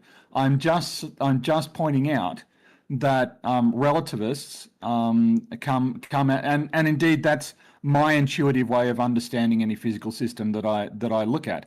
I'm just pointing out that relativists come at it from a completely different perspective. Absolutely, I fully agree with you on that, but I wouldn't say that necessarily Newtonian mechanics' way of describing those phenomena is inherently incorrect, unless you're describing systems where those discrepancies are huge, like moving closely to the speed of light or next to very large masses. I would say that it's just two different ways of looking at the same phenomenon. I quite agree, but there are physicists and pedants out there who will fundamentally disagree with you, and I'm not trying. Sorry, I get the feeling now that I've derailed this conversation because it was about something different. So let's get back to the buoyancy thing that you guys were discussing. I'm trying to say this wasn't even my point, like at all. My point was that most of the conversations can boil up to the reference of if there is even forces acting on objects, which they generally wouldn't agree, and boiling it down to even what does it mean? It means that has an influence on an object which creates a movement. And if we cannot agree upon those definitions of forces acting upon objects, we cannot have the general conversation about anything. That's what I'm talking about. Right. So when we're talking like a canoe resting on water, we're talking about that canoe is doing something relative to the water and whatever other forces are on it. So when I'm thinking of like a hot air balloon, that's essentially just like a basket with a big, huge amount of cloth over the top, and we're putting heat into that bag, and it's slightly buoyant because the outside air is different from the inside air for that buoyant balloon. But without that, we cut the strings off. It's basically just a canoe where it just sits on top of the water. So, like talking about buoyancy, like if we jump straight to helium balloons, we kind of like skip the steps of like subtle differences in buoyancy, like a hot air balloon or something. So I'm asking you again, what would happen if you had to give this explanation to a flat earther? Why wouldn't you open like a whiteboard here or share screen and actually draw the forces so we would understand why it goes the way it goes. Or for example, when we talk about the flat plane, why not Right. to draw the flat plane and actually talk about the impacts? Well, may I respond to that point? Because I think it's more fundamental. So, what I think is at play here is that flat earthers can't understand that there are two forces involved. They see the effects of buoyancy, and they say, okay, that acts vertically. That must be the same force that pulls things down. And the fact that things have moved up by buoyancy is exactly the same reason why things move up when I lift them, or when planes go up. There is an upward acceleration being applied, or an upward force being applied to the object. That is greater than or equal to the downward force due to gravity. That's all that's happening in buoyancy. There are two forces, and their misunderstanding is that they think that there's one force that's vertical, buoyancy and gravity. And so I don't necessarily think that you need to go to diagrams necessarily. You just need to make the point. These are two forces acting on the same object, just like when you pick something up, there are two forces acting on the same object. Yeah, and You know that's what? why I am a flat earther, and I second Asian's idea. Man, diagrams explain it, bro. Like I understand what you're speaking about because I have the diagram in my head, but it's like not everybody does, and it does help to actually post a diagram. Yeah, because when we're talking about buoyancy being an opposite of gravity, it's difficult to say how that it's true when the buoyancy formula involves gravity, like the buoyant force calculation involves gravity. So even something as simple as like a hot air balloon, it's currently not inflated and all the air is the same. We keep on like changing the pressure difference, and that difference allows the hot air balloon to go higher in the air. So yeah, maybe Tony would be able to describe better like why that buoyancy isn't the opposite of gravity.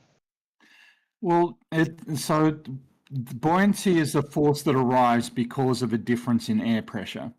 The air pressure at the bottom of the object is higher than the air pressure at the top of the object. And that results in a net upward force on the object. And this applies to all objects. So even objects that are denser than air. If you weigh an object in a medium, in air, and then you weigh it in a vacuum, it will weigh more in the vacuum because there's no upward force on it due to the pressure of the medium. So buoyancy doesn't just disappear just because you're heavier than air. It is still acting on you. That's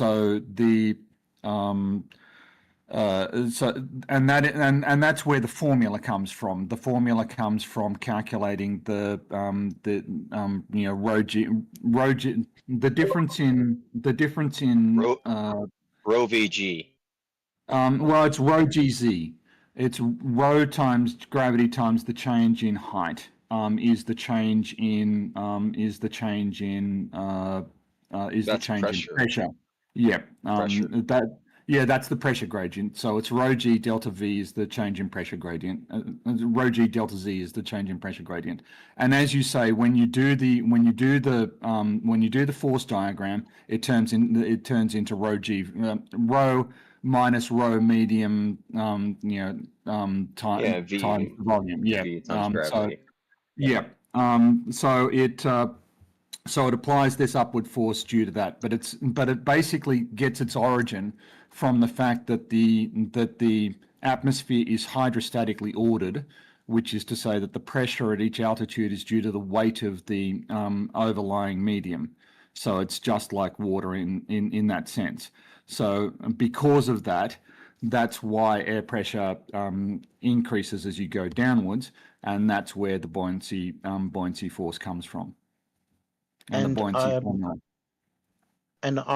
guessing that if you had calibrated scales and put them under a meter of water and you weighed the mass on those scales above water and weighed them below, because of what's happening with the water putting on that mass, the scales would read differently? Yeah, the scales don't measure mass, right? They're measuring their force, so yeah, it would read differently. Scales are measuring a force. Yeah. You'd need to tear them to remove the weight of the water, but yes, there'd be a buoyant effect.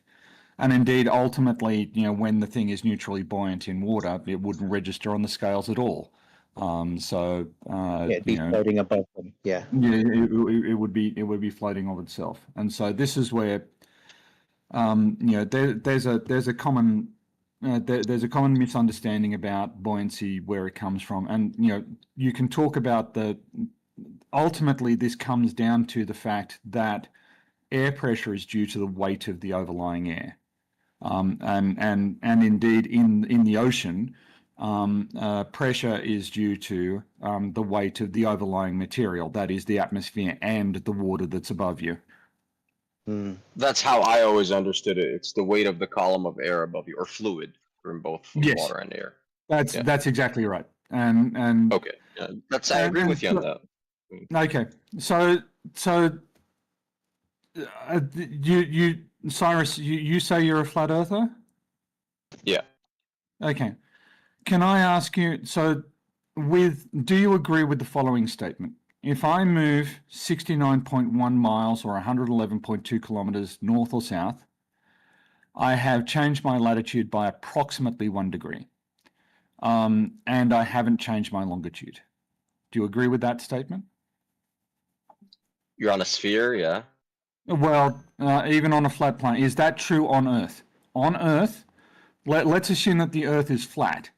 Okay, if I move 69.1 miles towards the North Pole or away from the North Pole, my latitude has changed by approximately 1 degree and my longitude hasn't changed.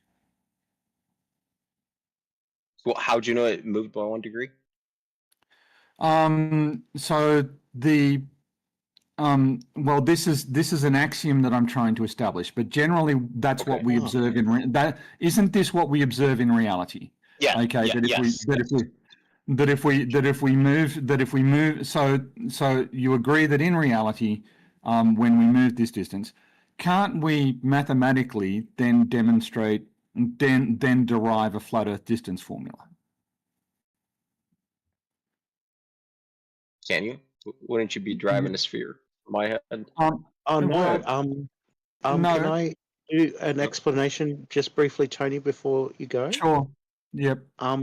So if you've got a flat plane with a north central point and you've got circles radiating out, pick one of those circles very far away, and if you go closer by 69 miles, you could call that like 1 degree of separation all the way to the North Pole. So if you went 1 degree closer or 1 degree further away, it just means your concentric circles would be smaller and larger.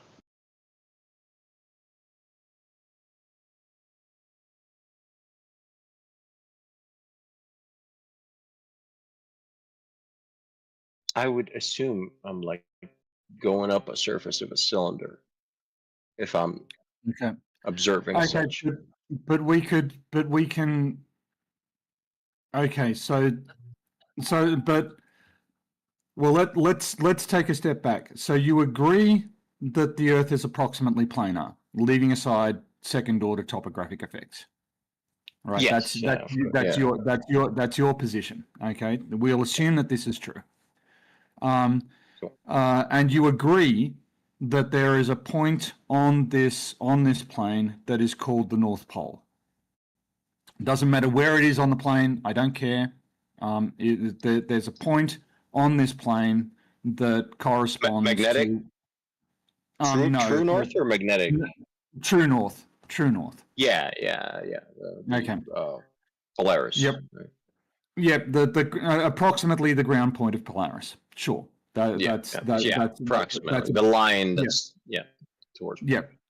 So So now that we've identified that, we can say, so on Earth, we observe that when we move 69.1 miles or 111.2 kilometers towards or away from, directly towards or away from this point, our latitude changes by approximately 1 degree, and our longitude doesn't change. All right? Can we say that we observe that? Is that an observation that's true? Yeah. Okay. Cool. So I would argue that from that, we can mathematically derive a distance formula for any two points on Earth's surface of known latitude. Because do you want to see a diagram of this, or are you happy for me to describe it verbally? Yeah, go for it. I'm drawing it in my head. If I fail at some point, I'll let you know. But exactly. So you wouldn't draw it in your head. We need to be the teacher and to draw the flat plane and how it happens. Well, therefore, Tony, I don't know, but look, whenever I'm going to model anything, velocity, whatever, I'm XY grid, XY, boom. That's, I mean, it is, just model everything as flat plane. It's where only the discussion changes when we go like, oh, in totality, we stick these flat planes together. Is it a sphere? Is it not a sphere? And to be brutally honest, sir, I spent most of my PhD so I'm sharing my screen now. Can people see that? So I spent most of my PhD deriving a flat Earth model for a particular geophysical process. And it was a waste of time in the end, but we use flat Earth models all the time because they are extremely mathematically convenient. They're a lot easier to work with, they're a lot easier to visualize, and the math is a lot easier to do. So let me know when you can see my screen. I'm looking right now. Okay, so this is the case that I'm saying. So we've got our point P1. It's got known latitude and longitude. If we move 111.2 kilometers due north, we've changed our latitude by approximately 1 degree. So now if we've got 2 points, we can introduce the North Pole and we can say, okay, we know the distance of point 1 from, we know the distance between point 1 and the North Pole. We know the distance between point 2 and the North Pole, just from our axiom. Now, since all of those lines, or all of the points on those lines, P1 to the North Pole and P2 to the North Pole, well, P1 to the North Pole all have the same longitude, lambda 1, and P2 to the North Pole all have the same longitude, lambda 2. So the angle between those lines is lambda 2 minus lambda 1. So now we have a triangle. We know two sides. We know the angle between them. There's a formula for the length of the third side, and that comes from the law of cosines. If you've got two sides and an angle of a triangle, you can solve for the third side using the law of cosines, which is something we've known for more than 2,000 years. Like Euclid knew this was true. I'm familiar with it. Yep. That's for triangles that are greater than 90 degrees. I'm sorry. Not right triangles. Not greater than not a right. It will work for right triangles. I mean, it's in some senses it's a generalization of, if you look at c squared equals a squared plus b squared minus 2ab cos gamma. If gamma is 90 degrees, then that last term cancels out, and it's just c squared equals a squared plus b squared. Works. Right. Yeah. So it still works. So for a right triangle, the law of cosines basically equalizes to Pythagorean theorem. Yep. So you could say that the Pythagorean theorem is just a special case of the law of cosines if you assume the triangle is a right triangle. So now we've got and just to clarify, just to sort of make it clear. We do exactly the same thing on a spheroidal Earth. Okay, we've got two sides, we've got the angle between them, we're trying to solve for that distance. We use the spherical law of cosines to solve for that angle of separation, and then the distance of separation is just that angle times 111.2 kilometers. So it's the same thing, it just uses the spherical law of cosines. So it's the same general principle. We construct a triangle, we're solving for the third side, there's a formula for that we get from the spherical law of cosines. Okay, so now we can go into the real world. Here we're looking at Pensacola to Jacksonville, and there's a railway line from Pensacola to Jacksonville. And we can see the latitude and the longitude of both of those. We can calculate the spherical distance formula, which is 533 kilometers. The track separation is 593 kilometers, and the flat Earth distance is 643 kilometers. So the flat Earth distance is inconsistent with the observed length of the train track. It's longer, but the flat Earth distance is the minimum distance. That's the shortest distance on a flat Earth between these 2 points, but it's longer than the track separation, so it's longer than the train track. We can measure the length of this train track. We know how much steel was put into it. We know how long it takes to travel it. So the flat Earth distance formula is inconsistent with the track separation. Similarly, we can go into the southern hemisphere. The spherical distance is 1,242 kilometers. The track distance, track separation is a bad term. That's my bad. I used it and it actually means something else. But the track distance the track length between the 2 points is 1,281 kilometers, and the flat Earth distance is 3,000 kilometers. So the flat Earth distance is again widely discrepant with things that we can actually measure.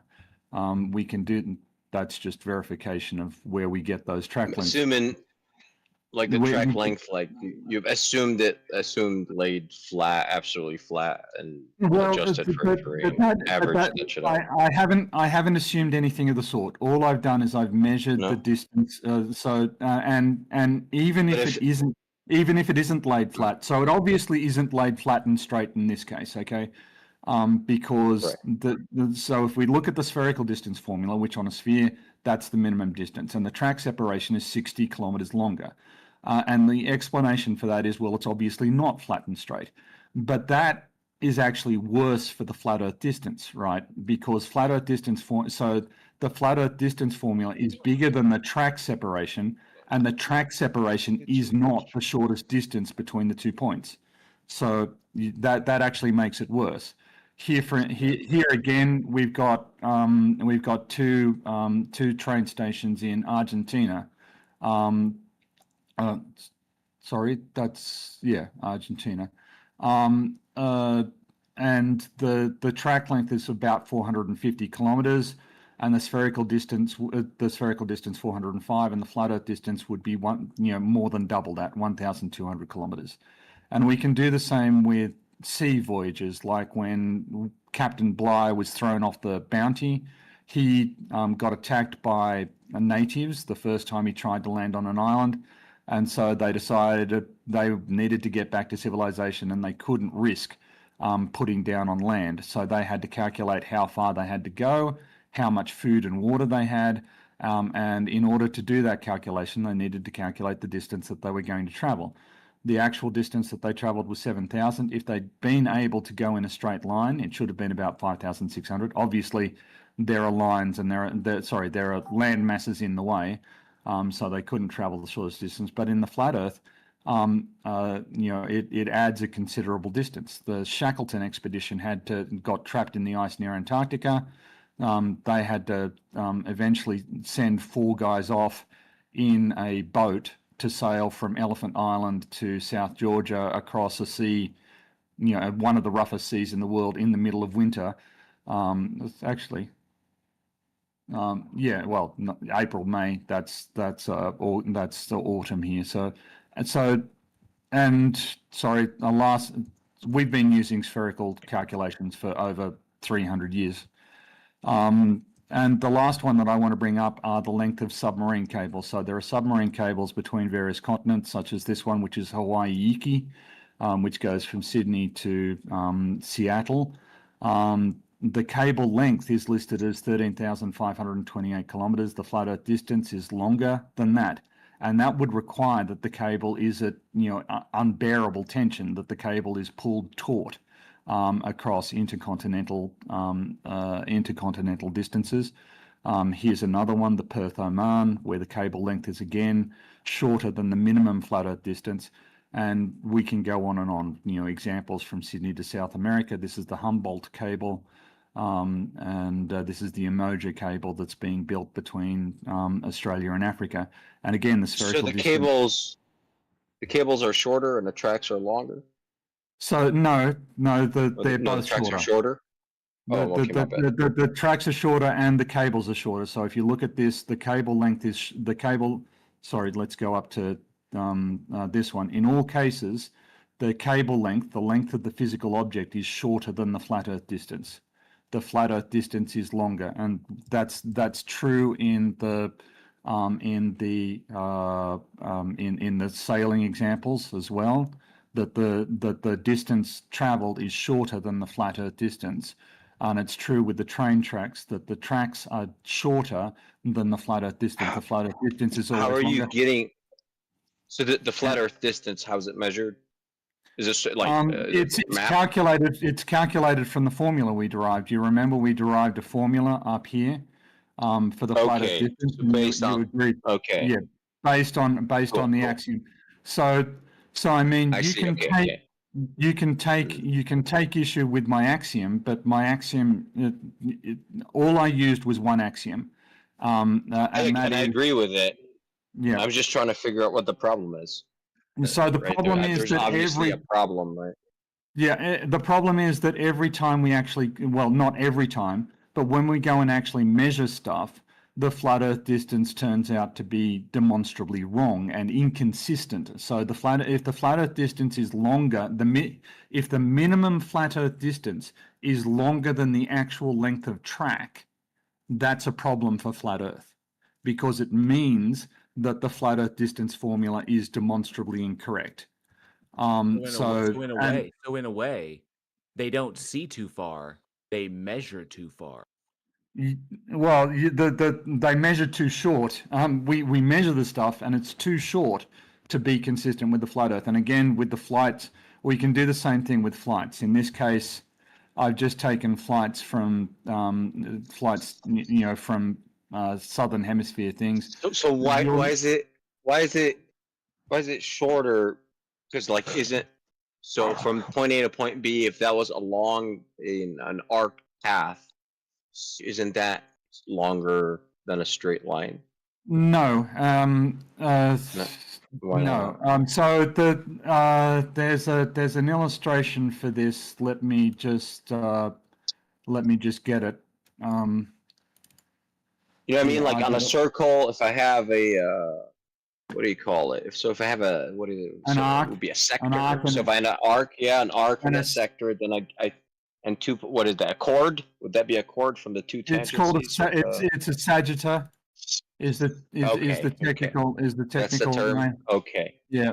Cool. So wouldn't the length of that straight line be shorter than that arc? Yes, right? the length of the sagitta would be shorter than but that's not the comparison that you should be making. So here's an example from seismology. So this is the flat Earth form. This is the flat Earth. This is the flat Earth case, right? You've got 2 points on the surface of some thing. And it's just a straight line between them, and this is the spherical case, right, where the arc is the arc between these 2 points is the same length as the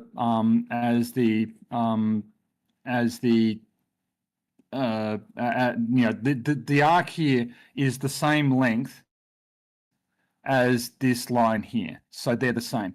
But you can see that if I had 2 points to the side, if I had a point to the side, so say 15 degrees into this, 15 degrees around, actually the radius of the circle around is less than the radius would be on a flat Earth. So if I look at this, if I look at this from above, you see this circle. The radius of that, the distance between 2 points on that circle is longer than it would be if looking from above. Sorry, I'm not expressing this very well.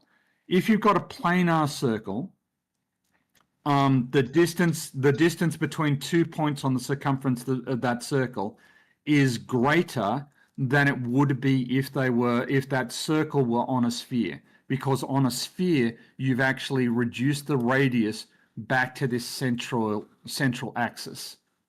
So in fact, the flat Earth formula increases the distance.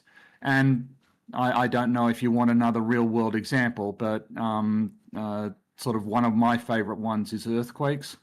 So here's data from the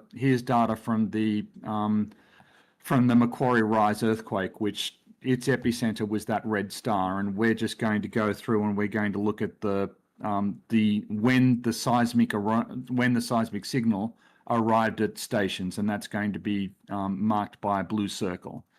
So we go through time. You can see that there's an arrival in Australia, another one. It's arrived in Antarctica for the first time. On the left is an azimuthal equidistant projection above the epicenter of the earthquake. On the right is the AE map. So this is an azimuthal equidistant centered on the North Pole. So we go through in time, and we're starting to see on the left that the signal is spreading out in a roughly circular pattern. On the right, there's no system to the pattern. And indeed here you can see, so on the left, it's just spreading out in a circle. On the right, the seismic signal has made it all the way around the Earth. It's gotten to Antarctica on the other side, but it hasn't hit any of the points in between. This is a very bizarre way for a sound wave to behave. It doesn't work, and you can see this sort of more clearly as you go along. And when you get into America, Western America, which is covered in seismometers, you can really see it's spreading out in a circle. It shows up very, very clearly. But on the right, you can see something equally interesting. On the right, you can see that actually this earthquake is starting to converge on the point opposite the epicenter.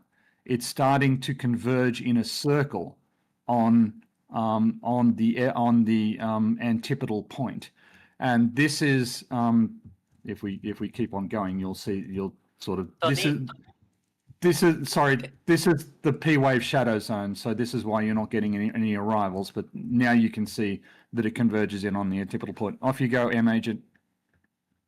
If you look at my screen, I want to show you something. Just for the example, why would on a flat plane the line would be bigger? I draw it just for the example. You're looking. Okay. Yep. I'm looking.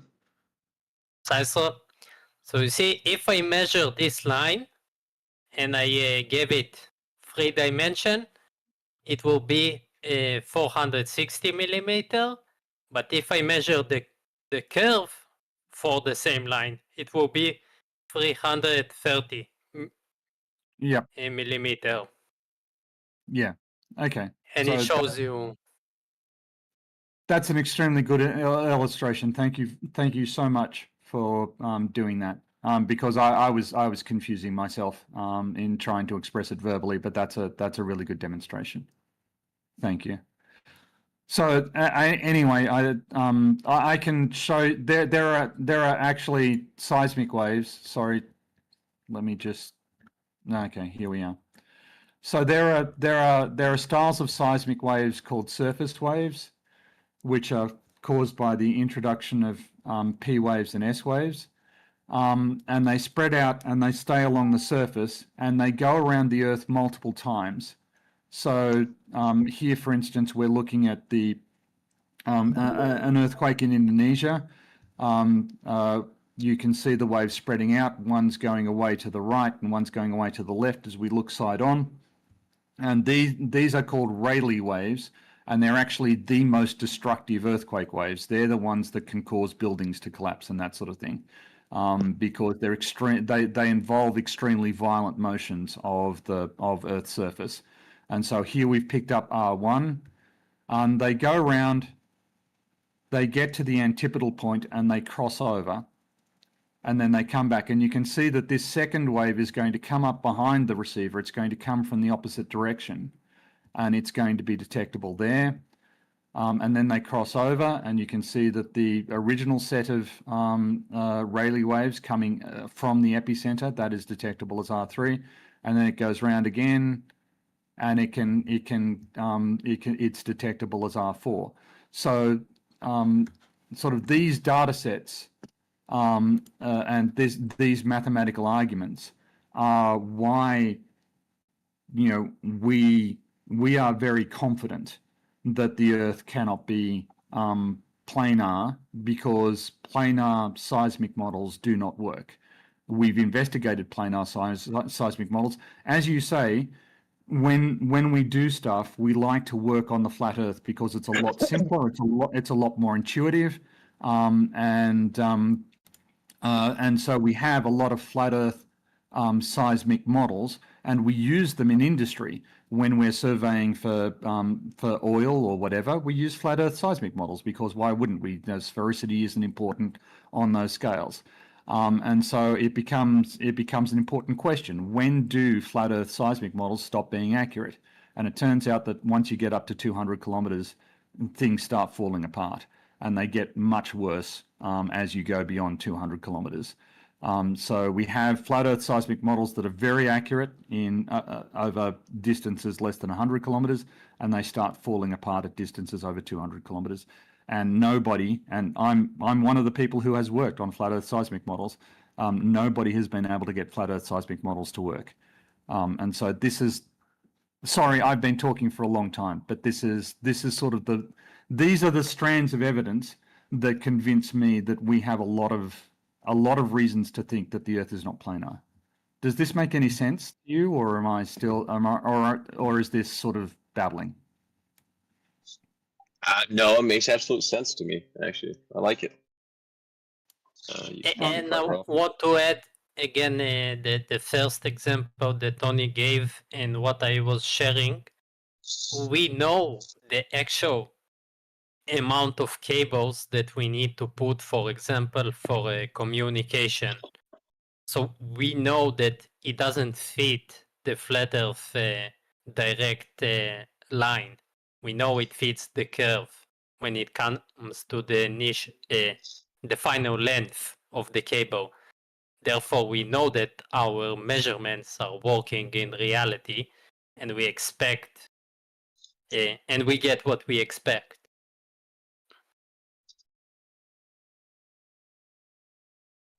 And he presented the best Glove Earth argument to date, so I don't know if anybody else did the same. I really enjoyed the slideshow.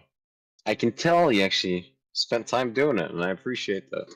Your life's work, or however many years it took this. It's pretty cool. Well, it Thanks. is kind of his job, so. Well, it's pretty good. You can tell when somebody knows their shit. And it goes also with the tsunamis. That's a tsunami in 1963 generated near Santiago, Chile. That tsunami wave arrived at Los Angeles and New Zealand at the same time, 12 hours later. So that is a direct measure, because the speed of tsunamis are known. They're several hundred miles an hour. And so that's a surface measurement. Hey, Tony, if you're still around, I was going to ask if you know if there's any geophysics done for the inner city bypass that's been built over the last 7 years for Brisbane.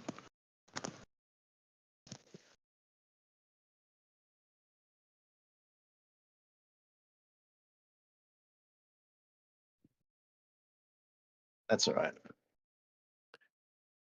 Probably had to step away after that long talk. No, sorry, I muted myself. So because I've been talking for a long time, and now I've been sitting here in my room prattling to myself with my mic muted. But yeah, yes, geophysics gets used a lot in real world applications. It's very interesting. Also, Shubil got me excited because I actually did a presentation about tsunamis. So if you want to see it, I can show you. But I think I've talked enough, and other people should be allowed to say something. But you know, the reality is that I've been studying the shape of the Earth and Earth's gravitational field for 30 years, and so I have access to data sets that the majority of people don't have access to. And this is one of the things where I think that actually flat Earth people have a strong case to make, in that most of the people presenting globe Earth arguments don't know what the fuck they're talking about. And very intelligent people can say, look, here's a problem, and other people just yell at them as though they're stupid. And the reality is that, flat Earth approximations are extremely accurate and extremely valid and extremely practical. And so the most common story I hear is from somebody saying, I came across flat Earth, I knew that it was stupid, so I tried to debunk it and I couldn't. Well, of course you can't. That's not your job, right? It's my job. I'm the there is a scientific discipline called geodesy, which is about determining the shape of the Earth. All the average school student learns is the Earth is round. We know the Earth is round, and they don't know anything more than that. But they know that people claiming the Earth is flat are stupid, and so they like to yell at them, and it's completely destructive, because actually a lot of flat earthers have really good questions.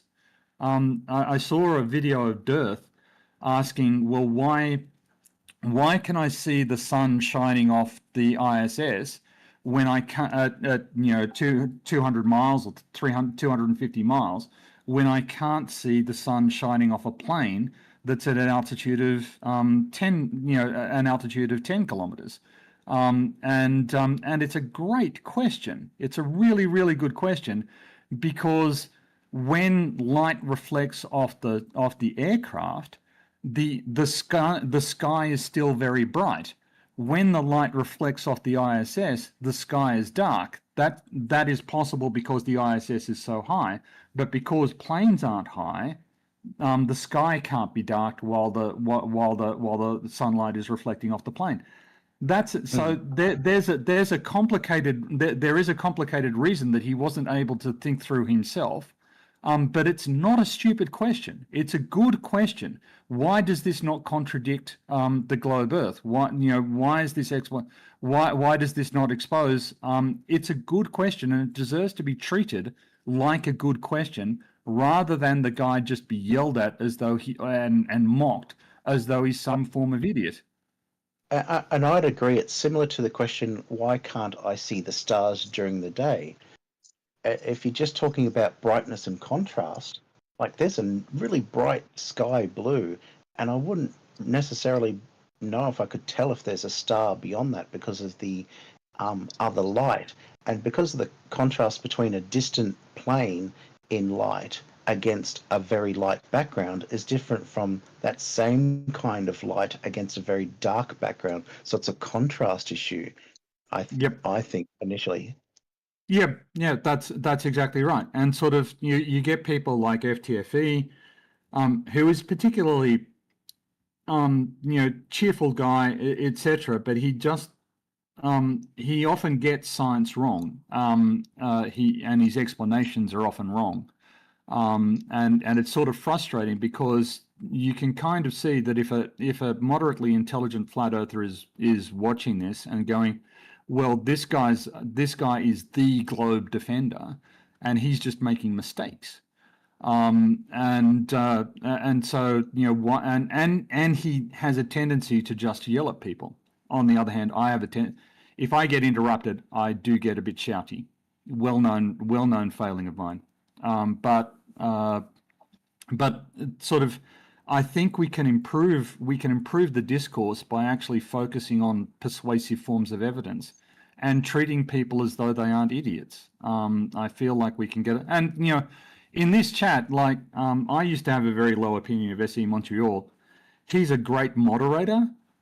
He asks great questions. He's very widely read. Sort of there's sort of this mutual contempt that grows up between the two sides. But if you actually sort of get to talk to people and get to experience them in their better side, you can you can establish a great deal of respect. I respect SE Montreal as an interlocutor, and I respect SE Montreal as a moderator. He does a fantastic job of curbing my bad behaviour, because I sometimes have poor impulse control when people wind me up. And he says, okay, you're being a fuckwit. You need to go and sit in a timeout for a bit. And he's right. So I feel like we can get further than we have done by just not treating flat earthers as idiots. Yeah, and I agree that poor explanations can lead to poor conclusions. Like if Dave Weiss says that's ridiculous, how did he come to that conclusion? Where if I do a little bit more research, I can figure out, oh, okay, if the satellite is spinning like around the Earth like 19 times a day, and they're gathering like 1.6 terabytes of information per orbit, like I don't have access to that information, but it seems like the people who do know what they're talking about. I don't know. I get what you're saying, Tony, but it feels post final experiment, it feels like engaging with flat earthers is starting to feel very exploitative of me, or it's starting to feel very exploitative to me. It's just like an old timey freak show, Let's go and laugh and point and laugh and at people who can't help it, Well, I mean, but to some extent, but to me, the fundamental element is that these people at their core, they feel they've been lied to and betrayed by society, and therefore they don't trust authority figures, and they don't trust and they don't just accept what they're being told without good evidence for believing it. And to be honest, I think they're right. I think that modern society is dysfunctional, that modern society isn't effectively representing the interests of the common man. And I'd prefer to have conversations about how we can fix society than about the shape of the earth. But it's hard to deny the reality that there are abuses of authority. There are lies that are told to us by politicians and by government officials. And that there are good reasons to mistrust a political system that has been thoroughly corrupted by corporate influence and corporate interests, and this is what underlies most of their suspicions about most of their suspicions of people just saying, you need to believe this, trust me and shut up. And I feel like if they're asking honest questions or good questions, you should respond to those good questions. And I do see your point, and I have had thoughts along those lines. But certainly, I don't feel like Cyrus or SE Montreal are in that camp. Well, I think it goes. I think it goes one step further than that, though. I get and I enjoy a healthy dose of skepticism when it comes to statements made by the government. You can't look at things like Iran-Contra and what went down during the Vietnam War and the Tuskegee experiments and all kinds of nonsense that governments, not just our government, but governments around the world have perpetrated, at the expense of their people. And obviously, take what they say with a grain of salt. I get that completely, but to extend it to certain, to extend that level of paranoia or that level of distrust to parameters that are not within the scope of control of the government, by virtue of you can go out and confirm these things yourself. It's not like the government can control the color of the sky, the wavelength of light that hits our eyes. The government doesn't control that. The government doesn't control what certain facets of gravity. Okay, that's not the way it works. What that tells me is that this goes beyond that level of distrust and goes to a point of disenfranchisement, where individuals are internalizing these things as personal attacks and not just, accepting the ability that some things they don't understand and that they are encompassing in this, and that they they feel that they themselves personally have been disenfranchised, that they are special or they are unique or whatever, or deserving of some level of respect or consideration in the world that they are not getting. And that's just simply not entailed. So this doesn't go down to like a simple paranoia, a distrust of the government thing. It goes beyond that to personal identity thing that are totally wound up in their own paradigm, in their own egocentric paradigm, which I don't think enough people point out. Well, to some extent, I mean, I think to some extent, there is a healthy amount of egocentrism, right? Complete abandonment of the ego is a bad thing, and I mean, I prefer to try, I feel like I've got a choice, like I can just go through life discarding people as stupid and broken, or I can try and help them, and I'd much rather try and help them. Even and like Duck is pointing out that I'm way too generous when I talk to or about flat earthers, and I'd rather be too generous than than a cunt. So I'm going to try and err on the generosity side. Yeah, my issue is like if you go by a username like Flatzoid or Flat Earth Dave, you've sort of given yourself an identity, and when you go and do your little experiment, I'm not sure how good or bad the experiment is, and then you tell others that this particular other thing isn't an experiment. I'm like, well, you're comparing yourself who's done stuff in their backyard and garage to people who have constructed like hundreds of machines around the world to check if their experiment works. And that's like the scope and scale of something like the Foucault's pendulum. There's a list of like places around the world where you can visit to go like, okay, I can check it here, I can check it here. But if I compare that to like one experiment done in one garage, it's really not the same thing for me, no matter what side I'm on. Yeah, I can see your point, but you kind of need to bear in mind that Foucault himself was very unhappy with the pendulum experiment, right? He didn't think that the pendulum experiment was that great a demonstration. For starters, in order to calculate the rate of precession, you need to do some mathematics, and he wanted something that was actually more directly related to the to the rotation. Flat earthers are right that a lot of these experimental setups have magnets in them to keep them going or whatever. And you can say that's just a practical choice that they make so that the pendulum doesn't stop swinging. But it is a potential source of manipulation or error when you put that in, and to deny that that's the case is to deny reality. I mean, here you've introduced an external factor, and now you're just claiming that it doesn't influence things. And so I think we need to, if somebody does make that point, you can find common ground. And then you can go, okay, but there is other evidence for the rotation of the Earth. There are other instruments using completely different physical principles that measure measure Earth's rotation.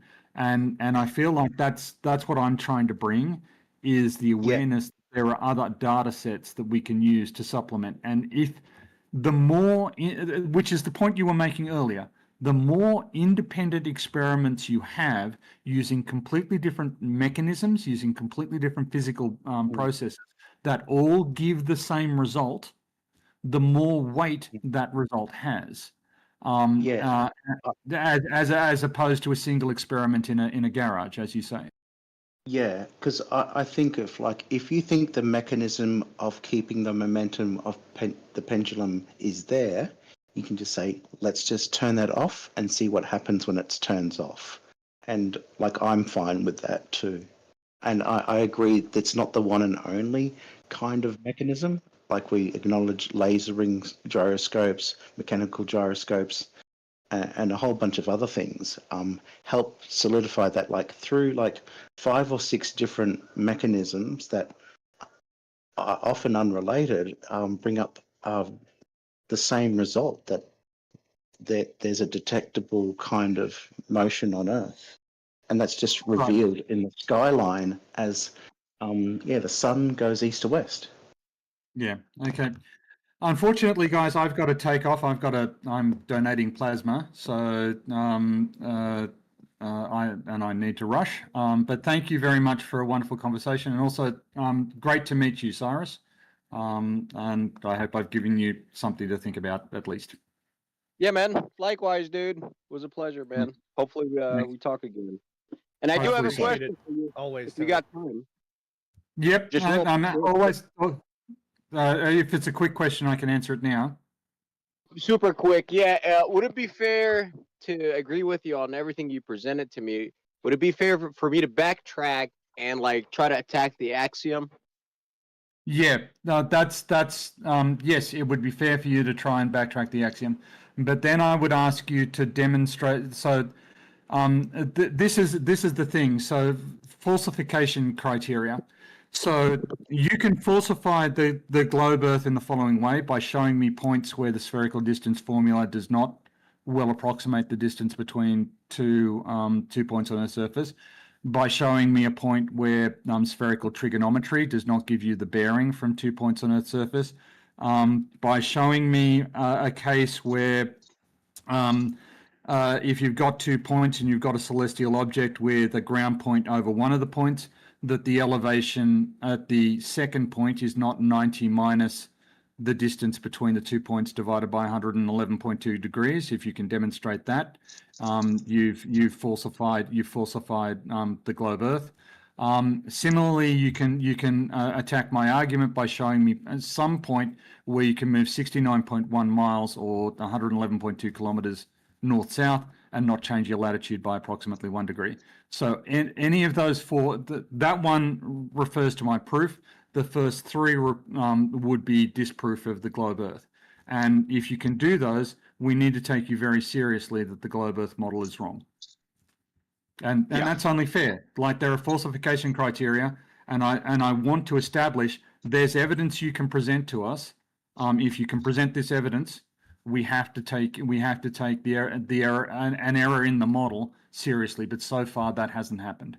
So, but good luck, and you're not under any obligation to change your mind just after one presentation. So. Oh no, I like it. I'm conceding to everything. I don't have an argument against, except that, well, there's a flaw, and I need to see what the flaw is. So perhaps the axiom is incorrect. Maybe, I don't know. Of course, I don't have to. That won't necessarily help you with the earthquake data, but no, that one, dude, that's my favorite actually. I love that. That one is like, shit, fuck. Okay, that's a really good one. I don't know, like, I've got no idea. The tracks, okay, that one is like, okay, I'm gonna have to digest this one a little bit. You figure something out. All right, but have a great day, and take care. Take it easy, Tony. You too, man. Thank you. Another good place to start on that is looking at logical possibility. This, I think, is just the easiest, one of the easiest ways. Is like, is it logically possible for the Earth to be an oblate spheroid? Just that statement alone, is it logically possible? And the answer is yes, because there's no logical contradiction posed by the Earth itself being an oblate spheroid. So if we work within that, say it is possible, then is it logically possible that the flat Earth, that there is no flat Earth model because the flat Earth designation is false? Yes, that is also logically possible. So, is it possible that other things I've missed too? Sure, I don't know. We'll see. Oh, pardon me. But I like the level of like, he's the only guy that actually sat down, fired up, presentation, and just ran through data that he worked on. And I can tell he worked on. So what did I do? Tap the fuck out. Win for him. Absolutely. Right? I have to sit back, take that, and now it's like, I have to bring equivalent argument if I'm going to argue with him. But anybody that's not on his level, excuse me, sir, like, I will argue with you with whatever you present to me. Come to me with a presentation like that, like shit, I gotta, I'm gonna take some time to study and give you equivalent. But if it's just kind of logic, cool, yeah, sure, could be, nah, I don't know, let's go measure it. Yeah, my whole fucking point. If you ever see a diagram or a presentation, it would be harder for you to refute it. Unlike all the talking in the air that we usually do. There you go. You guys are wasting your time to them. They should have listened to you all along. That's it. Right? Yeah. Hey, JL, I want to ask you, what do you mean when you say exploitative? What exactly do you mean? I think you're right, by the way, but what are you trying to say? So exploitative in the sense of like the image that the analogy that keeps popping in my head is like of old timey like sideshows, where people with maladies or unique deformities or who Snake oil. like geeks and stuff like that were put on display for monetary gain.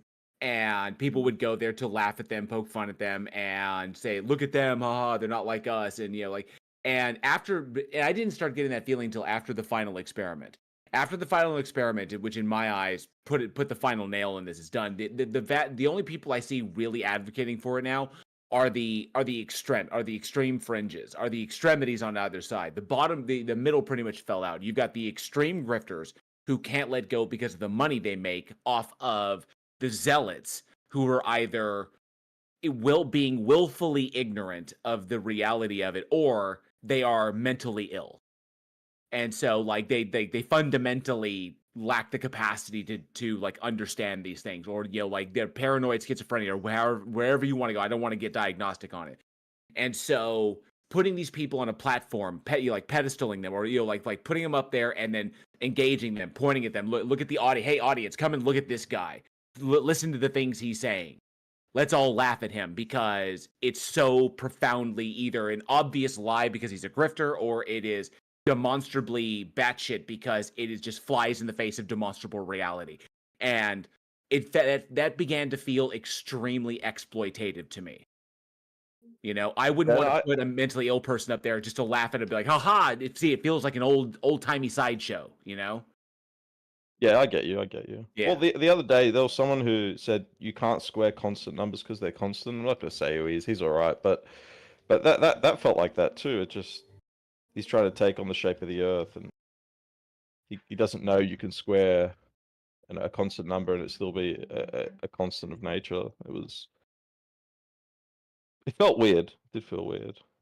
I mean, I'm guilty too. I laugh at it, but yeah, you're right. I think you're right. Yeah, I think that element of like look at the freak show or it is an element for some people, but I think explaining like I've come to an understanding of like how concentric circles work. So you could go on flatness past 360 degrees. Each mile would just be another unit of measure further away from the North Pole. So hypothetically on that flatness, you could go to like 91 degrees south. You could go to 360 units away from that central northern mark, which you've just arbitrarily said, I'm going to go from here. And I think the math behind Tony's argument, so it's like the length of that concentric circle increases and increases the further away you go. But with those train tracks, especially in Australia, it's like, well, they're only like 20 miles long, but on this concentric model, they should be like triple that distance. And that's just not what we find in reality. We don't have train tracks that are triple like what they should be. I think it's a strong position. Yeah, but it being a strong position, if I'm going to go off what J.L. Warren said, and I think he's right, it being a strong position, it doesn't even matter. Do you need to adopt a strong position? Maybe with Cirrus, he seems to be genuine, but like with Demok, does it matter? Does it matter what you do with the I forgot that guy. The guy, I think he's somewhere near MC2, but Sorry, it's measurement of the evidence position. I made a mistake. Measurement of the evidence position, I mean the strength of the evidence? Yeah, the strength of the opinion in a particular thing is based on the amount of evidence supporting it. Oh, right. I thought you meant in terms of to show them. I don't think showing them does anything. Like I don't think the evidence does anything for not at least 90% of them, especially after TFA. I just don't think it works. I get what you mean though. Like you're gathering information. It's good for you. It's of course. Yeah, because learning is good. I understand that too. Yeah, because if I have a misunderstanding of the information, I too am part of the problem by going, oh, this is definitely how it is. And like I had a look at that satellite that's gathering 1.7, terabytes of information per orbit. And I'm like going, whoa, that's a lot of evidence to analyze. And we can understand from the surveying guys who are making the borders of the states in my country that it was the measurements of the land that helped produce this oblate spheroid, because part of that world, Australia, had a curved datum, and this needed to fit into other countries that were also doing this. So I don't think it's true, but you think of like what's that bubble wrap, where there's multiple domes, but there's a layout of flatness. So we had to check if the datums are doing this instead of something else. No, I get your overall message. I understand that. Yeah, so I too had to check that. Okay, how did the datums work? How did this happen? How did we check whether there wasn't multiple lumps over a big flat distance? And yeah, just had to check it out just in case, it's basically bubble wrap Earth.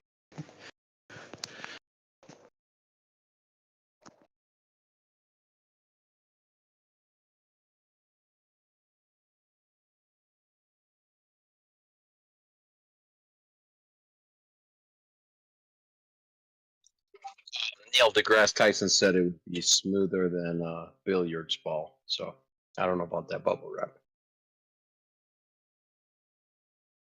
You scale it down. Oh yeah, definitely. And that's I think he's why full of shit. I don't know though.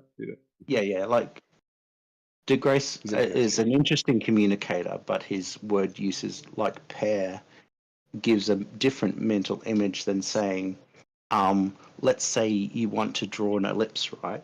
And you've got your pencil, you've got two nails, you hammer them in, and you keep your pencil really taut against a loop of string, and you start making that circle. You make an ellipse with two focal points. Now let's see what happens when you add a third nail, and so there would be an ellipse that looks like the regular one, and then your string touching that third nail, and the ellipse changes, and so that side of the ellipse would be ever so slightly more bulbous than the ellipse on the other side. And like if you exaggerate and exaggerate and exaggerate that, you get this sort of egg-like, pear-like kind of chubby, chubby under the equator. Yeah. I like to use him as a hostile witness. He's just so stupid. I'm But if you're freaking gonna draw dying an of laughter ellipse, listening to these guys. I'm just so keep it up, man. You're really entertaining me. I mean, that dude had pretty. I mean, I like the presentation he had. It's awesome. It's cool. He's debated the concept on modern day debate a number of times. He's gotten it down pretty well. I don't. Oh, okay. YouTube channel. Yeah, it's a big Who's that? debate. It's one of the big debate channels. Personally, I'm not a fan of it just because the host James, Is who that runs the whole thing. Oakley's? No, Or well, he no, puts that's no. he Okay. platforms Oakley, or he platforms flat earthers a lot. Nathan Tops and Okay, stuff like okay. that. But I mean, James is not a bad guy. He's the guy who runs the whole thing. He's more interested in the dumpster fire because the dumpster fire elicits more money for him than actual Right. debates. Yeah. I mean, hey, if you're in it for the business, bro, I get it, man. You're in it to make Right. money. You need I'd content, flip. you know. I'd flip for the money Totally. so hard too. For the money, yeah. It's like, I don't know, dude. But I don't know. That's not good. Flipping, because like you have no morality, man. Like just as long as, but if you just change your content or whatever, if you want, like you said, dumpster fire. Like yeah, got- that's for content. No morality, but my kids are going to private school, so you know. Hey, let me ask you guys this question. I found this really weird, if you guys don't mind. If you were the mayor of New York and you were asked the question, like, Your Honor, if you win, it's very important for the mayor for the first place he'll visit. What would you answer? You're running for the mayor of New York. What would you answer? What's the question? I know it's completely off topic, but I just saw this thing. If mayor of New York, I'd say Harlem. You'd say Harlem, right? Okay. Yep. Okay, I'm gonna show you this thing. Let me post this. Like it kind of blew my mind. See if you guys feel the same. Give me a sec.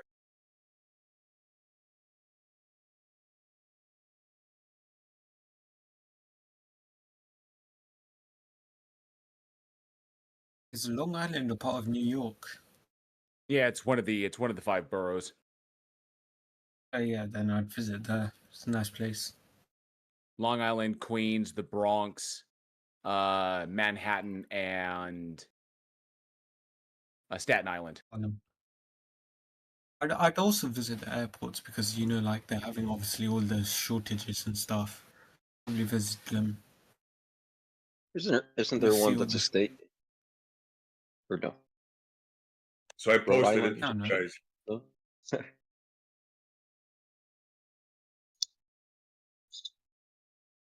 You guys could watch it for yourself. But what would you say if 4 out of the 5 candidates answered Israel? They would visit Israel. That would be their first place.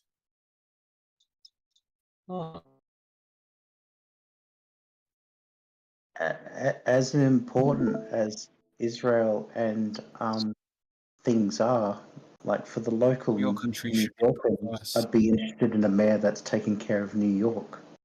And I'm not sure how visiting Jerusalem helps New York. That's my argument. If I was the mayor, if I was your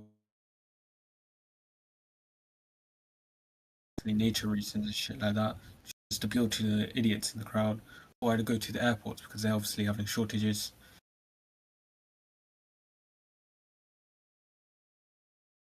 No, but isn't it kind of strange that 4 out of 5 candidates of mayor of New York, their first place to visit would be a foreign country? Irrespective of whatever that country was. It's political Isn't that theater. Like kind of, doesn't that ring like a bell it's or just something? it's just political theater. That's all they do. They're playing to a base. I'm telling you, if the Israel-Palestine shit wasn't happening, they probably would say something else. Let's be real. They'd probably say Ukraine or some shit. Yeah, it's good. You got to make sure because imagine if the mayor, imagine if the mayor came out. Imagine if like a mayoral candidate came out as pro-Palestine. They'd never get. That would literally be the end of their campaign. So in this current current environment, yeah. Doubt they lost a day in office. I think even if they went pro-Israel, like you're a New York mayor, and sure there are Israeli and in New York, I suppose you'd be gaining support of one of those 2 subsects of New York. Dude, isn't U.S. politics fun? Yeah, like they could have said Rome, Athens, Lisbon, right? Amsterdam, whatever. But 4 out of 5 decided to go to that particular place. That's kind of. Do you have a problem with that, bro? They're trying to play their cards. They're trying I'm to just bringing it up. sympathize to. I know. They're just trying to sympathize for people. You can tell. They're not trying to make New York better or anything. They're just trying to sympathize to people to get more votes. That's how it works. It's funny that New York is called the Empire State, right? The Empire State. I wonder what they would answer if there was a particular time they would go to. When would they time travel through? Like, Honestly, just screw New York at this point. Move to Chicago or some shit. No, they're like the same thing, man. Tell me you wouldn't go to Egypt while they were building the pyramids or something like that. Come on. Oh, bro, of course. Where's the time machine? I wouldn't go to Los Angeles. Los Angeles is a fucking nightmare. If I had the time machine, probably go back to 2008, invest in Bitcoin, come back, get rich, be that bitch. Right. Yeah, it's unfair, huh? Have one of those. That would be cool. It's funny enough, that 2008 crash was caused by an Indian man living in the suburbs of London. But what if the cost of going to that particular time cost your memories of our current time? That's the price you gotta pay? Ooh. Oh, man. I would pay it for money. No, the whole. Well. No, I want to retain. Because if you forget everything that you kind of came from, you know what I mean? It's like, what's so cool about building the pyramids then? As long as I have enough money, as long as I have enough money, I'm fine. Oh, you're going after money? Come on, man. You have a theoretical Narnia time machine, and you go after money? Yeah, but if you forget everything, what's the going point? Going after knowledge. I think the only point you can go after, because if you forget, then there's no point going back unless you want to go back for money. So just invest in yourself. I think I would go back to the primordial soup and take a pee in it and just see how that changes everything. Butterfly effect a billion years later. What if you go back and there's no primordial soup? Oh, that would even be cooler. If it's primordial piss.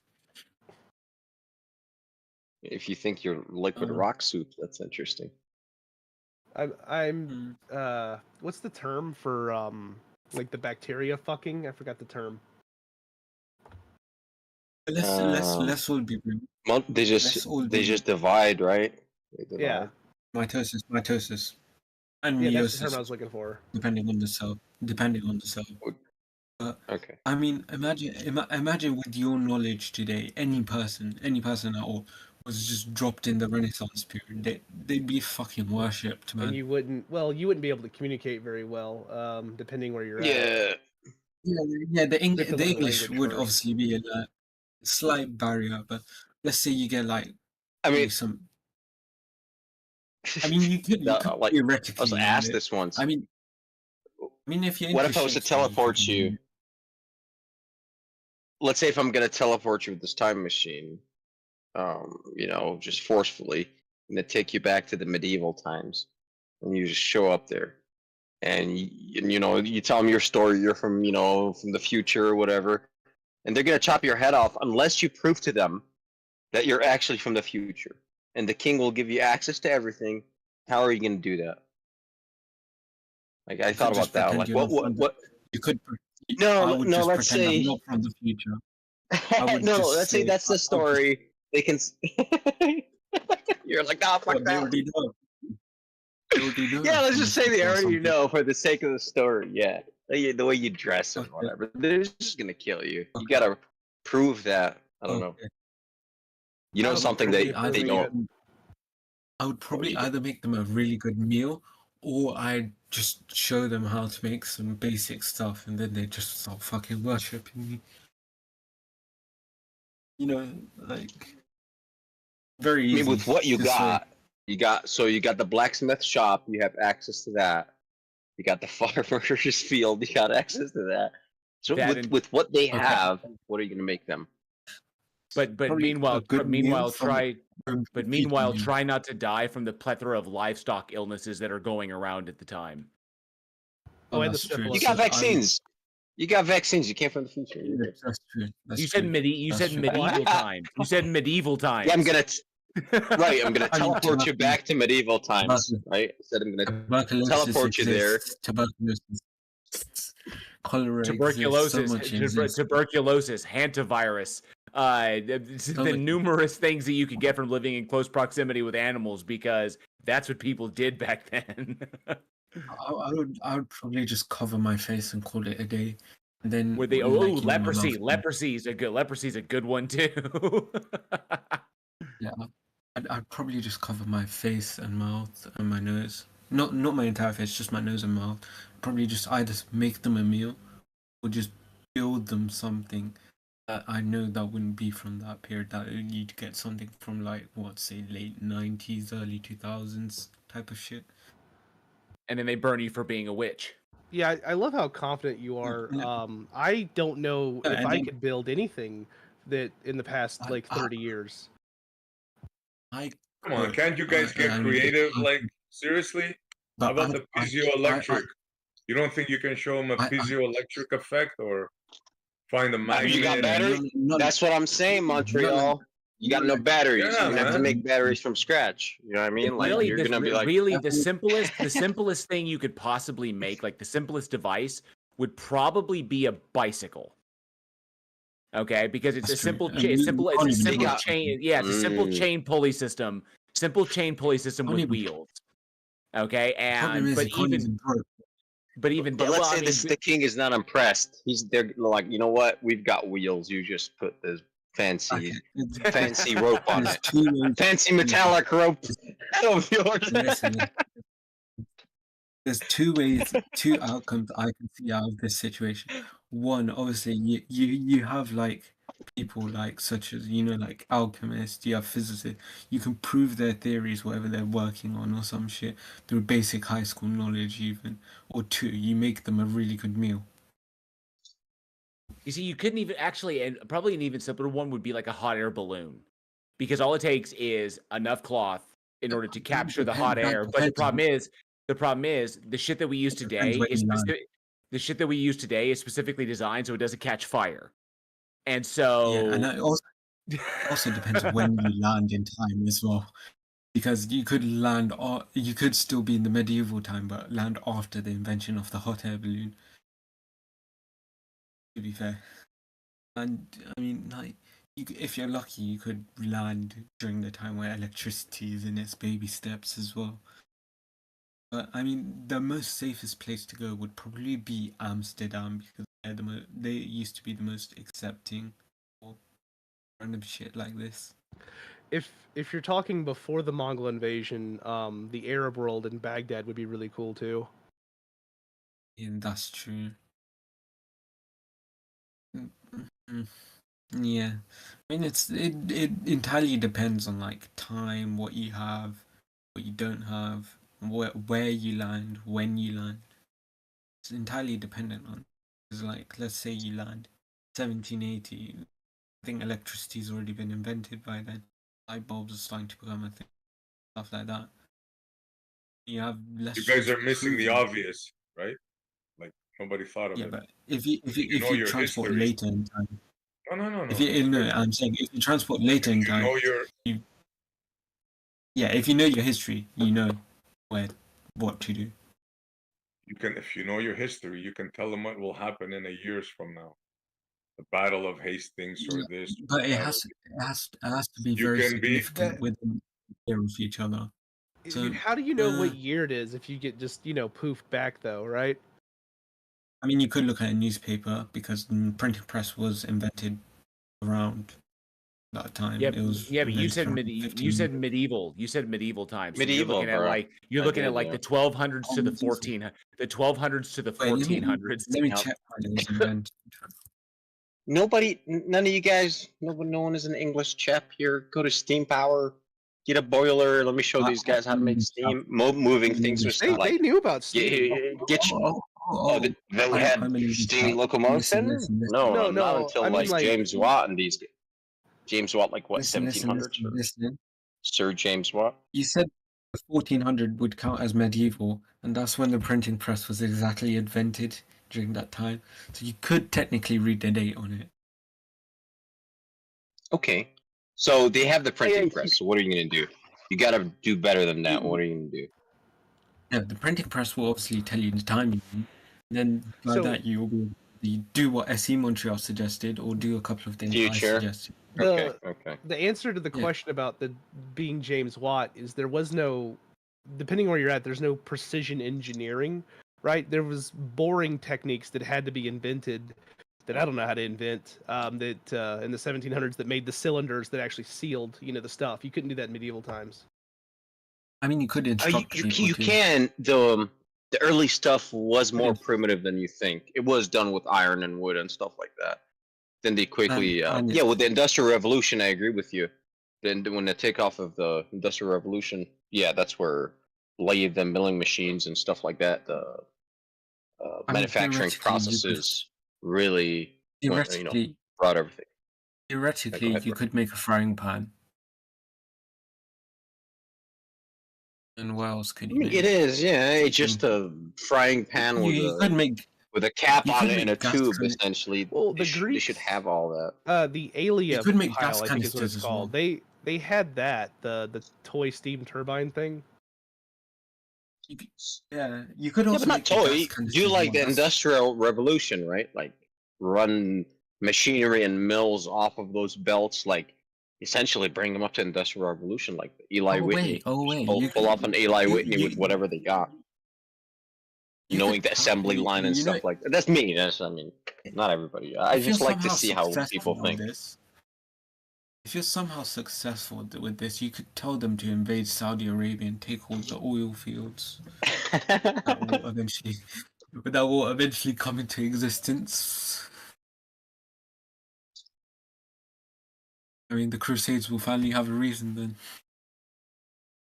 I mean, I guess the other thing is there was no. It's going to be difficult to convince people because you have slaves back then, and slaves did a lot of the work, that the Industrial Revolution steam ended up doing. It's kind of difficult to take people away from their slaves. Yeah, you have the ability to make glass as well. Like glass is really more primitive than people think. Well, they've been doing that since easily be made. they've been doing that since the discovery of fulgurite. So that's true. Also, I'm not really sure how to make glass. I think you burn sand and then you blow on it. Maybe I have no clue.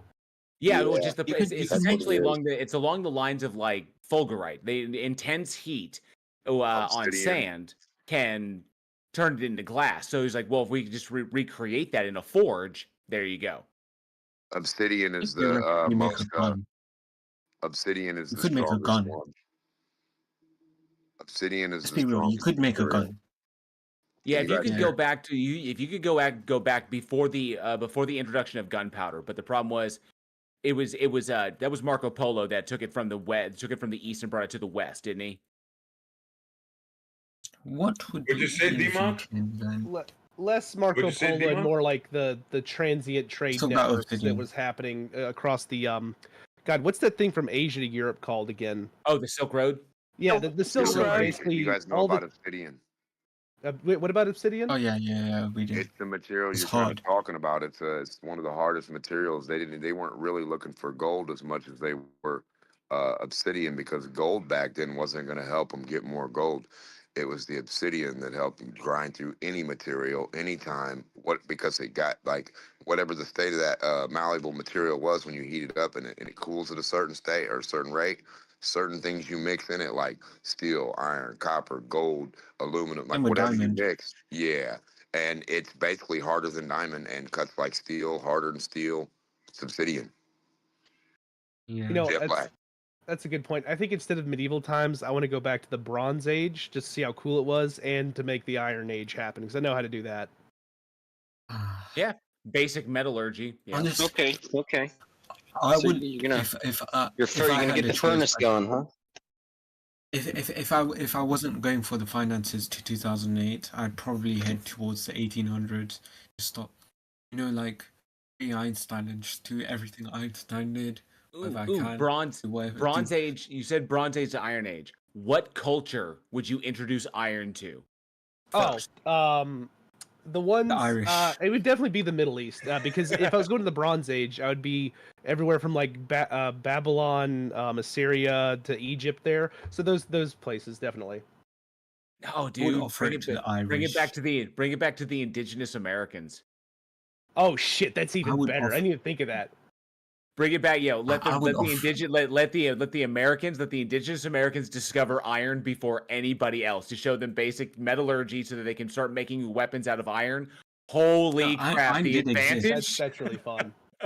Iron did exist, but in the Americas, but it was like very, very deep. You had to go to find some.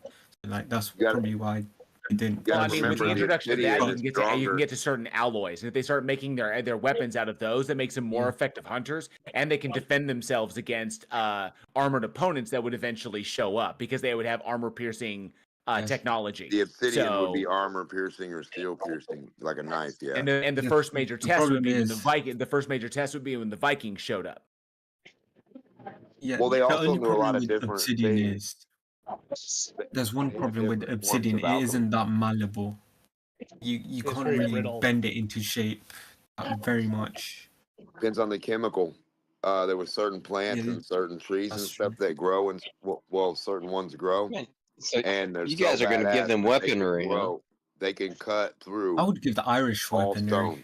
I would give the They Irish can cut their through all weapons. the stone, a liquid of a plant, and I there's a definitely group give it of to the people that indigenous discovered Americans. this. Let that shit introduce that stuff and let it proliferate throughout the Americas. And then once Eastern colonists show up, they can defend themselves more readily, and it would be hilarious. Dude, you're right. This is what The I'm doing Romans had actually. liquid fire.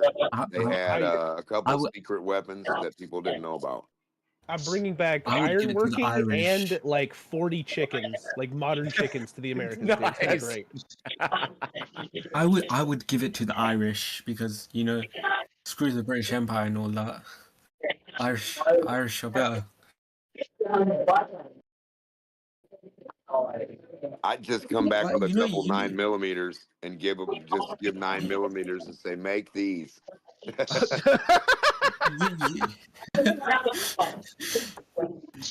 is the equivalent another one. of an alien coming down and giving us like a laser weapon we don't understand and going, make these bitches. Lightsaber. I'd show you how, and I'd show you the target. And you don't even know that it's a laser weapon. So, shoots out some other stuff. It's like, what is this? That's just some stuff, man. It just produces stuff. I mean, Things also go another boom. good way to make money is if you have a really good singing talent. You could travel back to let's say 1920s, 1930s. You could start the music revolution if you have a really good singing voice. You better sing the right thing, or else they're gonna be like, "Get off the stage, bro." We'll just you obviously sing the right thing. Yeah, you could steal so many songs from other people as well. Like Orchester. You could bring. You're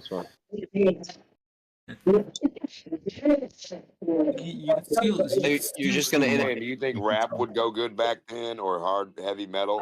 Like if you got on stage, I think rap would go. I would probably go in the 1970s, What was the 1980s. quote from Michael J. Fox in that movie about time traveling? He said, "You guys don't like this, but your kids will love it." Yeah, when he introduced the music of the music of Chuck Berry. To that Chuck was in the Berry's 50s. right, yeah. You know, Marvin. You know that new you know that new sound you're looking for?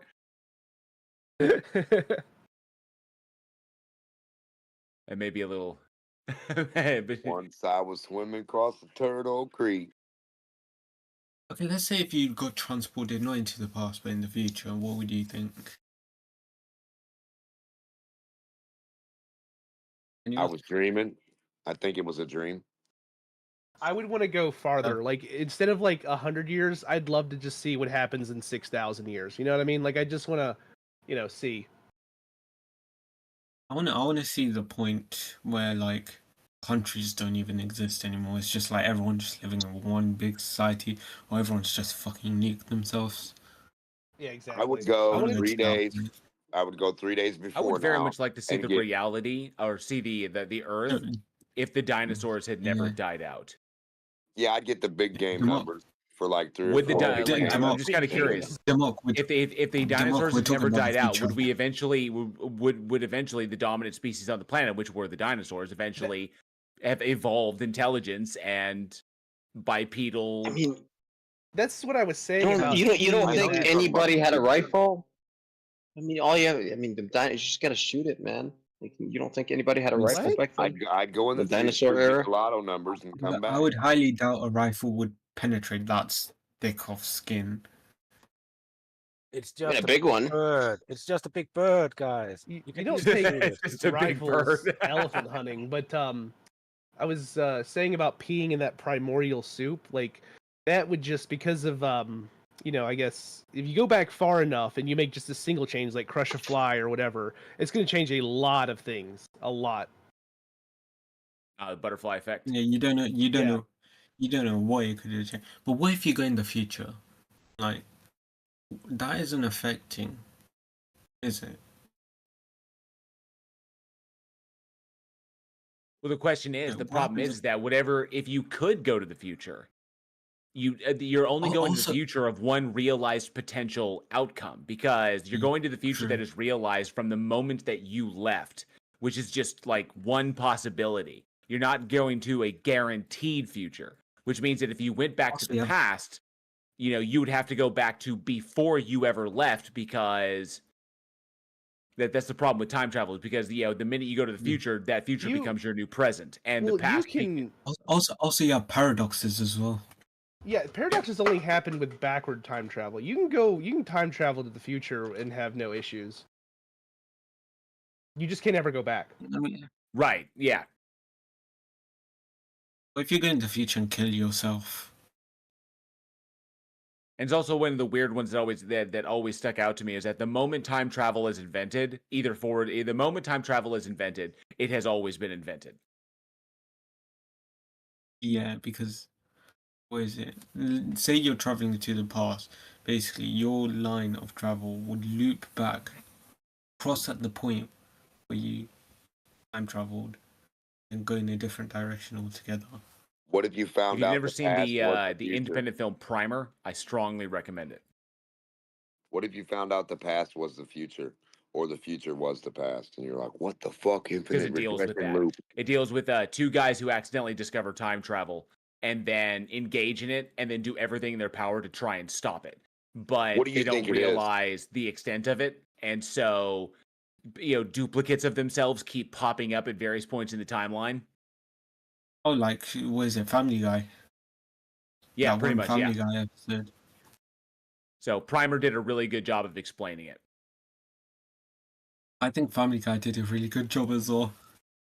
What do you guys think it would really be like for a time? Back to the Future is a bunch of bullshit. No. What do you guys Back to think the it would Future make is to make a definitely time bullshit. machine? What do Back you to the think it Future is really bullshit. entails? Well, that was it. That was an Endgame, Avengers Endgame reference. How do you guys think a time machine I would be got it. made? Well, I don't know. You'd have to harness something, but I don't know what. I don't think any of us are in comprehension of what we can harness to make us travel backwards in time. Well, like we don't know you what got time to is. break a so- lot of stuff. Right, Yeah, speculation. we We don't we know don't what know. time is, so I'm just saying, like, Yeah, in your we need to idea, define do you time. think the movies do it justice, like a little car with a spinning wheel on the back and you go through time, or lightning wheels and sleds, and like, what do you think it would be like in reality? Like, what do you think it would be? Do you think it would just be like a fusion of like a programming, a upload, a download? Do you think it'd be like a liquid time machine that you you experience in your brain, or do you physically do it? I don't Honestly, know. the only picture I get is from Doctor Who. That's it. That's the only picture I can ever get of a time machine. The TARDIS. That's the only picture I can ever get of a time machine. Nothing else. Wibbly What's the wobbly. only possible on the globe Earth, by the way, on a ever expanding universe? Because time, according to Mr. Hawkins, time has a direction. So, and he says arrow of time. if the universe, the arrow of time, if the universe was to collapse on itself, you perhaps may experience time backwards. It's like, okay. For all intents purposes, the speed of light, if you were a person at that speed, time would start to approach zero. Yeah, that's why going forward in time is easy to. I say easy to do. Going forward in time is possible. It's just not possible to go backward in time. Sitting still is the easiest. You just experience in time. Actually, technically, you can go backwards in time. Let's say you're like millions of light years away from the Earth. You're looking and you look at the Earth with a really powerful telescope. You're looking at the Earth millions of years ago. The light would still take millions No, of you years to have to reach you. actually.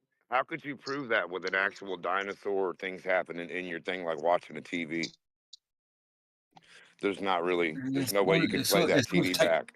It's all technicality because let's say your TV depends where your TV is. If it's like out in the open and the telescope's powerful enough to look at it, then yeah, you could possibly. It's possible. But this is all entirely theoretical. So light comes from the front of you, right? Hold on. There's a flashlight in front of me, and it shines to me from 93 million miles away. And I intervene that light where I'm at, right? On the front of Earth, right? So I'm intervening that light in the front of Earth.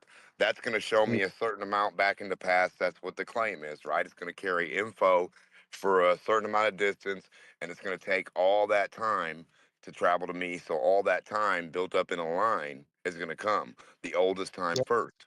So that means if I'm looking forward and I see dinosaurs and dragons right here in front of the planet, if I look behind the planet and look at that light, the reflection of that light, I should see fucking quadrillions of future years back. No, back into the past. Oh no. Okay. The past. You're right. My bad. The past, because it's going to be the light that passed me up that way. I'm going to see the That's all reflection lined of up. it and catch the reflection of it. Yeah. Listen, to any point on Earth, let's say you move 100 light years away. You just spawn in 100 light years away, and you have a telescope with you that can see the Earth. Yeah. What is it? You're seeing the Earth 400 years ago. You're not seeing it today. What happens today? Because that's how long the light takes to reach that point. That's why, I mean, if that point is that far away, if and only if. Yeah, if that point is that far away, you need to be. You need the distance, but this really, really long and really, really hard to prove right now with our current technology. Assuming it's far. I'm with you, man. I'm with you for the sake of the convo. Absolutely, I'm not trying to stop it. But yeah, assuming it's really far away, you'd be looking into the past, I guess. When the star Betelgeuse, which we know from stellar spectroscopy, is likely to go likely to go nova sometime. When the light from that nova hits Earth, we will then know that the star went nova 600 years ago, because that's how long it takes for the light from Betelgeuse to reach Earth. Where's Betelgeuse? Is that the one? Is that the one near Corona Borealis? It's the reddish star in the Dipper that you can see, I think. Yeah. Okay. Let me pull it up. One sec. Cool. Because I read that headline not too long ago. I was trying to look into the sky. It's the 10th. But what I remember was like towards Corona Borealis or something like that. Yeah. Okay. Let me speak. Let me speak. It's the 10th brightest star in the night sky, and after Rigel, it is the second brightest in the Orion constellation. It is one of the largest red supergiants we know, and it is bound to go supernova soon. And when it does, Cool. when it does, the light from that will hit Earth. We will be able to see it in the sky probably during the day as well, but it'll be highly visible at night. But we know that when that light hits us, that will confirm that Betelgeuse went nova 600 years in the past, in our past. Yeah, because we have, was it, and the apparent magnitude as well of it is -3. So, Yeah, because it's gazillion light years away. Yeah. But if not, then maybe it just happens, 30 seconds ago or whatever. Well, the reflected light through the planet past the other light side. can So make if you sense. look behind our Well, planet, given the you known see the speed of light, reflection. so I mean, When you look behind our Well, I'm planet and see the reflection, you should see the dinosaurs from Earth. You should see that Well, movie. I'm trying That's not how to it D-Mark. Decode. That's not How do you decode the light movie? I'm trying to develop a gravitational lens. That way, you see that planet that you're talking about. That way, I can see behind the planet using the gravitational lens and peek into the future. A little bit different though. Well, you don't need that. You just need if eyeballs, apparently, since your eyeballs can just sit where they're at and detect all that stuff.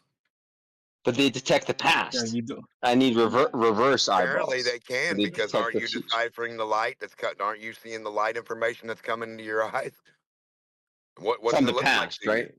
400 No, I years don't know. ago. I don't know what you're seeing. I'm saying, what are you looking at, brother? That's the question.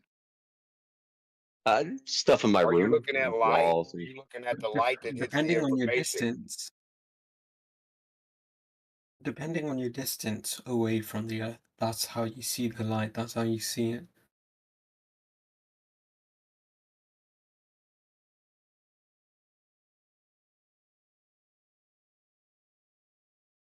Like a series of black numbers on a screen, and like a little imaginary light or laser thing comes across and it shines, and you see the red code behind it as it shines, but you don't see it until then. Like, how do you see the perception you're seeing?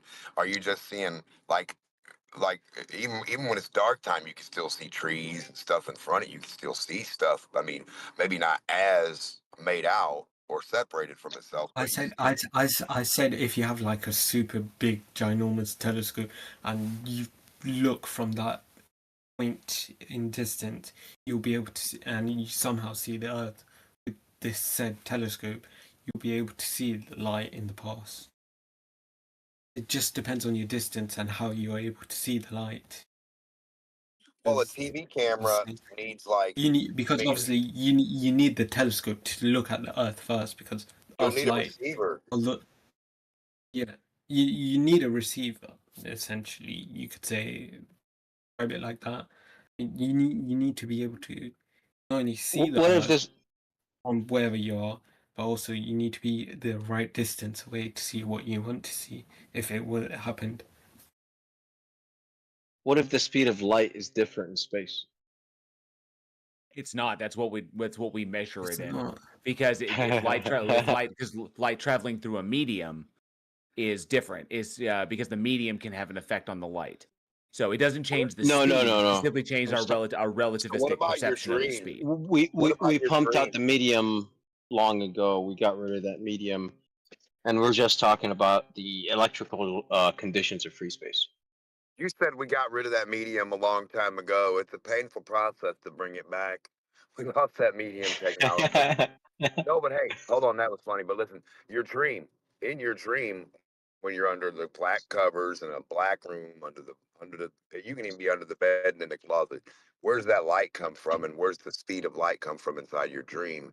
And how do the mechanics and fluid mechanics and dynamics of in your dream work as compared to that vacuum idea you're talking about, or being in free space, or being able to fly, or the fluid dynamics of just space or flying in general? Like, your dream matches all that magical idea, right?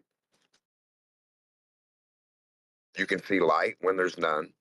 Where does that light come from? What's the cause of that light ability in your dream? I mean, Good question. No idea. ... I don't know. because you guys know what I'm saying. Like, you can have a dream, you're in the day, right? Go ahead, sorry.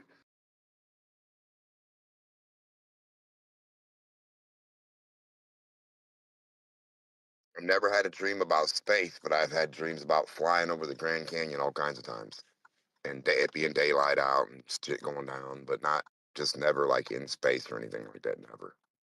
Weird.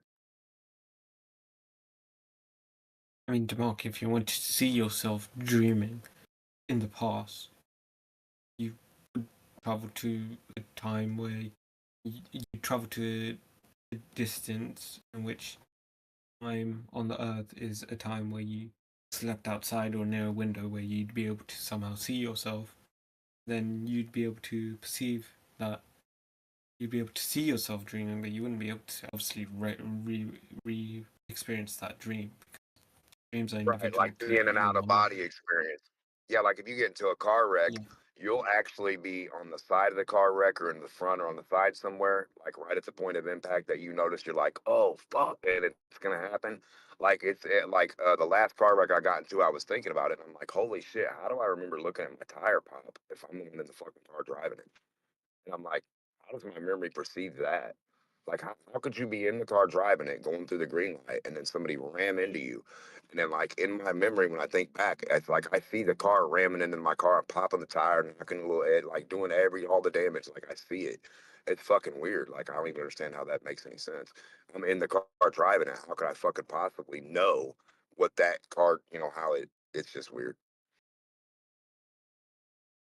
You can't really know what someone was thinking. You'd just be able to see it. It's like watching a film or something. You'd have Yeah, no it was audio. like watching his You'd yeah, have in my nothing. car. It's just be watching a silent film. Yeah, I mean, Yeah, it's that's not what it was, really that exactly. interesting. I mean, it could help with Looking at an other angle. stuff. Like if we had this today, it could help with a lot of stuff. But I mean, we don't have it today, so it's not really useful even if we do it. I mean, maybe you can tap into that because it's like that, oh fuck, like life flashed before your eyes kind of moment. Like, who knows our actual No, it's not. ability? It's not. It's not. It's not like that, Denmark. It's basically you're going away from the Earth. You're going to a set distance where it takes time, No, I'm not light, talking. a I set know what amount you're of talking, time to brother. Hold travel. on, you're talking about something different. I know what you're talking about. I was saying in my No. actual reality, in an actual car wreck, my visual memory is of being on the side of the fucking vehicle while I'm supposed to be in the bitch driving it. Is that not weird to you? I'm not talking I about mean, past or there's I future. think I'm saying you're seeing the present happen right as it's, it's happening. Yeah, from a that wouldn't be different view. your present anymore. That wouldn't be your present anymore. It would be your past because you're obviously going to a set distance. You're Semantically, looking yes. old. You're looking at light, which would be deemed as old light, and you're seeing the past. You're not seeing the present. You Well, you that'd be cool too. you, Then, you then we just discovered the past time travel. It's just being in an altercation where your life flashes before your eyes, and you get a couple second glimpse or view into the past of the present, and then you pop into a couple seconds of the past that just happened, and then you pop into the present. Maybe there's something to it. I mean, that's what I'm I, saying. Like, no, I think you're confusing what this light, old light thing where you're looking at something from like millions or hundreds of light years away, or even a couple of light years away. You're confusing it with like shock and stuff like that. Like if you get in a car no, accident, they say oh, if the light you hits might. your eyeball, the light that hits your eye is from 93 million miles away. But from what point of 93 million miles if it's been shining that way for a long time? So which line of No, light like are you in that no, yeah. like even if it's nighttime on you'd still be able to see it because there's reflected light as well. You'd still be able, and plus we also have lights nowadays in streets and stuff. So if you went a Yeah, certain but distance, how like does right now, light, brother, sometime in the future, you're passing up my whole question. My whole question was, how does light work when it's a different aspect and we don't know how it works in the idea of what a vacuum is? We're not sure how it works under a million miles of water, under pressure of fucking certain materials. Um, we're not sure how it works in our brain compared to how reality or if reality and our brain are the same fucking thing at the same time, and we just haven't deciphered that yet. So, like in our dream, we see all kinds of light. It's pitch black where we really are. Where does that light come from, and how come we can't investigate or test or compare it to sunlight or moonlight? I mean you've said a couple of things wrong there, but I'm gonna try my best. first of all, these lights that you see is electrical impulses from your brain and stuff like that, from your neurons firing and stuff like that. Because with it, you're dreaming. Dreaming is a brain response. We don't know why we dream specifically, but we have a lot of good reasons for why we dream. But it's just the activity of your neurons, and light itself. We would know how it works we know how it works underwater. We know how it works in a vacuum. It can't really be under a pressure really, because it can't really be squashed, can it? It just refracts or reflects depending on the material you're using.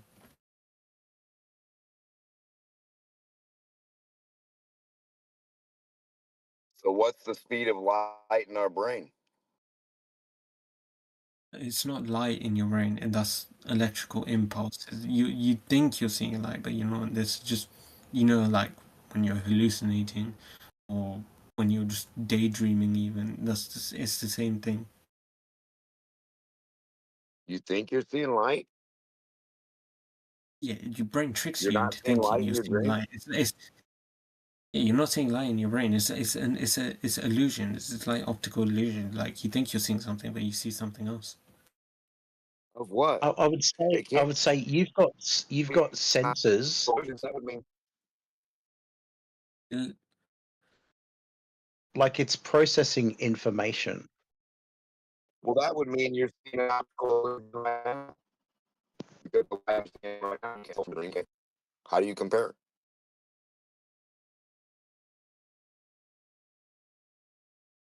I didn't hear the question. Sorry. Could you repeat, Demok? How do you compare or test dream light, dream sunlight, dream moonlight, just being in the just daytime out of nowhere with no source of light and it just being daytime in your dream? Like here where we are, supposedly the sun's the source and the lights and all the stuff we make. But like it all goes back to what they explain about the brain. Okay, they tell you your No. eyeballs are in the back of your brain, right? Yeah, they do. No. They tell you your No. actual eyeballs are in the They're back of your not. brain, the part where your actual Oh, information gets decoded and deciphered. Oh, Hold on, I know what brother. you're What the talking about. fuck? That's the occipital Yeah, lobe. and Occipital it's lobe. the Yeah. inverse square, and it's the left's on the right, the right's on the left. Your actual Okay. eyeballs that touch the fucking. Yo, Hold on, yo, bro. yo, yo, yo, Can you yo. wait? Can you guys understand what You're I'm saying? confusing a lot of things. Yeah, No, I'm I not do. You're confusing confusing anything. a lot Read of a things. book on how the brain You works and are. how sight works. It's going I to do. repeat I what I'm do. saying to you. You're I do. confused. I Not do. my problem. Stop talking over me Listen, because you're listen. confused. Stop. Little You- kid, I'll teach you I'm later, buddy. literally. We'll go on a one-on-one class under in another room, and I'll teach you personally what I'm talking about. So just stop talking over me. If you don't want to learn, maybe someone else does. So the eyeballs, they tell you, are not even doing what they tell you they're doing. Your eyeballs are just a protector or a filter so you don't burn the fuck out of your brain in that spot that actually detects the stuff, the actual sensitive part of the information center. Okay? So that's what the doctors tell you. So now go ahead. If I'm wrong, let me know. You're very wrong. You're Now very prove wrong, it. mate. Prove that. Okay, first of all, you've said a number of things that are quite wrong. First of all, where is it? Your occipital lobe, where your brain processes sight, is at the back of your brain. Your eyes itself aren't at the back of your brain. Second of all, the way we receive light, our brain receives it upside down, but it obviously flips it the right way around not because it burns out our brains or anything. Our eyes would just be existing there. We'd just see the world upside down then. However, we don't because our brains want that, what is it, feeling. You say the sun won't burn your brain? The sun burns my skin, buddy. I don't know I what never you're said talking that. about. I never said that. You What said did you just that say about light the would brain and the burn. burn? I never said You that. just I said the said sun you doesn't said burn our brain. I never said that. I said So why? So why do you? So light. why are your eyeballs a You're not filter? even letting me speak. So what's Yes, the you fucking point of did. me You said speaking, that mate? the eyeballs are I not never a said filter that. for the sun. The sun doesn't burn our brain. It I wouldn't never burn our said brain. Is that. exactly You're what you said. making stuff up now. What You're did you making mean stuff up then? now. What did you mean? I Why do you have said, eyeballs that light. can see the light and not give? Are you gonna let me speak or not? Are you gonna let me speak or not? Apparently, you don't want to Because let if me you're not going finish. to let me speak, I'll leave. Your eyeballs are a filter. Why? Interrupting me. Do your eyeballs Because get you're sunburned? interrupting me. Listen, your brain doesn't get burnt out because your eyes would still be in front of your brain, protecting your whatever insides. But you also obviously have your skull, which also protects your brain from You see out of your what is it? skull? Oh my The god, you're top or the bottom? strawmanning again. This guy's strawmanning again. What's the point of speaking when this guy's gonna interrupt you, say something completely stupid about what you're saying, and then just fucking not let you speak at Yeah, all? why is this guy doing this? You guys tell him don't do that. Say don't say stupid shit about eyeballs and say your brain won't get hurt by the sun. That's why the fuck you have eyeballs. It's protecting your brain in those holes right there.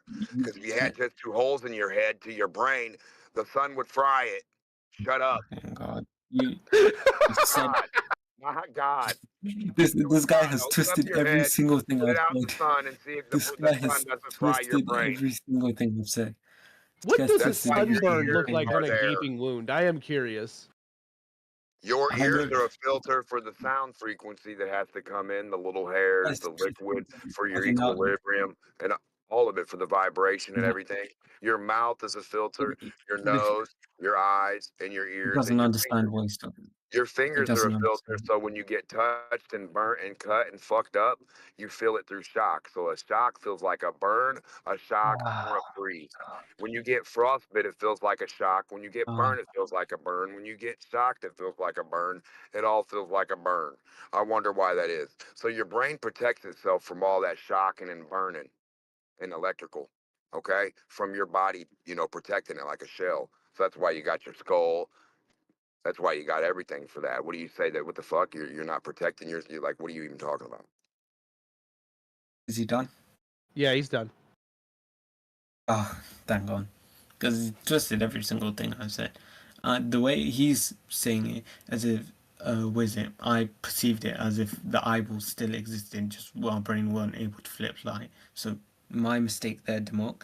But, second of all, yeah, I agree that light would probably burn if you had gaping holes in front of your face. It would probably burn out of you and probably die from infection before you die from burns, though. And then, what is it?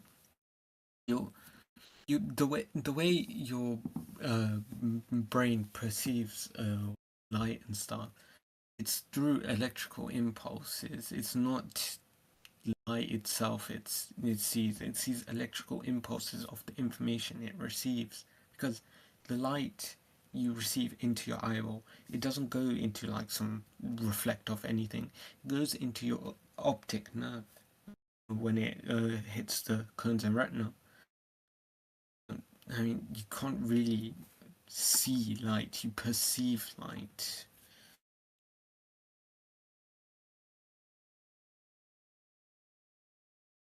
So the way the world works is a lot of stuff we're seeing.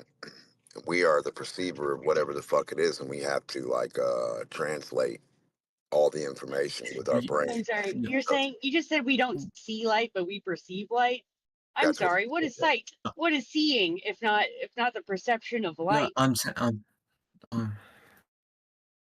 saying is when light goes to your cones and what was the other one, rods, it produces an image. That image is taken by the optic nerve through electrical impulses and produced in your brain. Yeah, That it's is called seeing. perception of the image. No, the Demok here. What do you think sight is exactly? Sight is the perception of whatever your eyes can see in terms of whether So light it is reflects, sight. You said it's not etc. sight but perception. But if sight is indeed perception My God, of what your eyes are seeing. This is why I don't speak in here, because people just fucking twist every single fucking thing you say. I mean, you're the one who twisted it. You literally said something AS. ridiculous. Can I add to that? There are two different things. So, like for example, your nose. Your brain filters out your nose in most people, so you don't see it when you look down. But if you close one eye and look down, you can probably see your nose. Perception is your brain actively filtering out stuff, like you were saying. But there is sight, which is photons hitting your eyes. Yeah, there's a difference between that. I was trying to explain that difference to them. Even if your rods and cones are picking it up, if your brain is not processing that perception, you're not seeing. No, your brain. So the rods and cones get all those photons, like the nose, for example. But your brain is filtering it out for you automatically. You don't even realize it, unless you're colorblind. And yeah, you might realize it. Well, your color blindness would be your reality, so that would be your sight. I mean, that's It's like yeah. it's like saying, "Oh, you don't really smell; you just perceive smells." Like, okay, buddy. Well, everything goes through your brain. So if, for example, you had like a a bullet in your brain where you're processing smells, like through your nose, say someone shot that part of your brain out, you wouldn't perceive any smells anymore. But you could And still you wouldn't be like smelling air. either. No, Well, you would. air. You could sniff. Yeah, the you air, can sniff, but and you can't air smell. that has those smells will go in your nose, but your brain can't process it. That's the difference. Right, so you're not smelling it. Let's say you've been shot in that smell perception area. You're next to, like, let's say, a big pan of like what chicken that's cooking. Yeah, the aromatic particles of that chicken. It would still enter your nose, but your brain wouldn't be able to perceive it correctly. It could perceive it as something entirely different because you have damage to that area. The brain is essentially like. So you're saying they smell something besides what they're supposed to be smelling? Filter. It's a transmitter and a receiver. It has to transmit the information. It's an information processor. That's what your brain is. Yeah, you have to. Yeah. No, wait, doesn't it? It's just saying, oh, well, you're not using your senses. You're just sensing your senses. It's ridiculous. Well, I think we're all agreeing on the same thing. I just think the terminology of the word smell is what's getting confused. It can mean, say for example, people who have a deviated septum who can only smell very, very strong things like shit or something, but they don't smell anything else. Does that mean they're not smelling like the roses or any other aroma?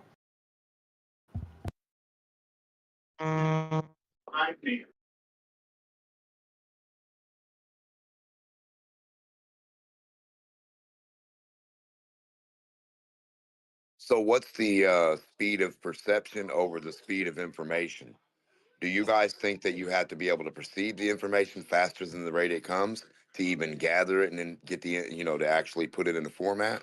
Or do you think it's already formatted as it comes in and you perceive it the way you perceive? Like, what do you think? It depends on the situation, Demok, because obviously you have normal perception where you, like, if you see a water bottle fall, you react to it, but then you have like reflex actions as well, where your nerve receives the information to do an action before your brain receives it. It's like pulling your hand away from fire or something hot. Like block a knife or something. Yeah, I've done that before. So like, so the question is, do you think blocking our a knife, ability? Huh? I'm sorry, could you repeat? I said I blocked a knife, like somebody threw a knife or somebody dropped or like a thing dropped. And like all of a sudden I'm working over here and all of a sudden I just caught it with my right hand. I don't know. I was like, what the fuck? And they were like, hey man, you just caught that shit. How'd you catch that? I said, I don't fucking know. That's reflex action. Yeah, That's you acting before you think. You can do both. You can act before you think, and you can think before you act. Yeah, that's an involuntary, voluntary. Yeah, and you can train these involuntary actions as well. What was your question, Demok? The information is the information that comes in faster than the process ability to process, store, maintain, like whatever the information is to sort it and discern it. I don't know. Understand it. Speed is the thing, but it's definitely. Oh, go ahead. It's because reflex actions exist. You can argue that. I think his question is more along the lines of. We're talking about reflexes. Why you kind of almost changed it up to what I'm trying to talk about? Like, I think that is involuntary action is still a part of your brain processing information. Well, yeah, but he's asking if what's faster, and I think it's not a question of speed because your brain and all 5 of your senses, are always getting information, right? You're feeling the chair you're sitting in or whatever you're feeling right now. You're right. That's what I'm saying. The speed of perception, like a gazelle. Hold on a second, like a bullet going real fast. you didn't see a certain part, but you perceived the point of contact or the point of that it left the thing or whatever. You know, what I mean, you'll see or notice or get a certain bit of information that's right in front of your face, like a card trick, but you didn't fill in the blank. So you see. Yeah, so that just, I mean, that's just how, you know, the light, according to us, you know, goes at the speed of light and enters the eyes, and then the brain processes the information. It's not instant when you process information. Even the reflex thing, it takes like a tiny amount of time, you know, for your neural pathways to fire and go, you know, move your hand up to catch the thing. But if you're talking about light and in particular vision, that's at the speed of photons, whereas smelling is obviously slower, hearing is slower, feeling things is, you know, depending on how fast your nervous system runs up to your brain. And think of like Formula One drivers, they see the track bending and they feel it, and they got to react instantly. And there's a couple of footages like at certain racetracks, like their reaction time, they come around this blind corner and there's a car stopped not just like 50 feet away, and they see it in their eye, and because of their reaction time, they're able to produce a reactive maneuver with their body to avoid that car. I love racing. Still, yeah, even Fucking though love racing. even though their car is going like 50 to 100 miles an hour. So yeah, I think there's a small delay between seeing it and your body reacting to it. Just some people have very good reaction times, and yeah, through motorsport and stuff like that, we are able to celebrate the humans with those really good reaction speeds. You could argue a lot of sports as well have like intense reaction times as well. There's also, that's what like being intoxicated does, right? That's why they put drunk goggles on you, because you do react slower to things than you would. Yeah. Like the ability to return a serve at tennis. Like there's a bit of psychology, but at the end of the day, your body's got to react to what the same in football, or as you guys call it, soccer. When you obviously receive like a cross, for example, it's your choice whether to pass it to someone or to go for the shot yourself. In that split second, you have to decide.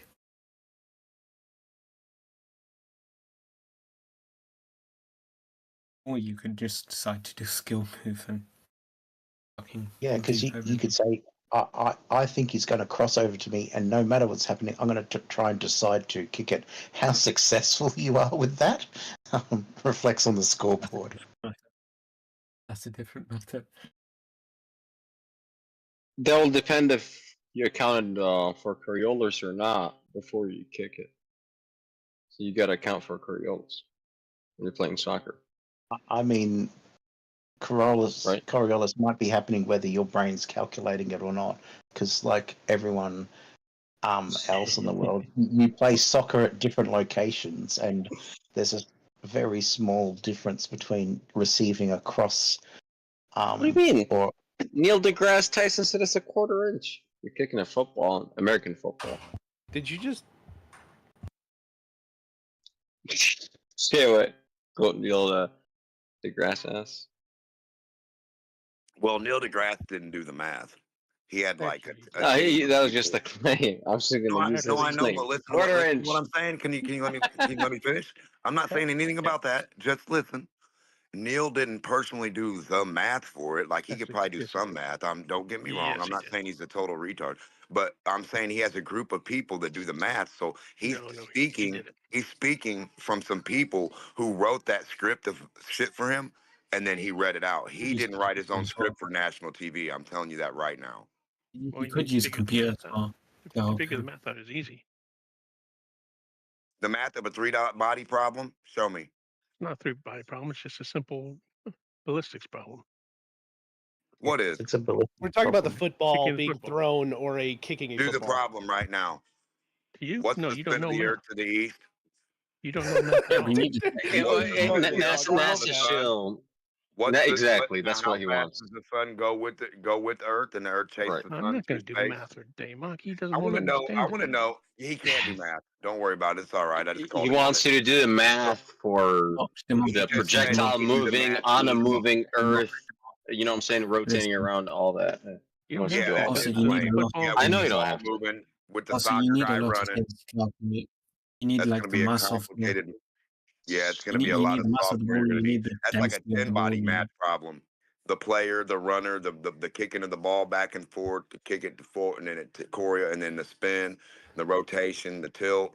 Shit, drag. Forget a soccer ball. You What need about a like lot an of stuff. artillery shell where Coriolis comes from?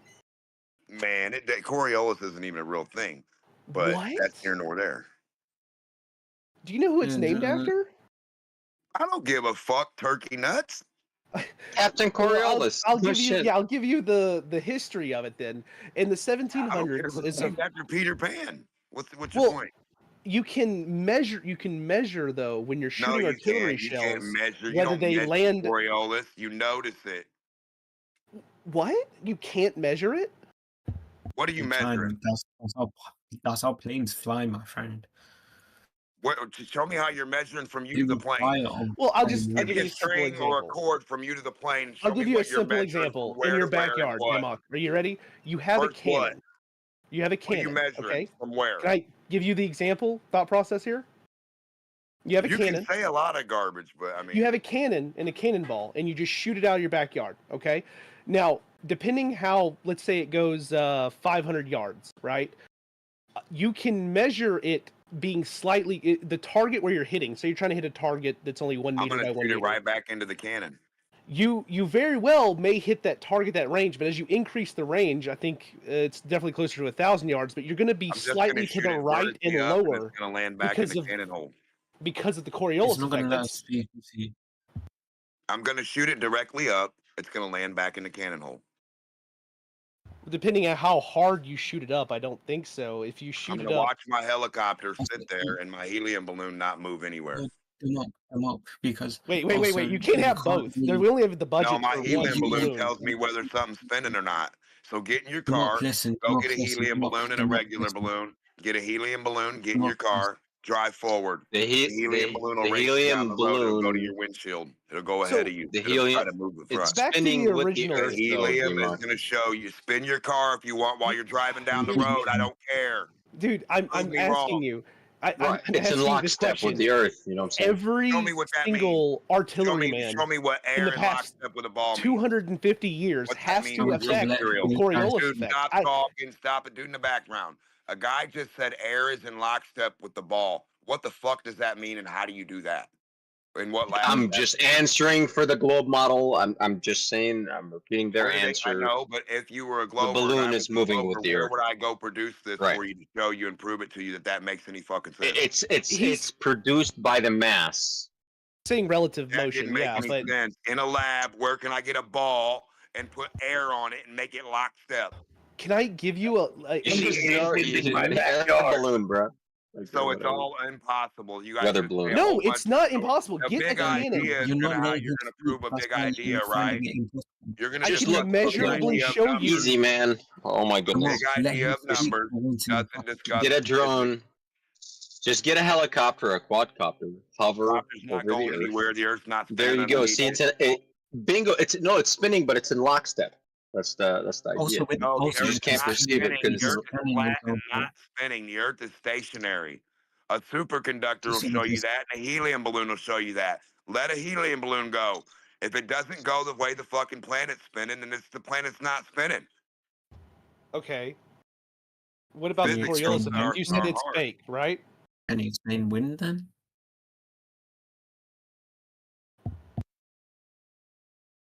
I need Demok. Please explain wind for us. That's the ether. That's easy.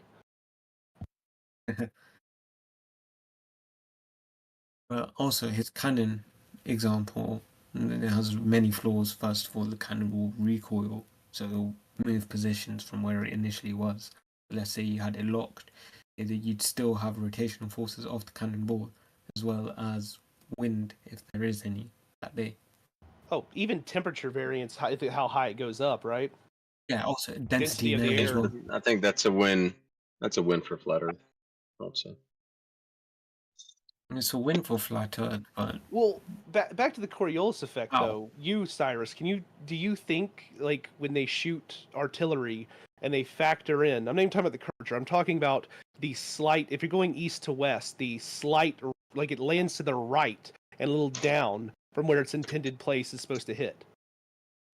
Honestly, I have no personal experience shooting like 1,000 yards or 1,000 meters, and from my understanding, it would have to be north-south only. You would get deviation. If you're shooting east-west, you should be fine because you're not changing. If you're shooting, if you're shooting west, it would be shorter than what it would be, and north-south would be the slight right deviation. So the dude named Gerard Coriolis is the French dude who came up with it because he was getting bitched at by the French artillery corps, like, why are people missing the shit? And you can see the effects of this, and there's modern reproductions of this with naval guns is a great example. They have to factor that shit in for how far they're shooting. Normal air travel. I do use a ballistics calculator when I shoot. However, I don't know formulas it isn't using in the background, so I will do my due diligence on that and see what I actually use. Like, there's a couple of them. There's one by Hornady. Hornady makes a good one, so I will see what the mathematics if they actually factor that in, because it's pretty reliable data as long as you got the right ballistic coefficient of the projectile, the bullet. Well, yeah. The graph it produces is quite accurate. So I would like to see for the long, because it would only appear right for the mile shots and shit like that. I can DM you or post it here. It doesn't matter. Thing that I was looking at about the Navy, what the math, the actual formula is. So that one also includes curvature because they are going so far. But here, I'll go ahead and do that and highlight the results. 1 second. Okay. Cool. That works too, man. No, take a screenshot of it. I just posted, like, if the Coriolis is real, at some point a tornado would have to go down, right, with gravity too, right? So if the Coriolis affected the Earth and gravity and lockstep and all this shit, then a tornado would be able to go down a hill, an 8-inch hill of dirt, or a 10-inch hill of dirt, or a 2-foot dip, but it can't. Tornadoes don't go down dips. Therefore, I just posted a video clip from the USS New Jersey where they demonstrate their where they're going through their artillery firing solution computers.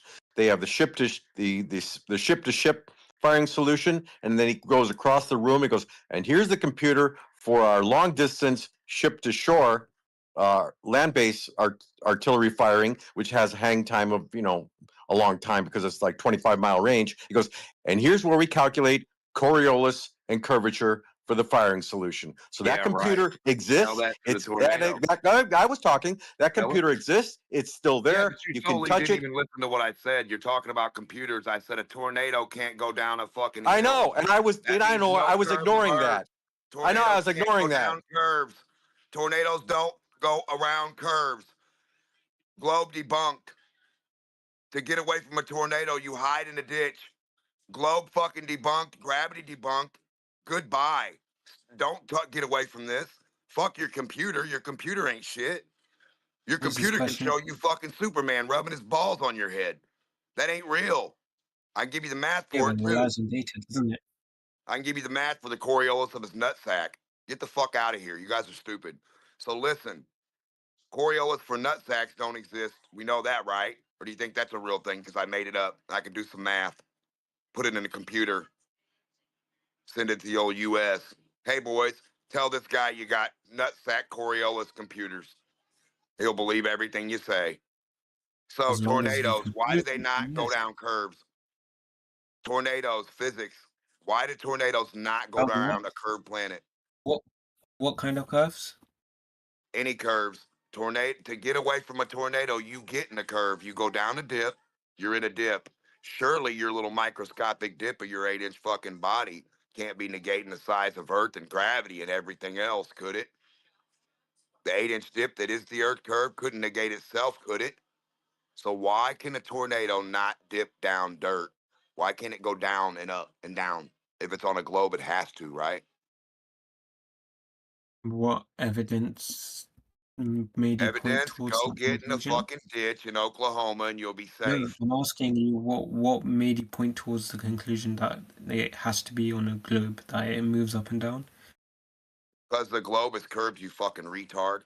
And for a tornado to Yeah, follow not that curved much. fucking dirt and go down Not that below much over itself a down short front of distance, it though. to be equipotential, Not that much equidistant over a short downward. distance. Though. I'm not Not sure that you much know what over a the fuck short you're distance. talking about. Just shut up, retard. Do I any do of you know guys what I'm make any talking sense? about. Why the You fuck do don't. tornadoes not go down curves is your problem. Figure it out. Why can't a globe be done by a tornado or a hill? Figure it out. Globers with hills, curved water. Sorry. Your problem, not Tornadoes mine, can't go over weirdo. hills, I by got the a way. flat earth. I don't have no problem with tornadoes going across flat dirt and not being able to go down dips. I have no problem at all. I don't need gravity and magic shit that doesn't exist in real physics or Coriolis. So let's talk about the tornado that can't dip. Why can't it Let's dip? see. How long did tornadoes last again? Oh yes, they barely lost the length of Indiana. That The isn't length of sufficient. Indiana? Oh, I wonder if that's a micro nanosecond, like your particles and your materials that last half-life of a second and a nanosecond. Oh, it's so valuable. We can time that and keep those in our hadron colliders. But now you don't think a fucking state long Yeah, fucking but Denmark, tornado is hold on. anything? Denmark, hold on. You just said well, the thing you said about the tornado, right? If we were on a flat Earth and the tornado was coming down to the ground, as it goes over the ditch you're hiding in, then why wouldn't the tornado on the flat Earth go down into the ditch? Because it would go It down to the doesn't. ground. It doesn't. But no, Why that's what would would it? happen. Because But it that's what doesn't. would I'm happen a on a flat flat earther. Earth, I Stop would being think. stupid. Oh, Don't be stupid and make. You got Denmark, another they don't flat earth. Google. What's your flat earth model? Or shut the fuck up. I'm I telling don't you have mine. one. I don't Because have you got one. your own. I don't know what you're I talking don't about. have one because I believe Mine in works by science and not a outside. dirt geek. Tornadoes don't go down dips on my flat earth that we are standing on right now. Everything I demonstrate is outside on my flat earth. Flat earth science, flat earth physics is done outside on flat stuff that's not moving. Now you go get a fucking ball and go get some dips and show me your Coriolis with stuff on it, your lockstep fucking air that you can't even produce or don't even know what the fuck that means. What's your reference for lockstep air?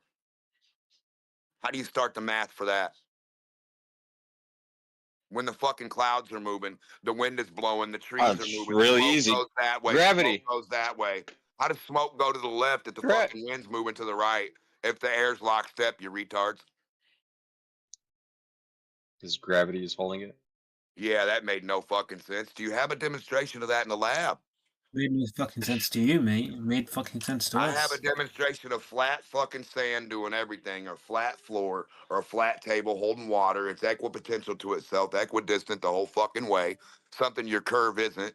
Your curve in the dictionary is the opposite of equipotential. It's not Your equipotential idea to of be the curve exact. is very, very distorted. That's a cool story, you fucking weirdo. The definition remains the same, loser. Something to Did you insult just you, change the are we? definition by saying that Yeah. excuse? Don't think so. A curve is a rate of change. Repeat after me. Something A to curve is a insult. non-rate of Yeah. zero. A slope is a rate of non-zero. Repeat this after me. Go get the fucking dictionary, boys.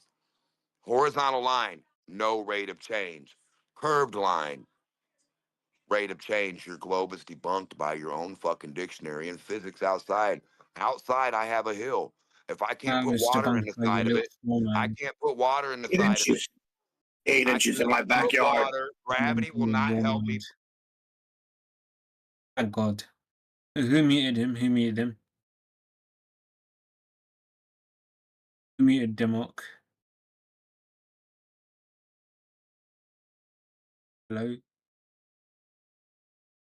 The I want to tornado thank you won't for go saying down on the globe, but on the flat Earth, it somehow doesn't go into the ditch because the Earth is flat.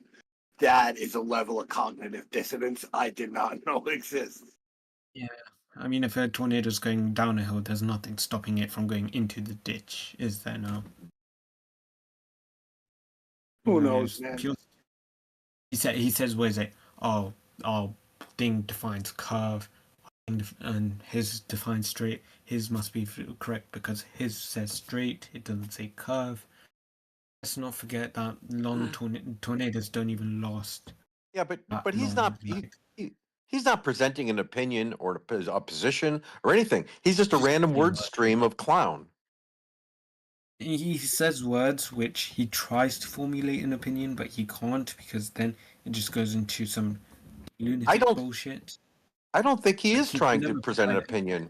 I think he's just trying to say random trigger words. I think he has a learning disability, if I'm going to be honest. But no, I think it's performance art. It's his version of entertainment.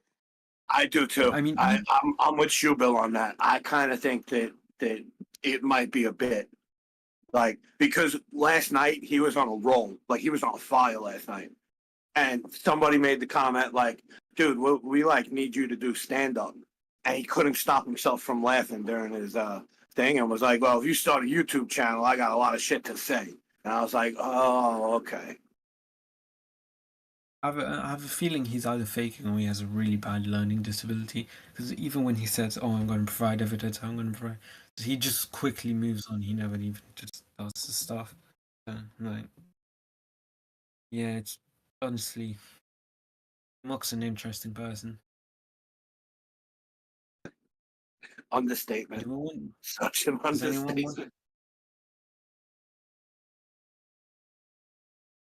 I mean, does anyone want to unmute him? Risk speaking to him again?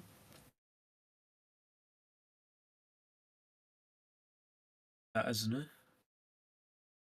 Yeah, like I don't know when I'm researching various types of gyroscopes that real people and real industries are using, like, and I'll link the image from the research I find. They call it like a sputtering device. Like, I don't think the conversation's genuine at that point. Yeah, and also a lot of the things he uses as examples are so fucking strong. It just makes me want to like.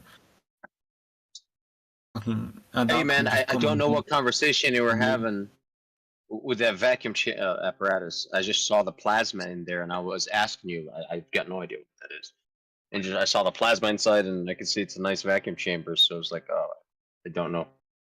I wasn't trying to take a piss or anything. I'm talking about the Mark just giving absolutely fucked up examples. Like he gave the cannonball example. Well, no, he's commented.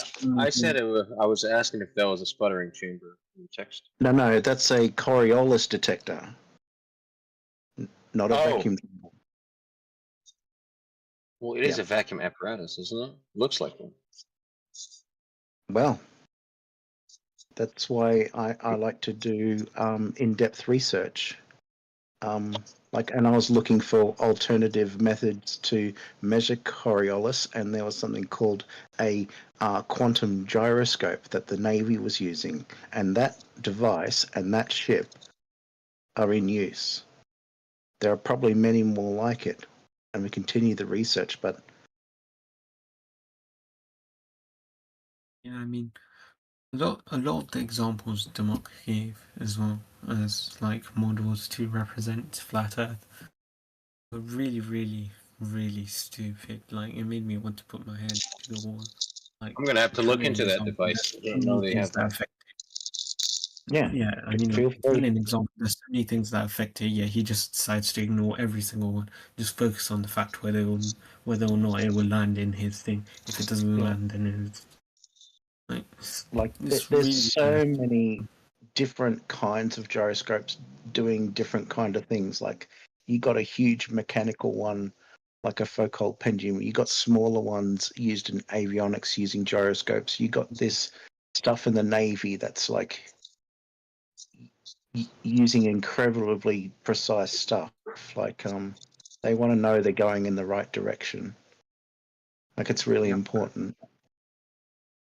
Like this is like I as an Australian who was brought up with the horror story that is Gallipoli, like landing in the wrong location or being sent to a place to basically die running up a hill for bullets at you, like it's a tragedy when many soldiers are sent to the wrong location because either you're navigation was wrong or you got some bad intel. And that's why we want to improve our information, is that we can go to the right place in the right time. And hopefully more often than not, it's for peace, not for warfare. But because humans are often having conflicts about a whole bunch of social, political things, it's the people who are making the measurements going, okay, if we need to find out if somebody is going from somewhere to somewhere, how can we make sure we're also going to that same location? And that's why the navigation of these vessels is extremely important, because if we're going to intercept something that's coming in a hostile fashion, we can't afford to be like 5 nautical miles off where we're supposed to be.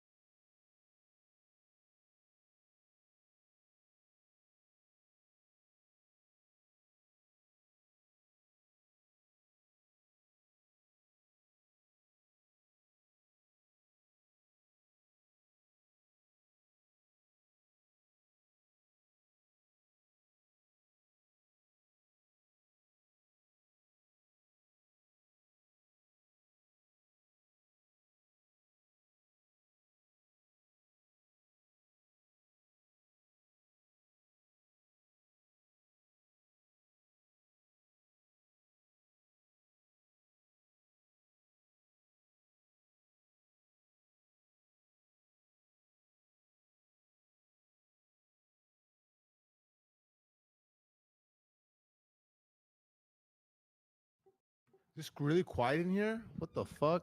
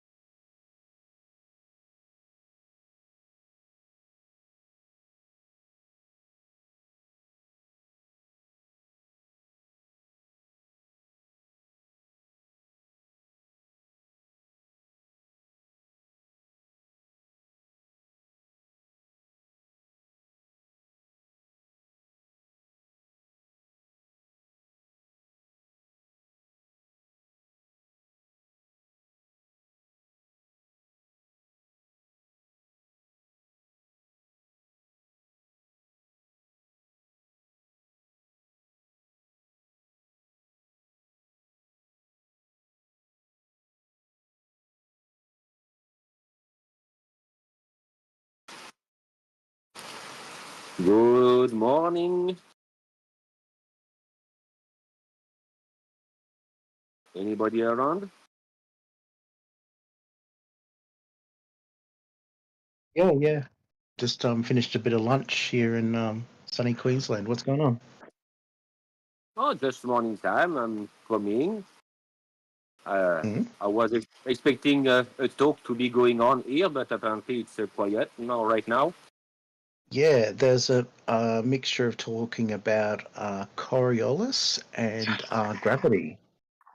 So, yeah, we found a couple of different devices that were measuring Coriolis, and one that was measuring how much a mountain affected what we would consider the downward approximation of gravity with a plumb line. Yeah, so yeah. So is the stream? You are watching the stream là, inside secret stream. I'm not watching the stream per se. Okay, what are the right to measure Coriolis?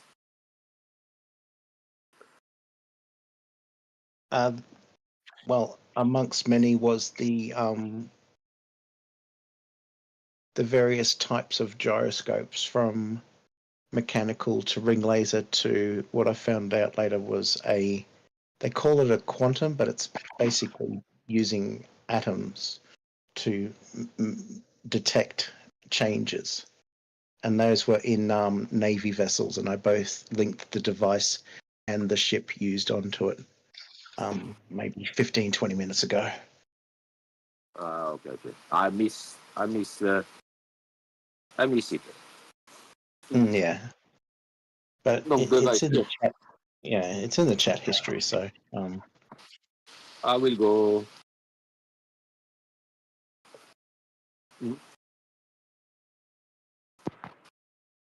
So the plumb line that was used was in about the 1700s, I don't know, check it again.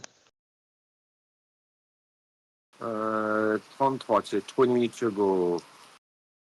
1774 was the experiment for that plumb line, and that was helping gauge how much mass the Earth has, but also coincidentally helped understand how plumb lines can be ever so slightly affected by if they're big enough. You are talking about the mountain in Scotland, starting by a M. They measure the deviation of the plumb line at the proximity of the mountain, and they calculate the weight of Earth with it. What was the name of this mountain? FTFE refers sometime to it.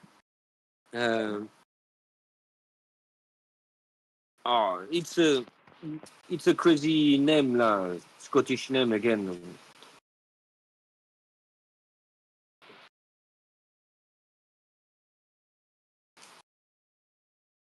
I'll find out the name of the mountain exactly.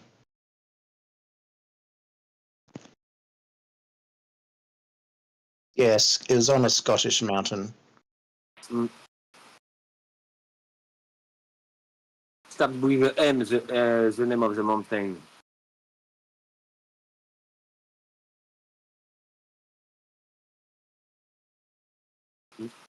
It'd be difficult for me to pronounce, but Schehallien.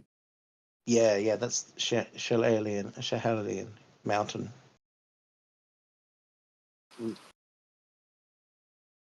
Yeah, mountain can affect large, long plumb bob. Yes.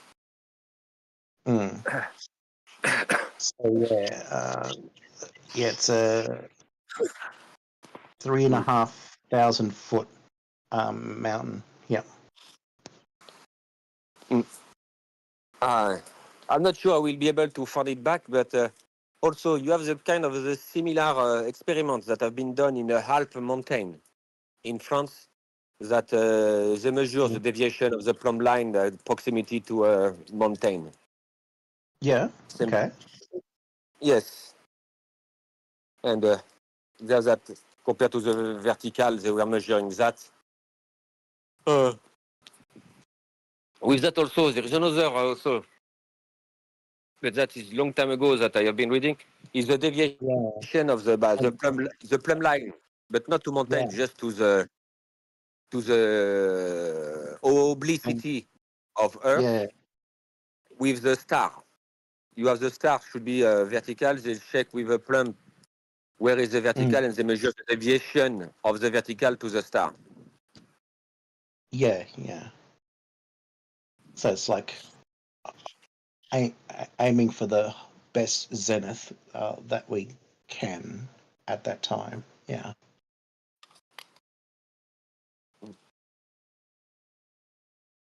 That is a little bit useless. I found it back because all these studies I read are in French.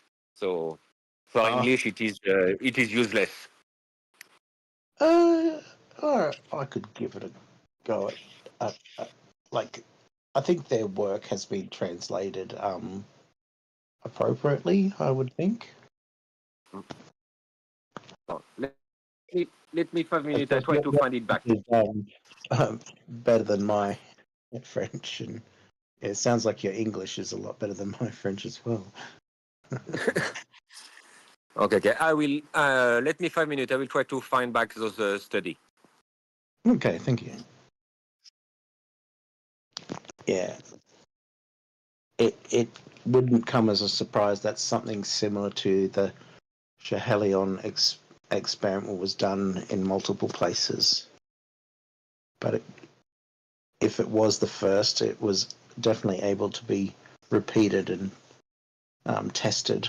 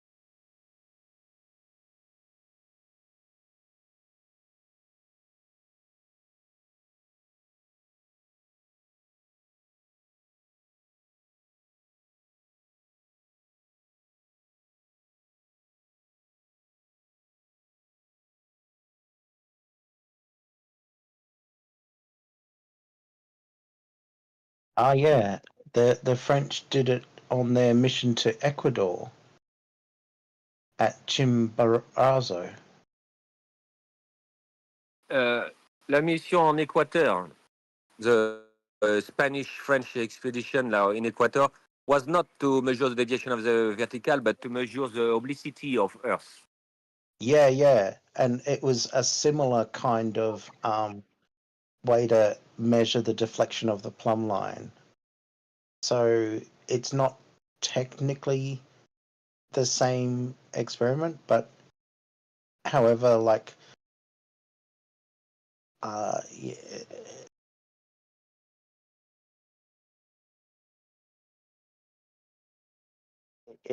it's similar enough that if you wanted to measure the obliquity,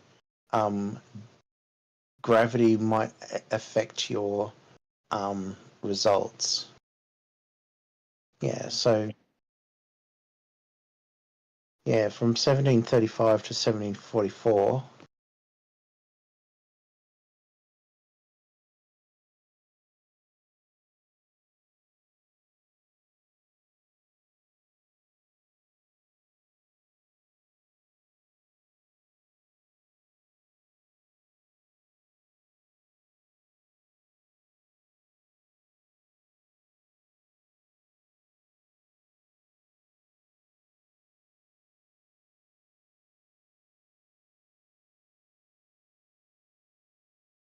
What's up, Blake?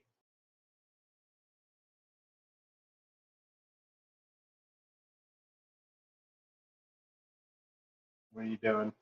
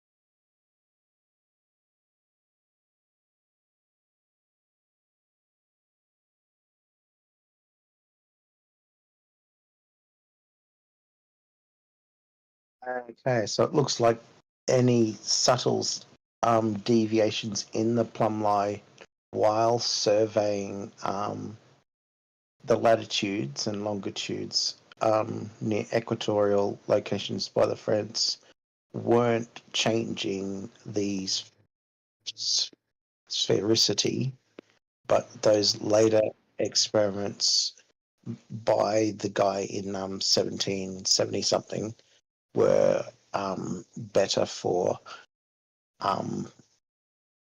direct observations of what the plumb line was doing, helping understand how close we could get to understanding the mass of Earth. Very interesting.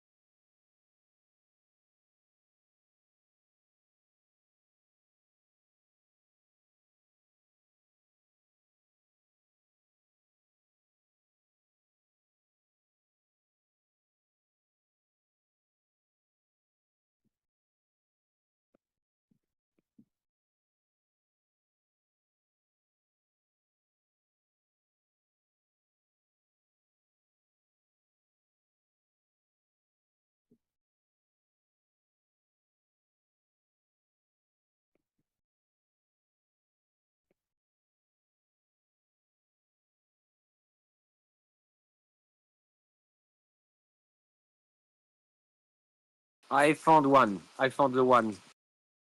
Alors, attends. Hop, hop, hop. Where is...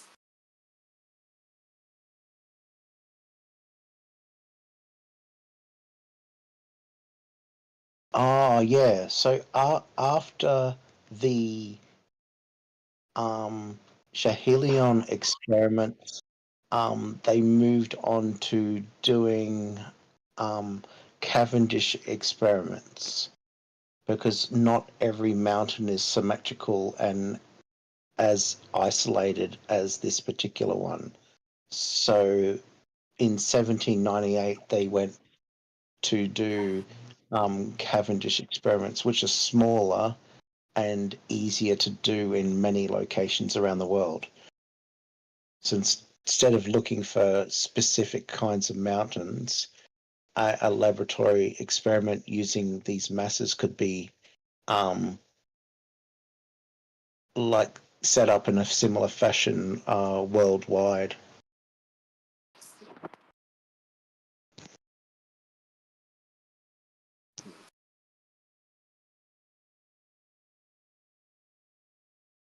And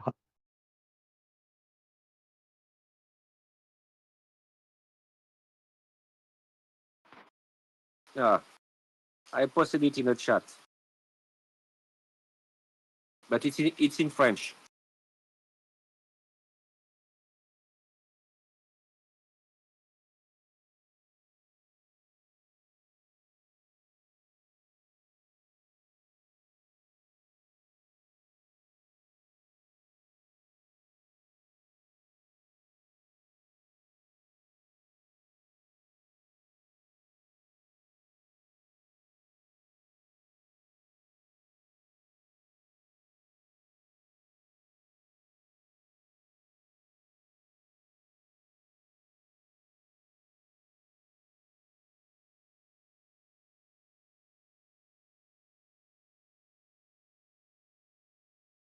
yeah, so it looks like devices like gravimeters, which are a bit more modern, are backing up that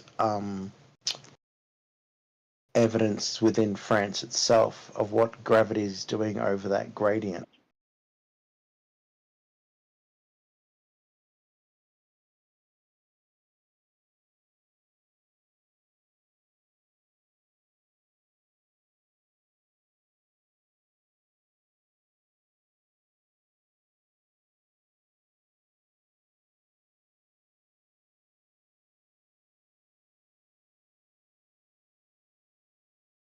be very interesting to see if that difference in gradients is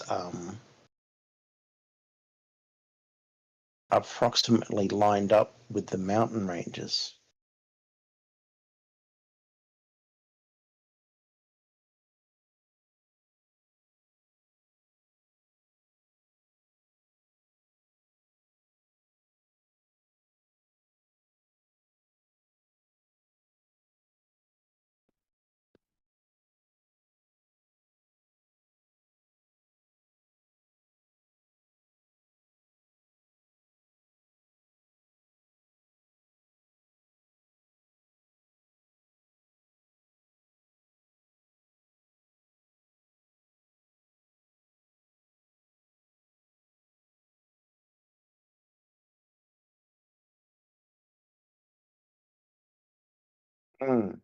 So it looks like the satellites in what diagram is that? Figure 11?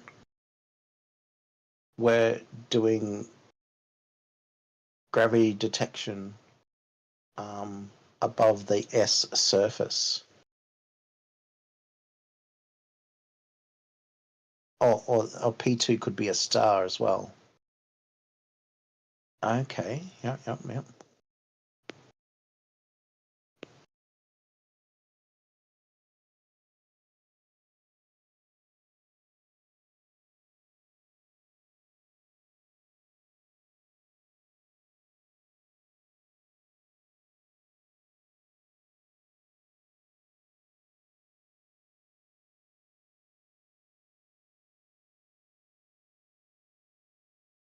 So figure 1 shows that Earth is an oblate spheroid, and figure 11 also does. And the scan of France is from P1 to P2, and France is basically S. Cool.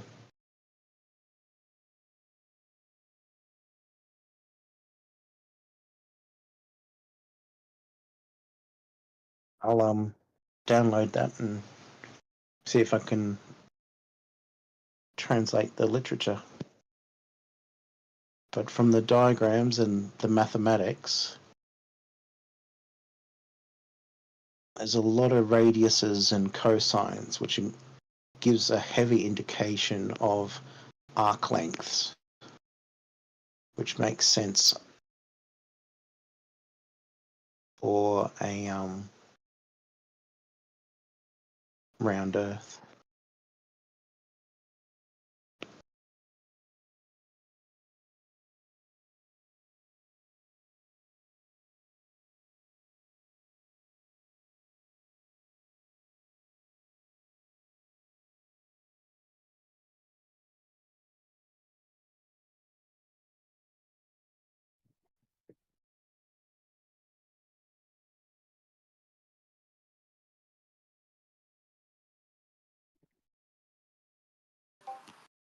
If I remember well, as a conclusion of the studies, that they will tell that it depends on the scale of the project you have, if you need to take into account the deviation or not for the project, and if the maps of France need to be modified.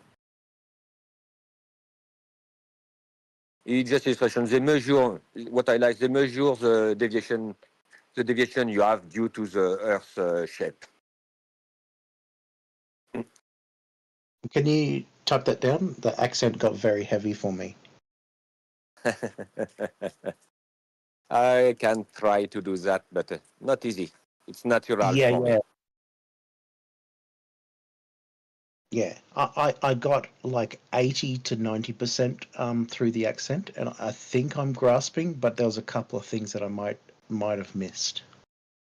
Yeah, but yeah, your English is quite remarkable, much better than my French.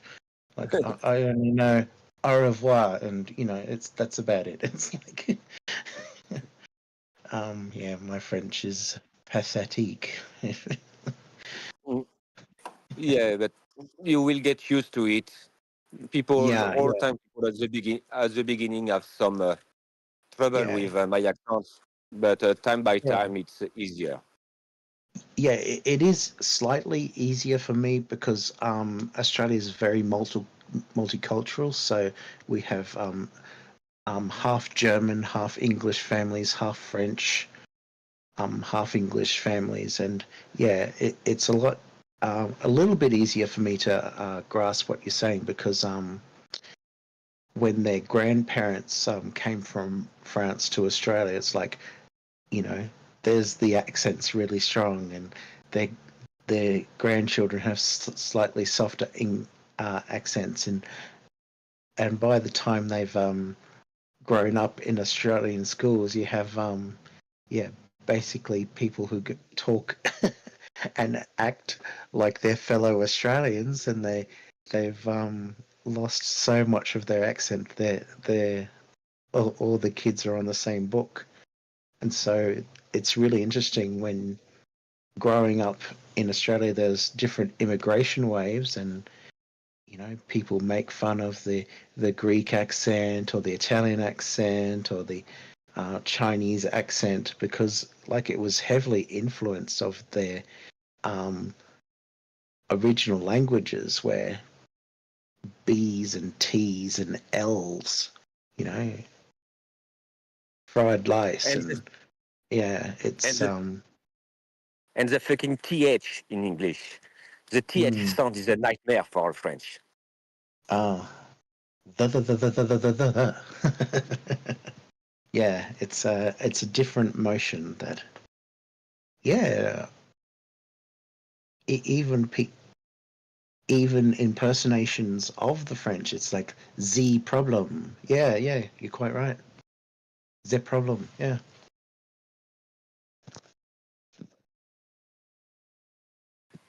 I was talking sometimes with people, and we have a different the sound of a French when he's making sound. It is more in the back of the mouth, almost in the throat, where English will be more speaking next to their teeth when they are speaking, Yeah. and it's a different Yeah. Yeah, muscle. it's And like the French is like in the middle with the tongue and all that, and there is English drifted for the front, and yeah, the L for the look at that. Your tongue's up against the teeth. Yeah, quite right. me, as a native French speaker, it is not easy. But in Mm-mm. an elevator, 2 minutes, I'm in an elevator.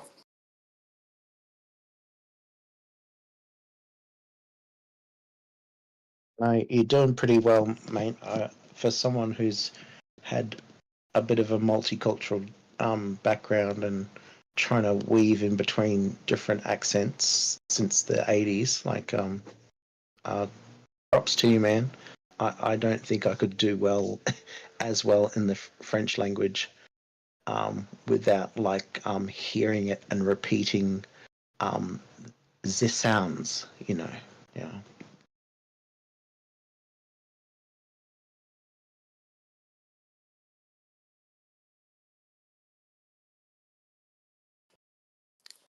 Mais t'en fais pas, avec un peu de d'exercice, tu vas pouvoir parler français comme il faut.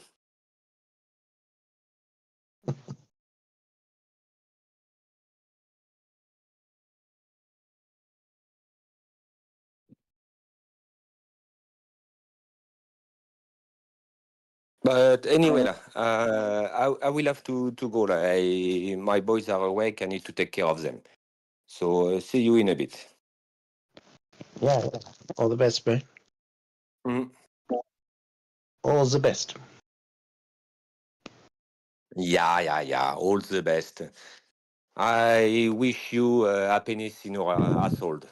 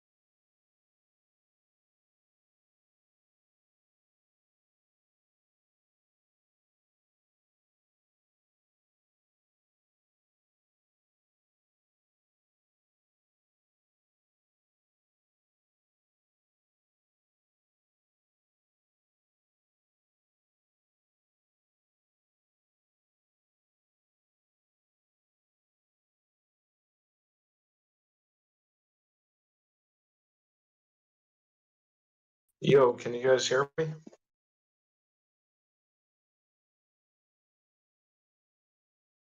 Yeah. Yo, what's up? Not a lot.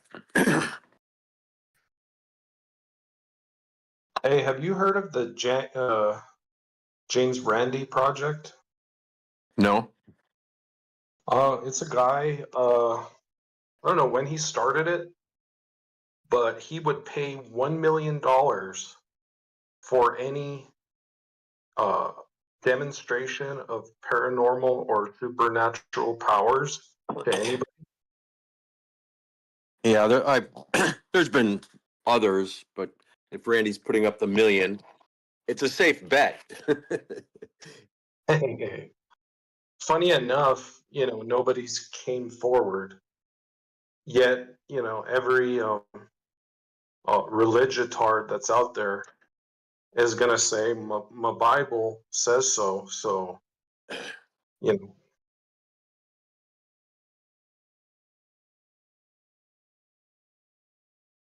So like everybody believes, everybody believes Jesus walked on water, healed people, all those things, right?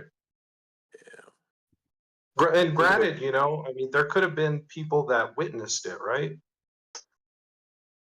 And then they can come back and say, well, so you don't believe like China's real because people have been there too and verified that China is there. But what's more practical, right? Or probable? China is in recent, like recent times, right? People have seen China, but that book is 2,000 years ago.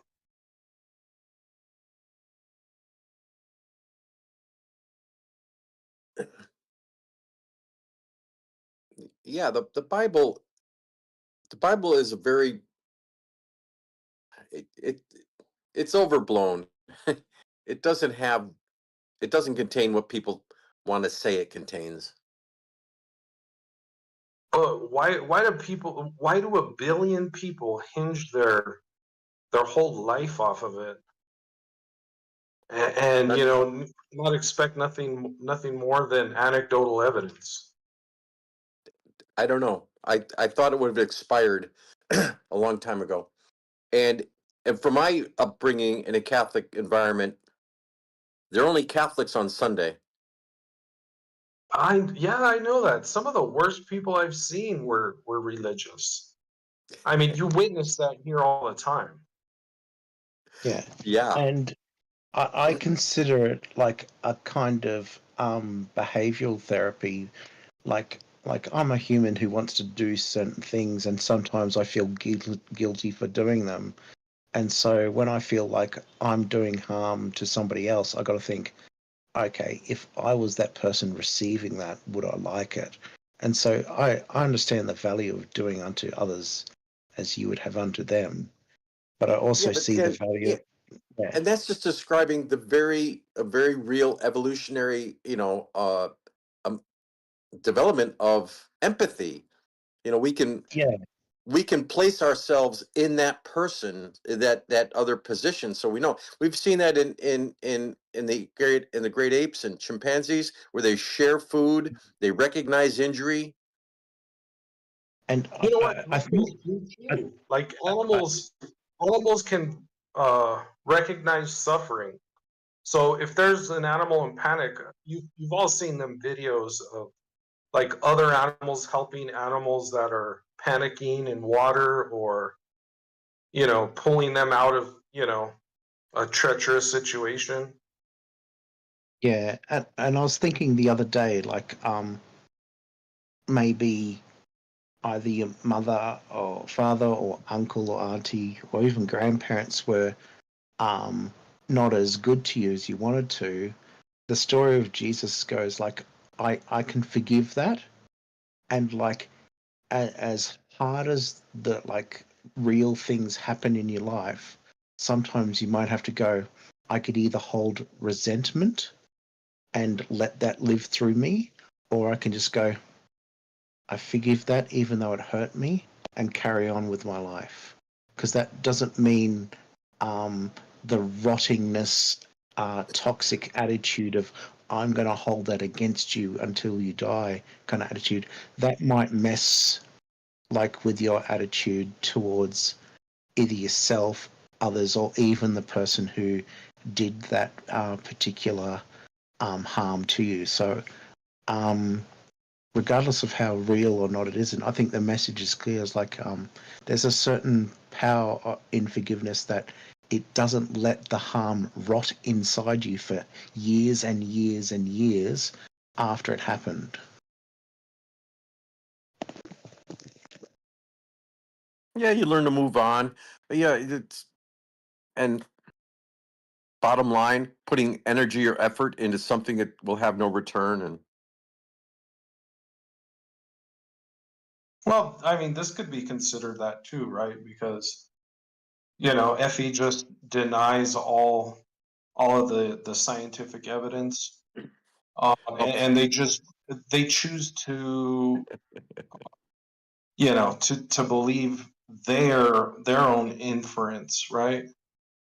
I'm not sure they believe it. But it's like, okay, so they gravitate, no pun intended, to a side, right? So there's a battle. There's two sides, right? Because it's like everything always boils down to winning and losing, two sides, red or blue. And like there are third options, but there are a couple of things going on. There's people just blatantly spreading misinformation. There's people describing true information in really poor ways, like saying the Earth is a pear. It's an interesting choice, but it's not an accurate choice, and so people feel like they've been robbed of the truth when an exaggerated example is used. Yeah, that pear-shaped, that was, it's hyperbolic. It's a gross exaggeration. Neil deGrasse Tyson did not coin that phrase, and it's just describing an asymmetry. Yeah, and it's very minor asymmetry. It's an asymmetry that you can't even detect on Earth. That asymmetry was really exposed by the orbiting satellites. And so when flat Earth just jump all over, the technology they're surrounded with, they deny it both its existence or or how it works or how it came to be. They hate human accomplishment. And I think that maybe spurred by some sort of jealousy because it is outside their grasp and they will never contribute to it, but they depend on it. They get on a 10-hour plane flight. They know damn well it's satellite navigated. They know damn well it's a great circle route. But yeah, even if they doubt it, that's just what's happening anyway. Like, I'm living in a city and I'm reminded of that geophysics where underground traffic tunnels have been constructed over the last 10 years, and you get 10 years worth of complaints. And now that they're finally like all opened up and operating, the only complaint is how much you pay to go from A to B, and you just decide, do I want to pay for the tunnel or will I want to go through the traffic for slightly cheaper? And does that affect my the what I put into the car at the Bowser, But yeah, all those millions of dollars spent digging tunnels in an underground network were for you to make a choice. Do I want convenience at a price, or do I want to spend some time in traffic? And you're freely and able to choose which one you want. And it's assumed enough percentage will choose the subway, which relieves traffic on the surface. So it has, it has to come to its own equilibrium. And yeah, some mass transit projects never get the ridership, and then it is kind of a lost endeavor. But it depends on the motivation at the time. Some people say, "Oh, that construction project will bring millions of dollars, of jobs and all this other stuff." But what will its longevity be? Well, maybe they didn't care. I think finding a new type of equilibrium might have been a goal, because before that, underground network of public transport was available for public use by every single vehicle. There was a network of both highways and underpasses called the bus network, and basically it's only for buses. It is highly discouraged for everyday people to go on the busway. And this spider work network goes from like one side of the city from about 3 different places to the other, both a little bit north, a little bit east towards the coast, south towards other parts of my capital city, and a little bit to the west. So if you want to catch a bus for $2.50 and you're prepared to go, I'm going to pay $2.50 and let the bus driver go for me instead of like I'm going to try and do it myself. Yeah, that's also a choice, but it's like you have to suffer the consequences of a timetable. Like if you've got your own car, you can decide exactly when you want to go and go do it. But if you submit yourself to the timetable, this bus comes every half hour, and that's just life. But having your own car is a huge overhead. And some people have chosen to be more on the side of public transport, so their own personal car. We have places called park and ride. So every single train station that I know of has like a huge car park in that local area. You just drive in there. I don't even think there's a fee. You park and lock your car in the park and ride and go from your local train station to wherever your job may be. Yeah, because that's always been one of the complaints or difficulties with some of the mass transits. It's called the last mile, right? So you've got these train stations, but you don't live, so close to the train station you can walk. So it's that last mile. So yeah, then it's the hybrid. You have your car to get to the train station, and then the train will take you the big distance into the city, and then either a bus or a taxi or it takes you, right to where you need to be. But I know, like city dwellers, I mean, you could pay, you pay hundreds of dollars a month just to park your car. I mean, so yeah, there's a huge overhead. And when on the occasion you need a car, yeah, you can rent cars, which, for that weekend or that road trip, so for 2 weeks a year, you use a car. And you're quite right, for the last mile from your home to the park and ride, there's that other park and ride that's between the arrival train or busway and your actual work location. Yeah, it's on both ends. Yeah. Yeah. So you got to decide, am I willing to drive to my park and ride and just get a taxi from the next to the destination, or an Uber, or even another bus? Like, but the how park close and ride, can you get?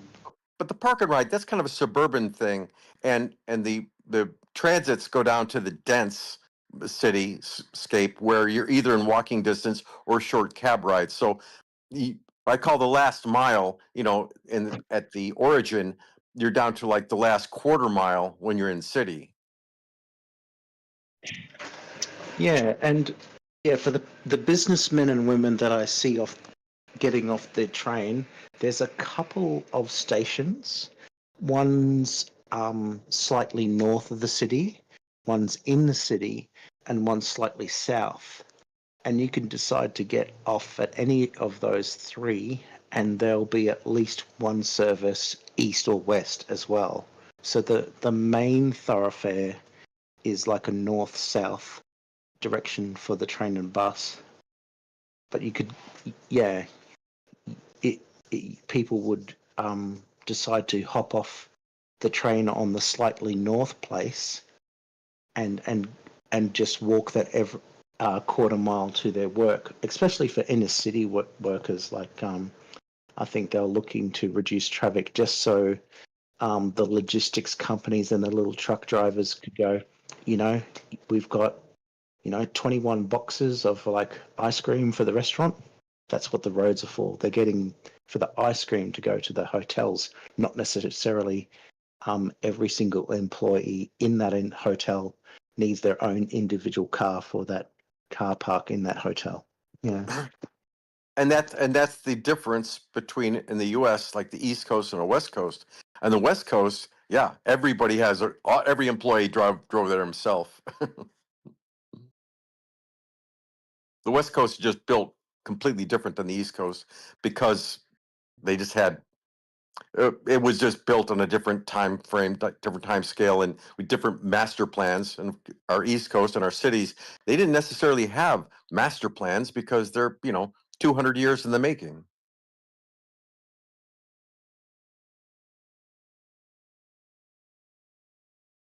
I don't even know if there was like a master plan, but here in my capital city, we got this big winding river that basically winds from south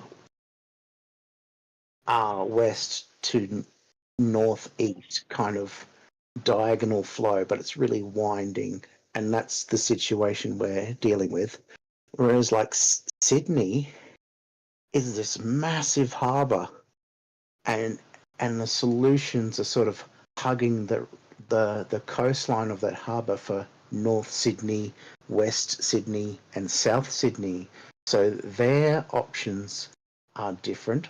They may or may not have park and ride, but it would be just in a different configuration.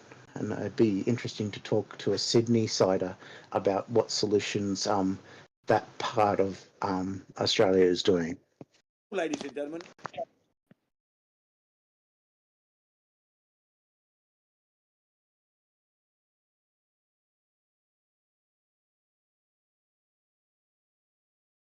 Vin's on the soundboard.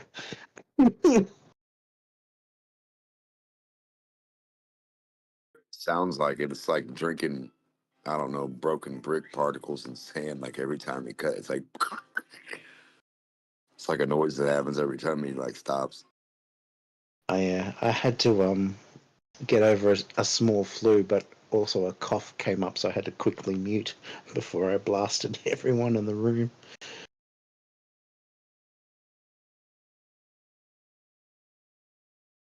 Also, I prefer push to talk, so I turn the microphone off when I don't feel like my conversation is necessary.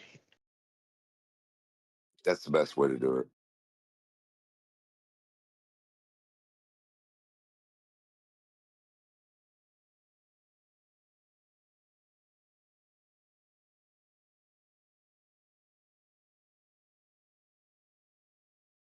Yeah.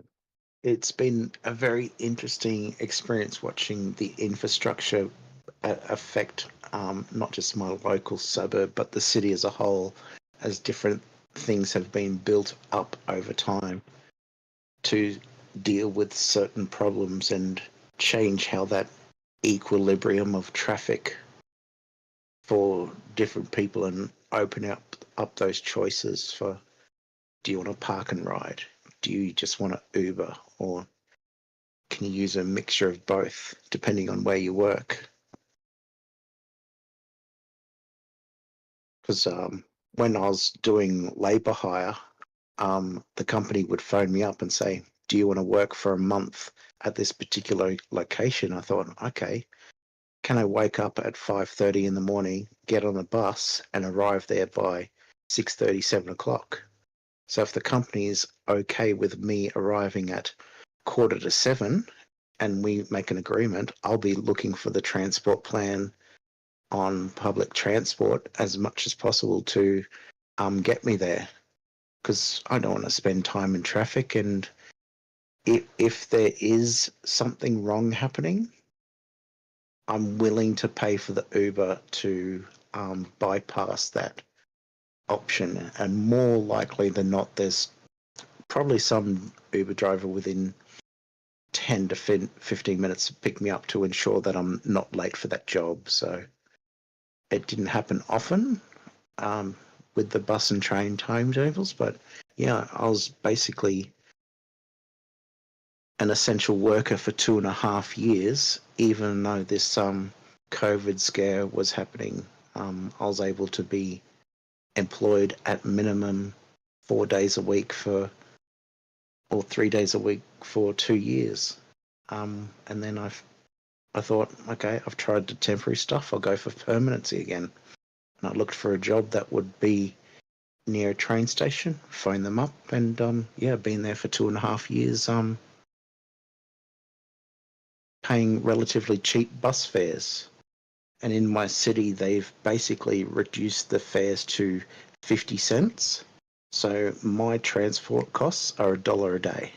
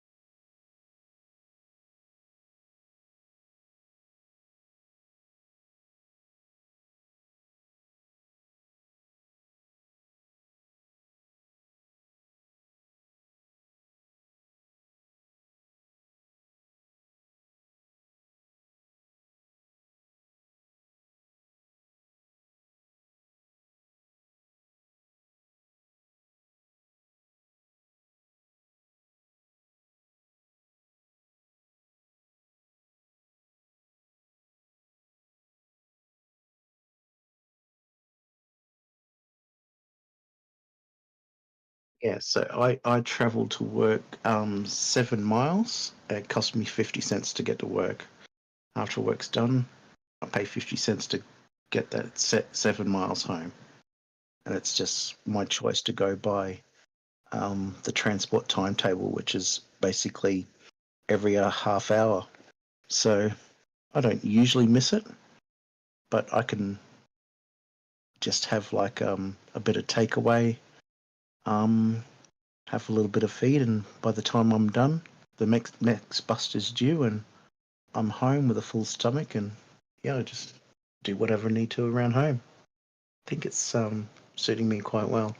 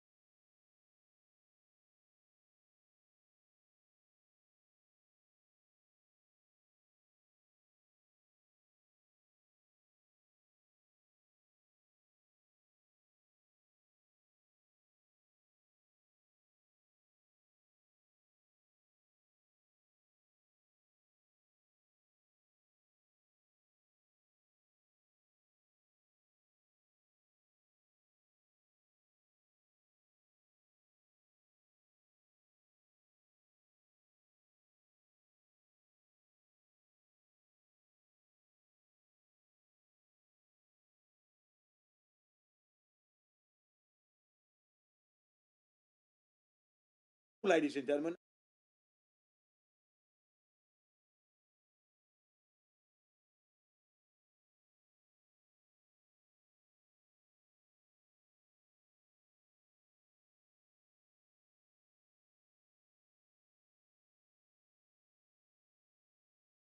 I'm a stupid flat earther, right? And I'm just a loser.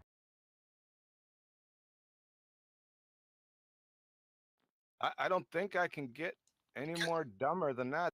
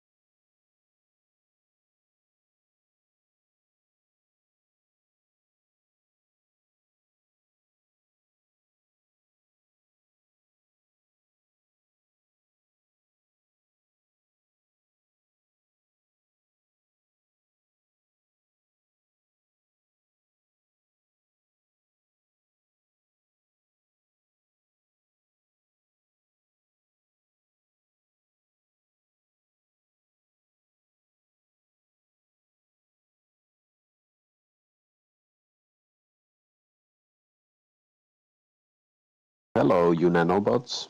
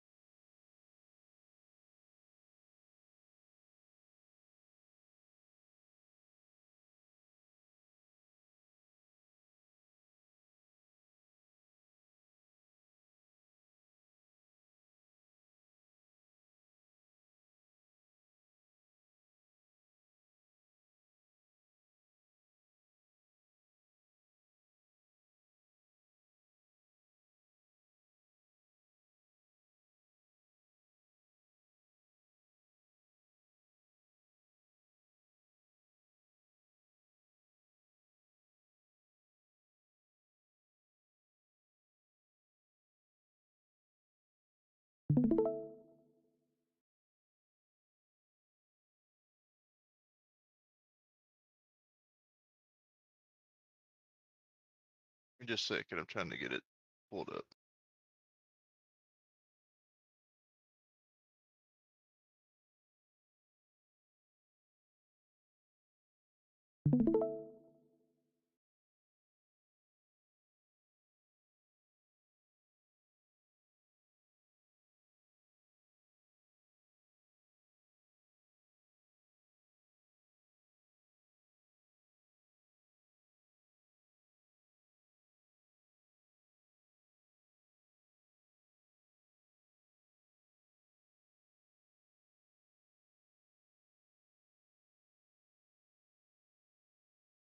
Okay.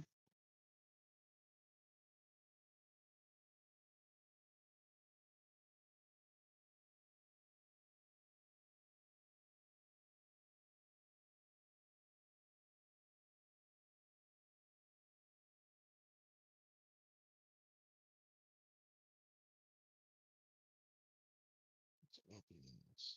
Oh, screen share. That's right. So let's go to here.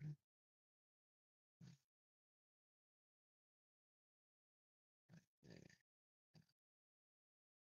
Pull back out of here. And back here.